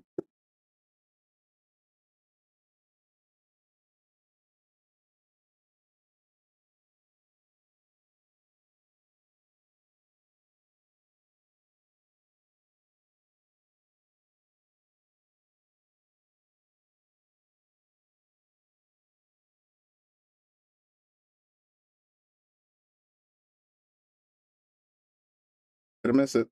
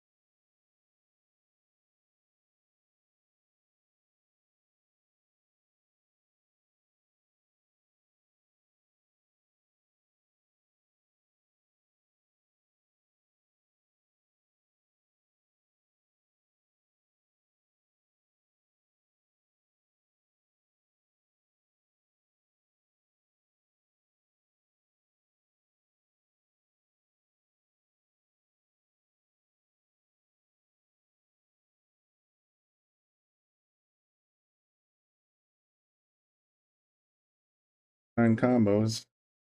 Oh, he missed it. Just a bit wide.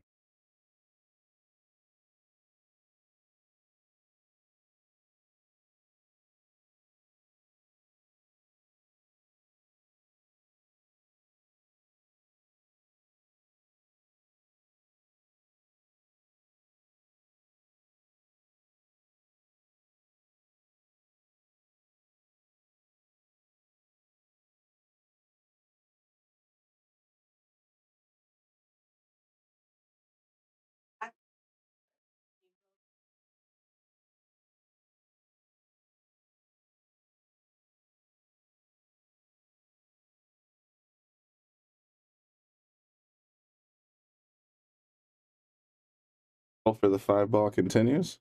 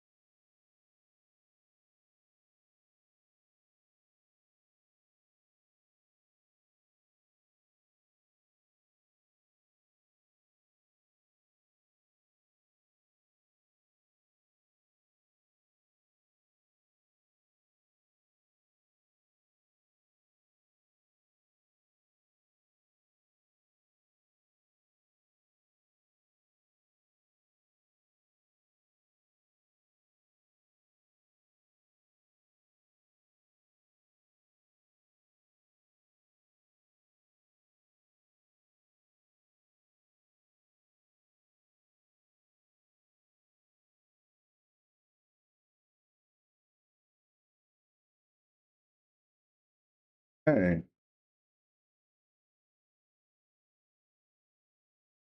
And should be able to make the next 2 balls pretty quick.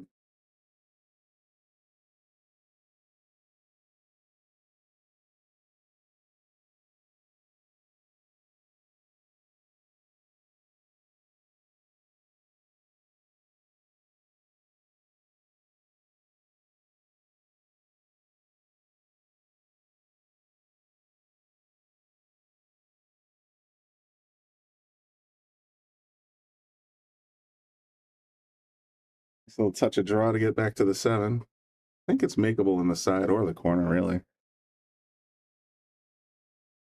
Yeah, it can go in either way. So he's lining up on the corner pocket.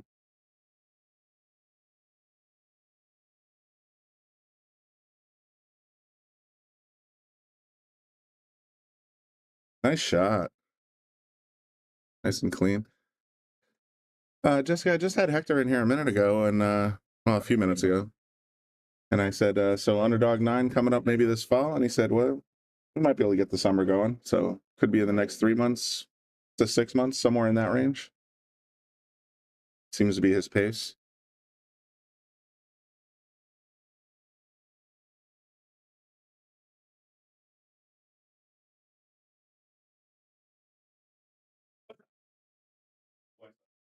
Ooh, that's tough miss.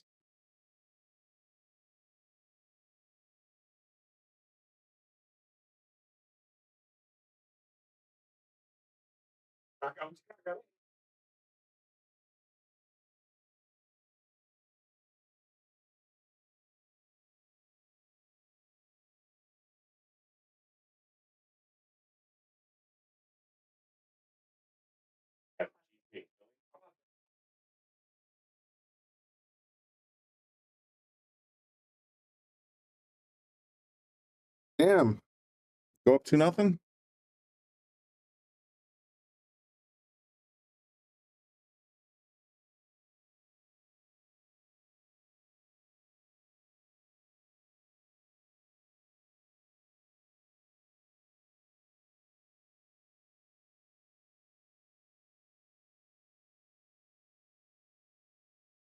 Just a bit outside, setting up Brian for the bank shot for this 9. Let's see if he's got it.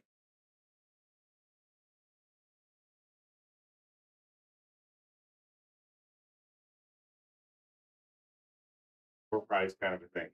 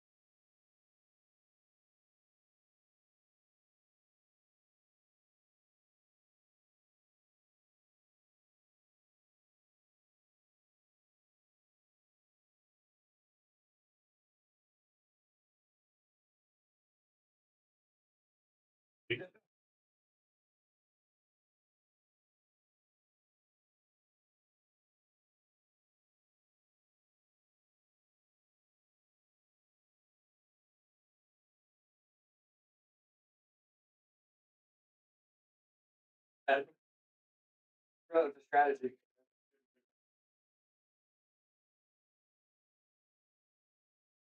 Brian gets it one game back. It's 1-1. Yes, Ryan, this is an APA rated 5 or under in both 8 and 9 balls. So if you're a 6 or higher in either, you are not qualified to play in this tournament. As I understand it, both Brian Schreiber and Sam Perez are 3s. And we have a bunch of 3s, 4s, and 5s entered into the tournament today. Chris and Crystal ended early. Unfortunately, Crystal lost her first one for the first game, and then in the very beginning of the second rack, she had an 8-ball foul.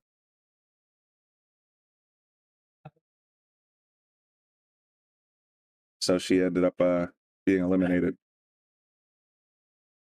Yeah, Ryan, if you want to play in the next one, I know, like I said, it's going to be a few months. It's up to you. going on. And usually Hector or Michelle will be up. You know, they post it up on their Facebook group, Underdog Tournament group, and that's how you enter.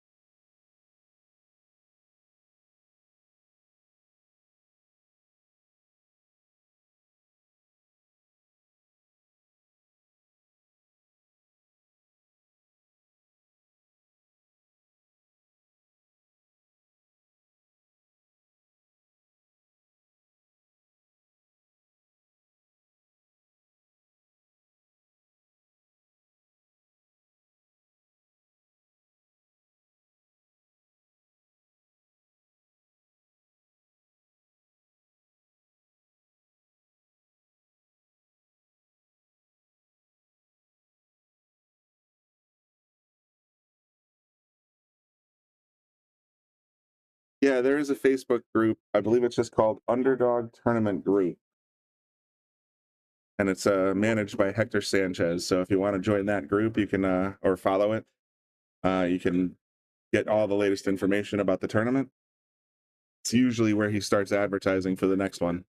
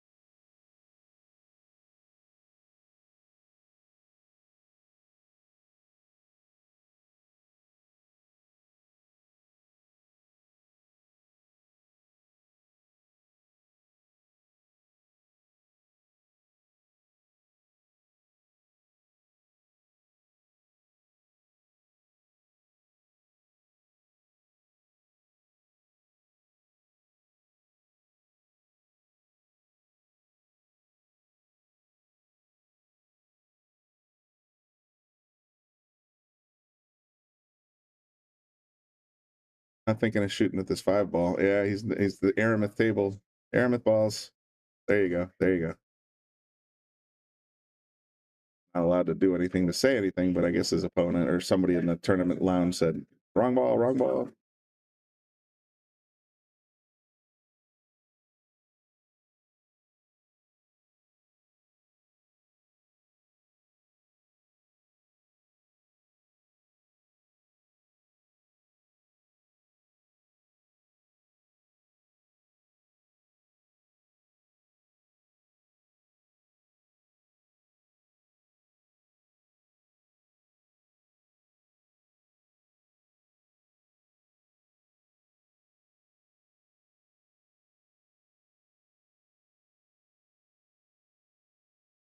Definitely, Ryan. We'll look forward to seeing you here.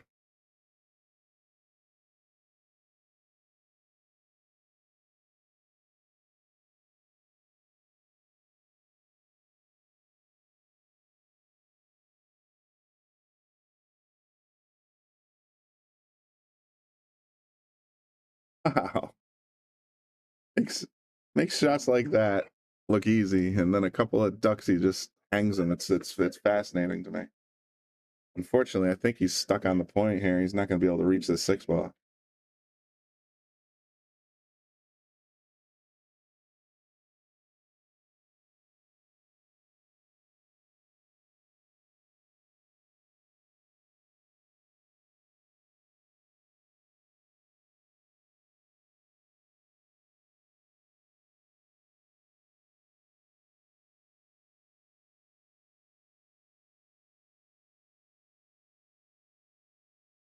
Up your angle a little bit. I think that's what got him that time.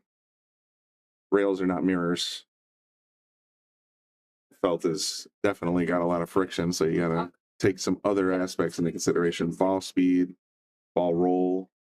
They can all change the angle that the ball comes back on.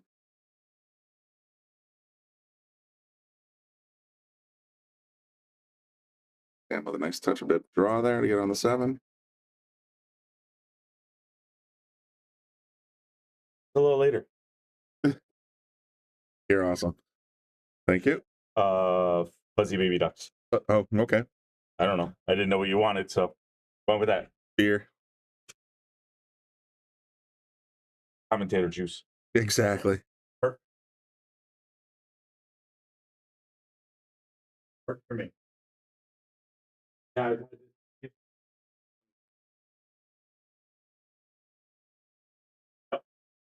I forgot all about it, and then I went.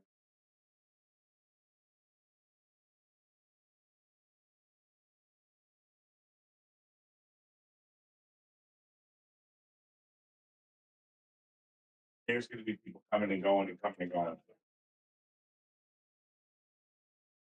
Ooh, Brian. Go up. Yes.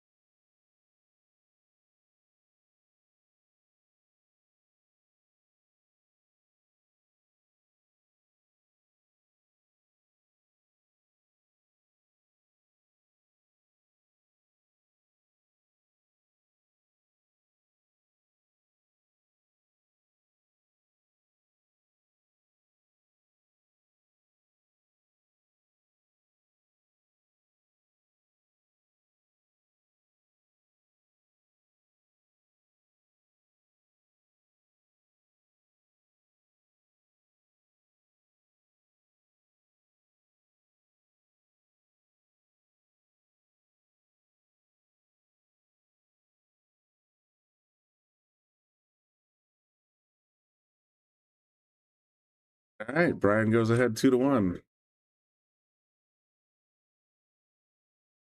We'll tap in 9-ball.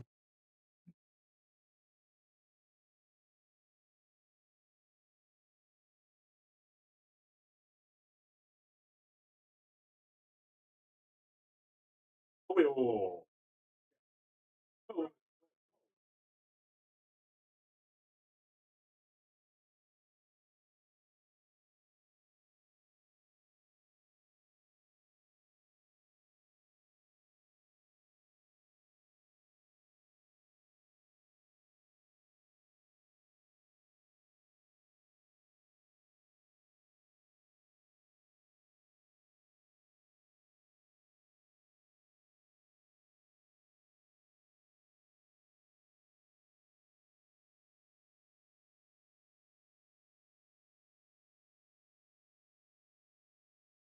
Break.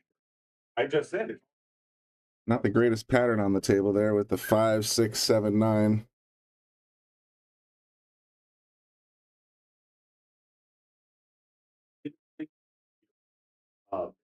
Four party pizzas. And they were $30 a piece.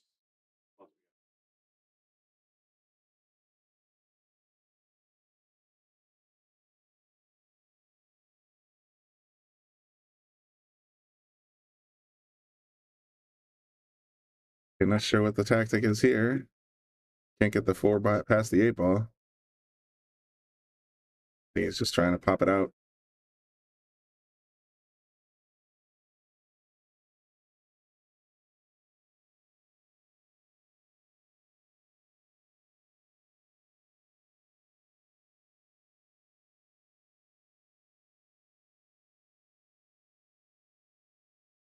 The order was so fucked up.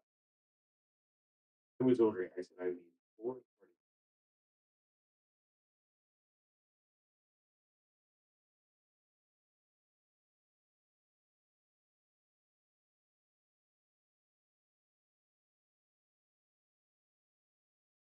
Yeah, yeah.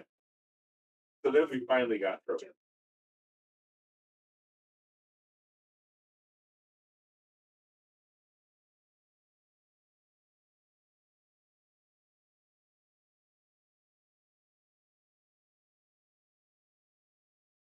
One of the doctors gave her.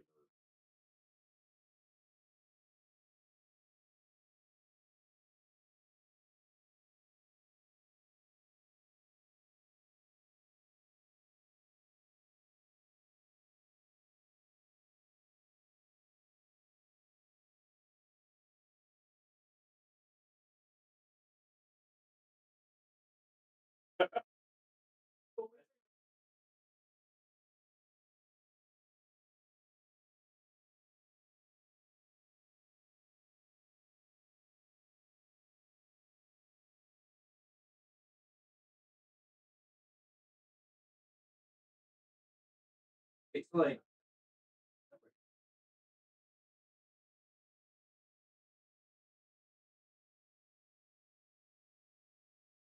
How they're figuring out stuff.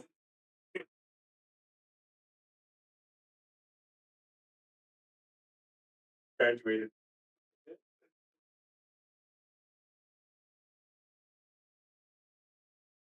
My girdle. Guess we should probably go get the balls.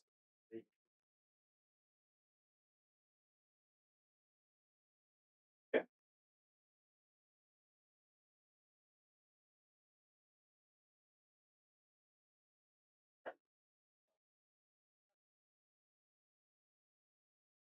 Running it. The way it's run.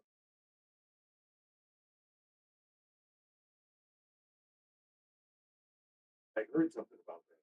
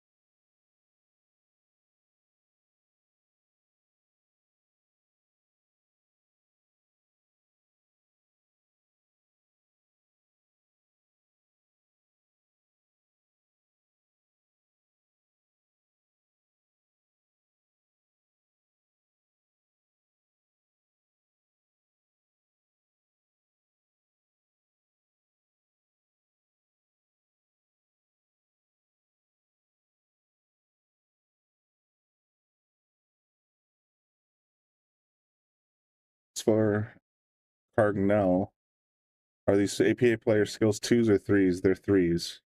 That's best I know. That's what I was told by Hector. So they're both player or skill level 3s.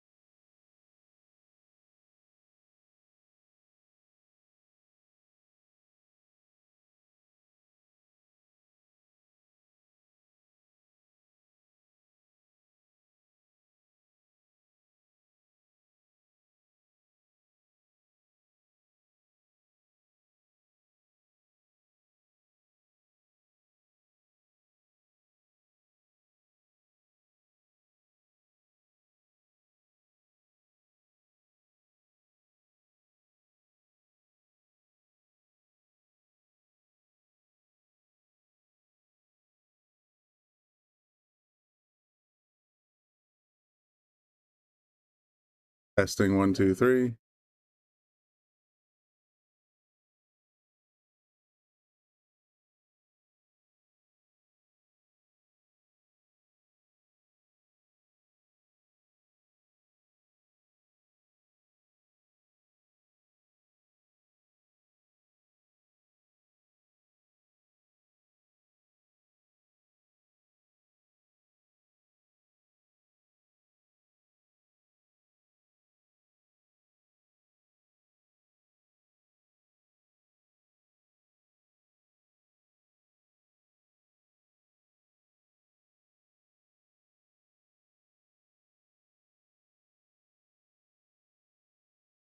Sorry about the extended silence. I was having some sort of issue with the microphone in the booth.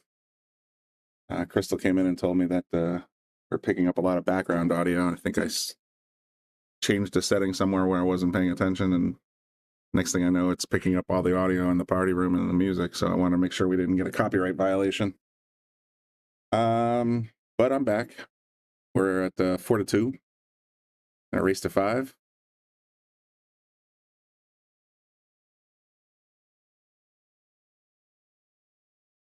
You know, if you guys have any issues with hearing me, or if you're hearing background audio, or if it's clipping or anything like that, let me know. But I think I got it straightened out. Hopefully.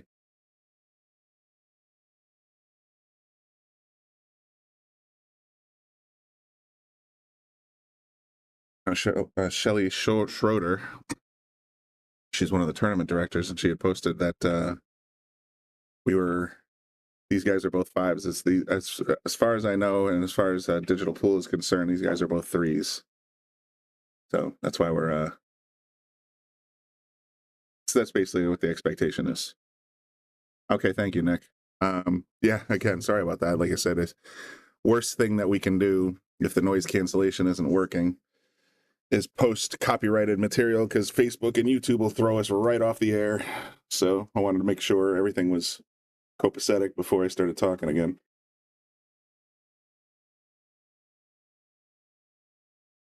So where are we? Sam's at the table, looking at the 3-ball.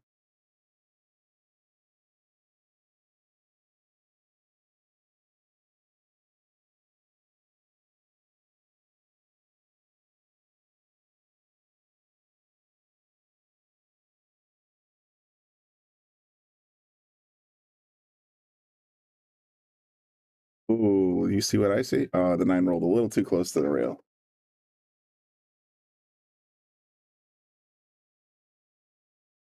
was thinking maybe the 9 would roll out and try and have a nice little kick in or combo for the 9-ball, but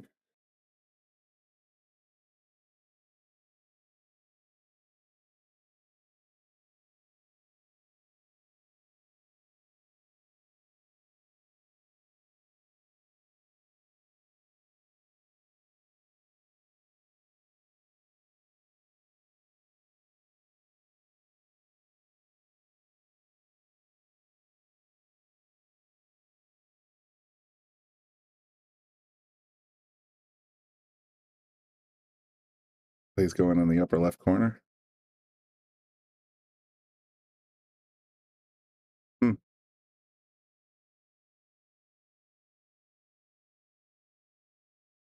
Now I see a combo. Oh, the 9. There you go.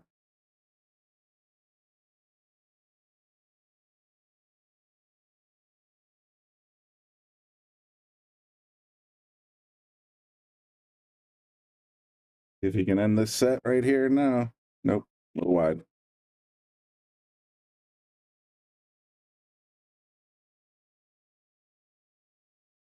Tough leave. Thanks everybody for tuning in. Since we're at about the 4-hour mark after this match is over, I'm going to reset the stream just to make sure I got all the kinks worked out from the audio. So, and make sure you hit the notification bell on the YouTube so you know when we're back on the air.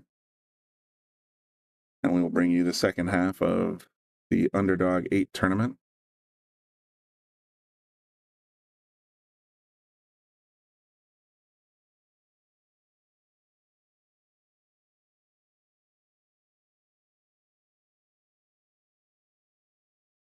How many players we still have left?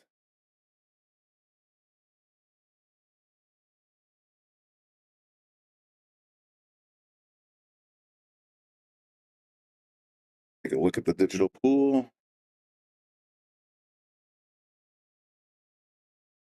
Yeah, we're about the halfway mark.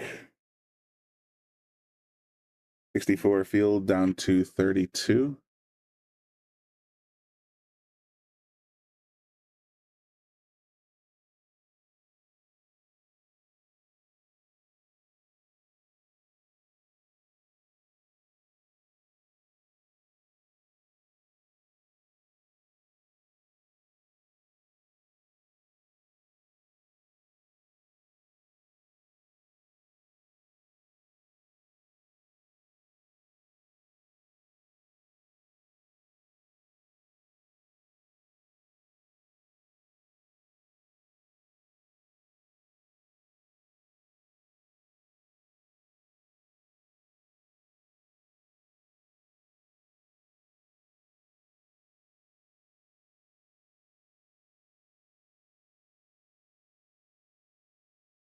Look at the table. Looking at 4 balls.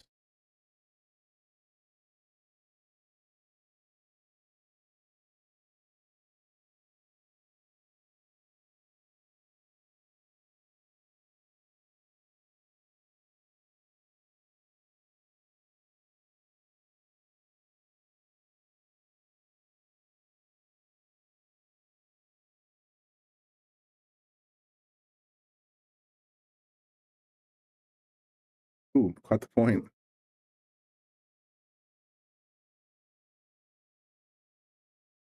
Now Sam's got a decision.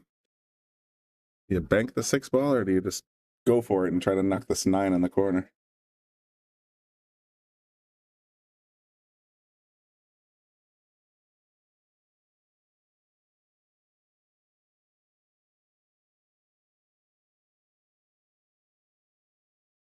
Looks like he's gonna go for it.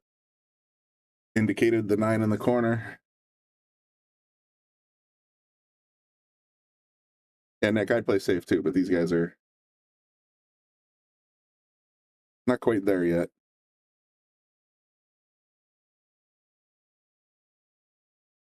Okay.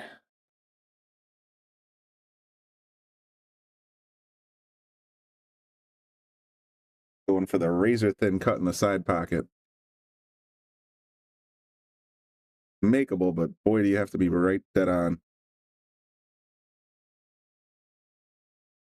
Yeah, he's got a little fat. Look where he's going to leave the cue, though. Jeez. What a roll.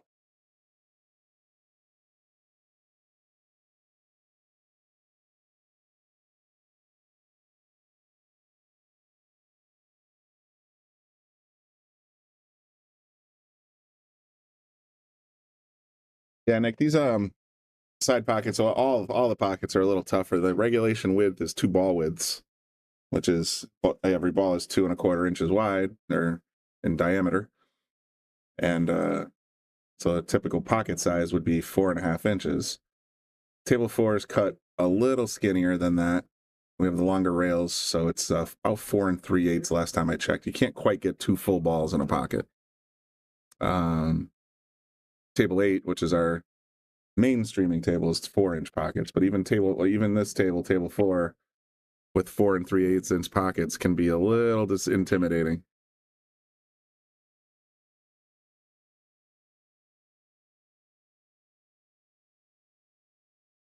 Especially if you send them in with speed. These pockets or these rails tend to reject a lot more balls than a regulation table would. I think it's just the way the rails are cut.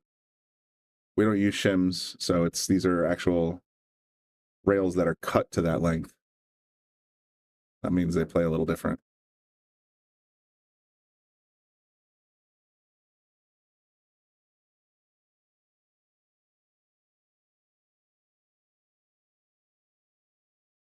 Left little bridge shot for Brian.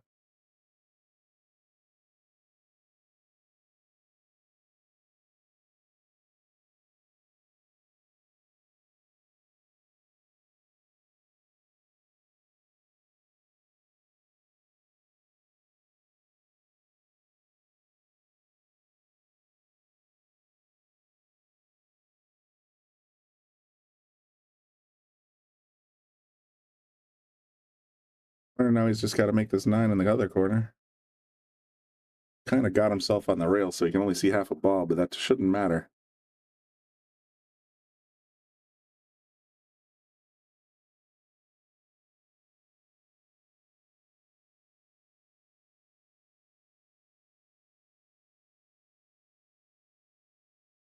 Yeah, very good. Sam pulls another one out. 4-3, folks.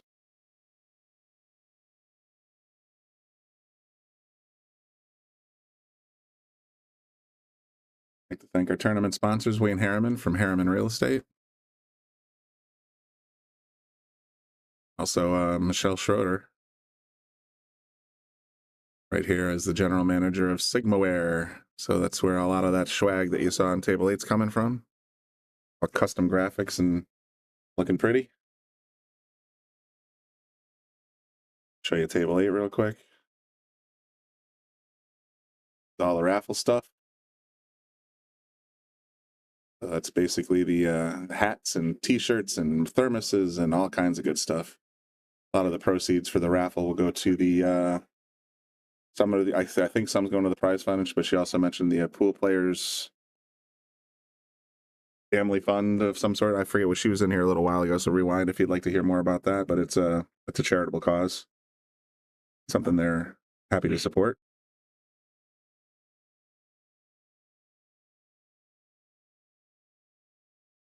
And nothing dropped on the break. One's a little hidden. Player here does have the option to push out, call a push, which the incoming player then can choose whether to accept or not. I'm guessing this is going to be a push because he can't quite get to that 1 ball. Yeah, he made the 6. Didn't call push apparently. So if he didn't call push, that is ball in hand.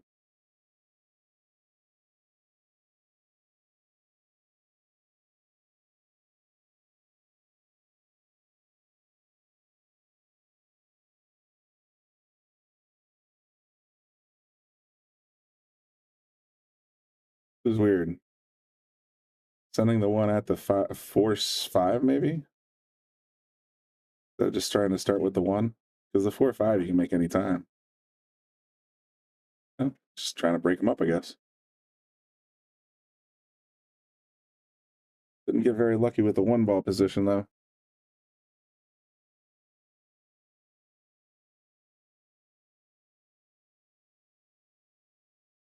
Shortened up the 1 a little bit there, but look where he left the cue ball.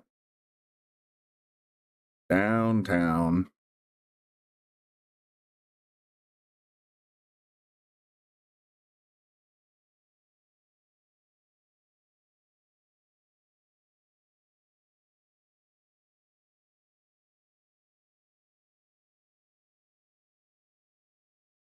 All right, Sam's got a better look at it now.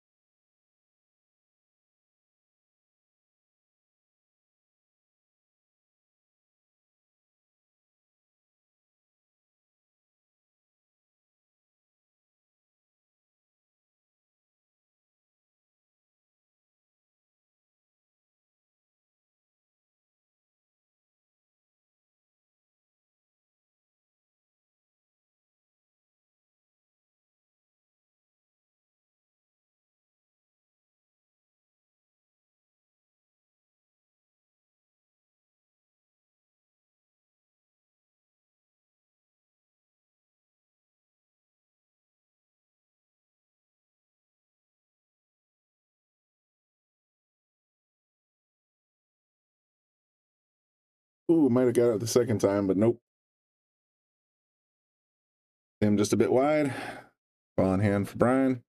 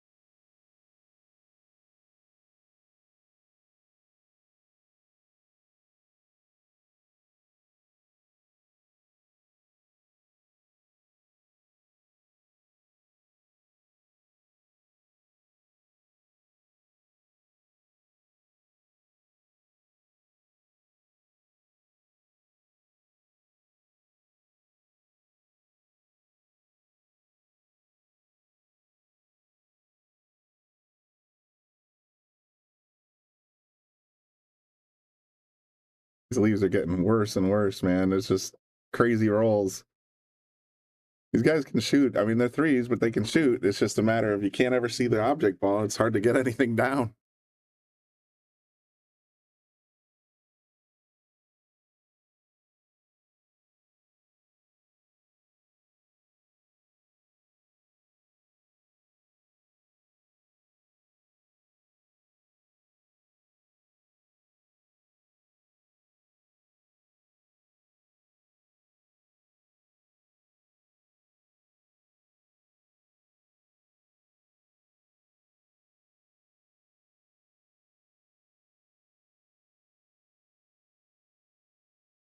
Brian's got ball in hand again.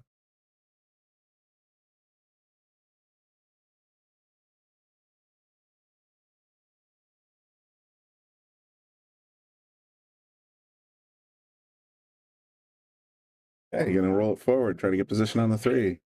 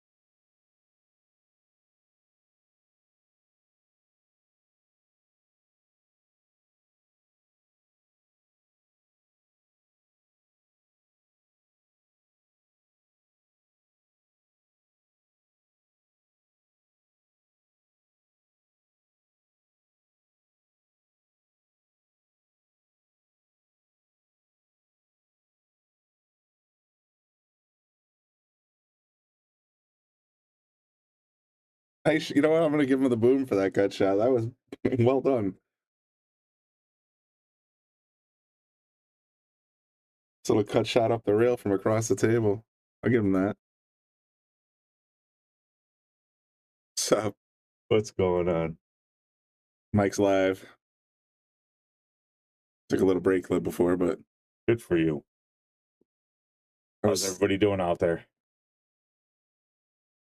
Got a lot of, ready. a lot of people watching? It fluctuates. We've had as many as 70 and as few as 30 right now. Just sort of depends on who's on and what's going on, I suppose.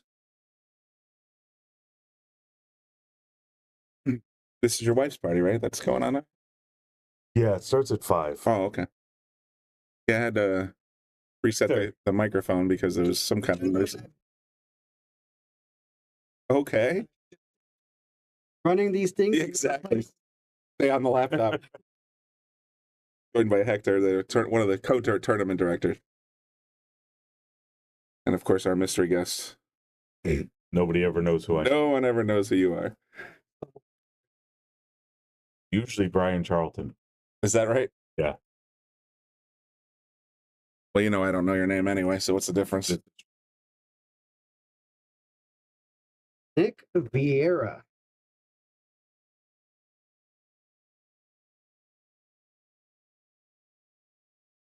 This is still the same match from before. Oh, yeah.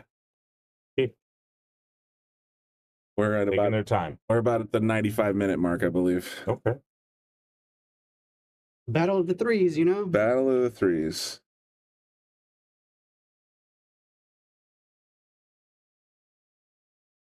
Plus side, like I said earlier, one of them is going to cash. It's true. surprising to me. Is that Mark and Sean? Yeah, Mark is shooting well today. that's also surprising to me. Jenna. Jen and Matt? Yeah. That's a great shot. But Jenna is shooting very well.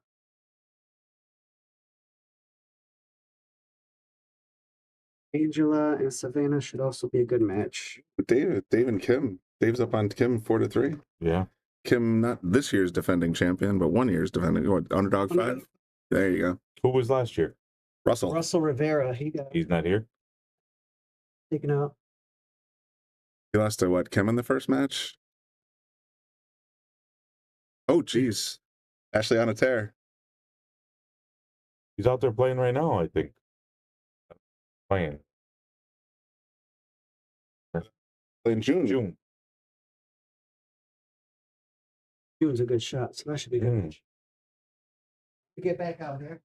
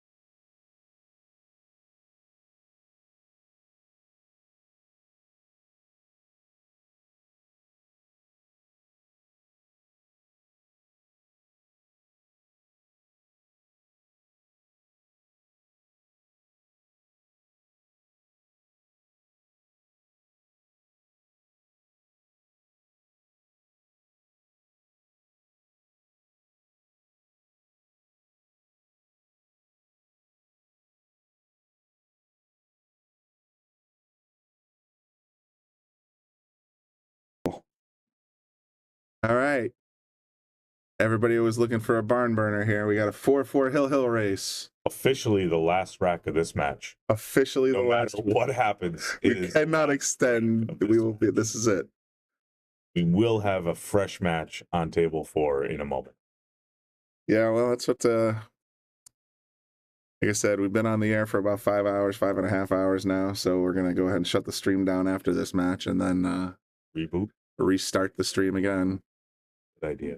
Yeah, Crystal came when she came in here second half a minute ago. She basically, when you were here for a minute ago, she basically said, "Oh, you can pick up." He was picking up your voice and a little bit of the background. So I was like, "Oh, I think I messed up the noise canceling," and sure enough, I must have, because every little, like any little nuance, you shouldn't see this thing bouncing around just when the jukebox is playing. My voice carries. Your voice, my voice carries. I understand. Teddy's as well. Yes, we all. And it was Teddy and I having a conversation. We have a bit of timber. It happens. But it was even picking up little other noises too, like tables banging around and whatnot. So normally the noise cancellation works pretty good, but I think when I upgraded the Crisp software, I just screwed up a setting. I think I got it right now. Amateur hour around here. What are you gonna do? I know, these freaking IT guys don't know what they're up to. Who's out there? Who's watching? Anybody saying hi? Yeah, we've had a few people in the comments section. I don't see a list of or a number count of who's watching. Right now we're at 33. Oh, okay, I see it. Yeah. That's through both. It's through YouTube and Facebook. Oh. Yeah. Like I said, we've been floating between 30 You need and to 30 like and 70. and share and get more people watching. Yeah, well, what'll happen is as soon as we restart the stream, fresh notifications will go out and people will tune back in. And also, Andy took a little break, so usually he's the one doing all the sharing. He does. He does a lot of sharing. He is awesome with that. That's for sure. He definitely keeps this stream alive. Our primary sponsors, as a matter of fact, and been very helpful getting us cameras and other gear. So we appreciate everything Andy does. I think they got the raffle going out there right now. Yeah, they have about 1 billion prizes to raffle off, so it's going to take a while. I mean, what do you expect when the co-director of the tournament also happens to be a media creator for swag? So there's a ton. It can be a lot. Yep, I gotcha. So let's take a look and see where we're at. That's Michelle. They got rid of some of it. Yeah, there's quite a bit left. Oh, there's still a lot. Some hats left. Some oh my goodness, yeah, t-shirts, towels, thermoses, yeah, water bottle, towels, yeah, branded pins and stuff. Cool stuff. They're not really playing to the right crowd though. There needs to be like shot glasses, beer mugs, You know. Nice safe there. I don't know if that was intentional or not, but he's definitely hooked behind that 7. These guys, it's funny. I mean, I understand when you're 3, your only real goal is to make the ball in front of you. You don't necessarily look at the position play because you're not at that English level yet, and you're just sort of like trying to just make a shot and here and there. But boy, oh boy, these two guys have been safing each other either intentionally or inadvertently. I tell you what, match. That was a very thin hit, and it was that wasn't easy. That wasn't easy. So Pat was in the comments section earlier, and I covered his match against Raymond yesterday on the Baby Shark list. And boy, he took over first now, right? He took over the championship slot, and it was what the greatest part about that was is every time he missed excellently. Like it was like every time Ray came to the table, he was screwed. Like he couldn't be lucky than good. Absolutely. Now, what happens there? Now that you're at the top of that list, what do you get to do? Challenge the bottom of the pro list? I mean, you can always move from list to list just by signing up. There's no real interconnection between the two. I mean, it seems like you should get the other list. You should be able to get like a seated spot somewhere in the real list or in the pro list, I should say. But at the end of the day, I don't think there's anything connecting the two lists. So you can sit as champion of the list, the Baby Shark list, for however until number 2 gets ready to challenge him again, or he can, like I said, he can migrate or whatever. Do you know what happened last night? I believe I don't know if you remember James. I think his last name's Tedford. He was trying to challenge someone. Yeah. For a spot on the list they were supposed to play last night here. I don't know if they played. Okay. He had someone take him up on it. I'd have to look at the actual list to remember who it was. I knew who it was, and I don't remember now off the top of my head. List. Thought it might have been. Oh no, this is the semi-pro list. Yeah, I was gonna say you need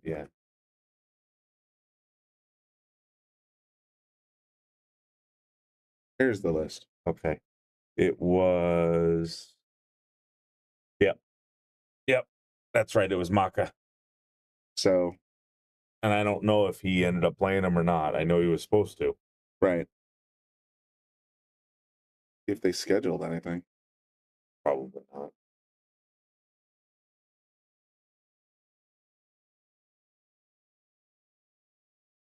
been Friday. Oh, there you go. Nope. Nah. So I don't know. Well, we'll see if they get that scheduled. So, yeah. I know he has to join the list by paying into the list fee. So I believe he is on the He's list. on the He's list just already? way low. Okay. And he said he doesn't want to take that time to move up the list. Yeah, because it could take years. But that was unfortunate. That was unfortunate. Sam, Ball in hand. Sam's 2 got balls ball in left. hand with 2. It's normally fireworks would be going off, but it's hard to say. Big tap tap done. Got nothing. Okay. Sometimes that's what happens. I have a feeling Brian's going to take this down. I don't want to root against it. There's no comment or curse here, but I feel it's there's a hang. Well, it's definitely a long shot, and he's close to the rail. It's tough. Yeah. Easy to come offline when you're sitting on top of the ball like that. But look at the bounce! Look at the bounce! Again, rather be lucky than good. That's exactly it. I mean, if you're gonna, my dad used to say that when I would play soccer, and it's like, if you're gonna mess up with style. You know, make it look good. Oh, he's going back to him. He just called it. He's gonna go. Oh, cross Reverse. corner. Yeah, reverse it. Try cut it in. Or 2 rails. I got nothing. Definitely not cutting that. He tried to cut it. Yeah, that was more than a 90-degree angle. It felt like. But you know what? Didn't leave it bad. The cue on the rail. Yeah, no, there's still a lot of game left. Yeah. Anything can happen. I heard our fearless leader here. It did pretty well out in, I heard rumors of the same. Yeah. It had a pretty good hit out there, apparently. Yep. Call it riding all baller style on the Patriots jet and having a I mean, poor guy. What a shame, right? Tough life. Gee. He's escort to the airport and all kinds of baller. Look at that! Oh, Sam takes it down. That was a big shot. Excellent shot. They're skill level 3. Say that, yeah. You could say they're fairly new. Alrighty then, folks. Well, we'll have to see. We're going to cancel this one out. Yeah, we're going to close the stream down for a little bit, and when we have another match ready on table 4, we'll fire it right back up, bring you some more action from the second half of the Underdog 8 tournament. Thanks for tuning in so far, and we'll see you soon.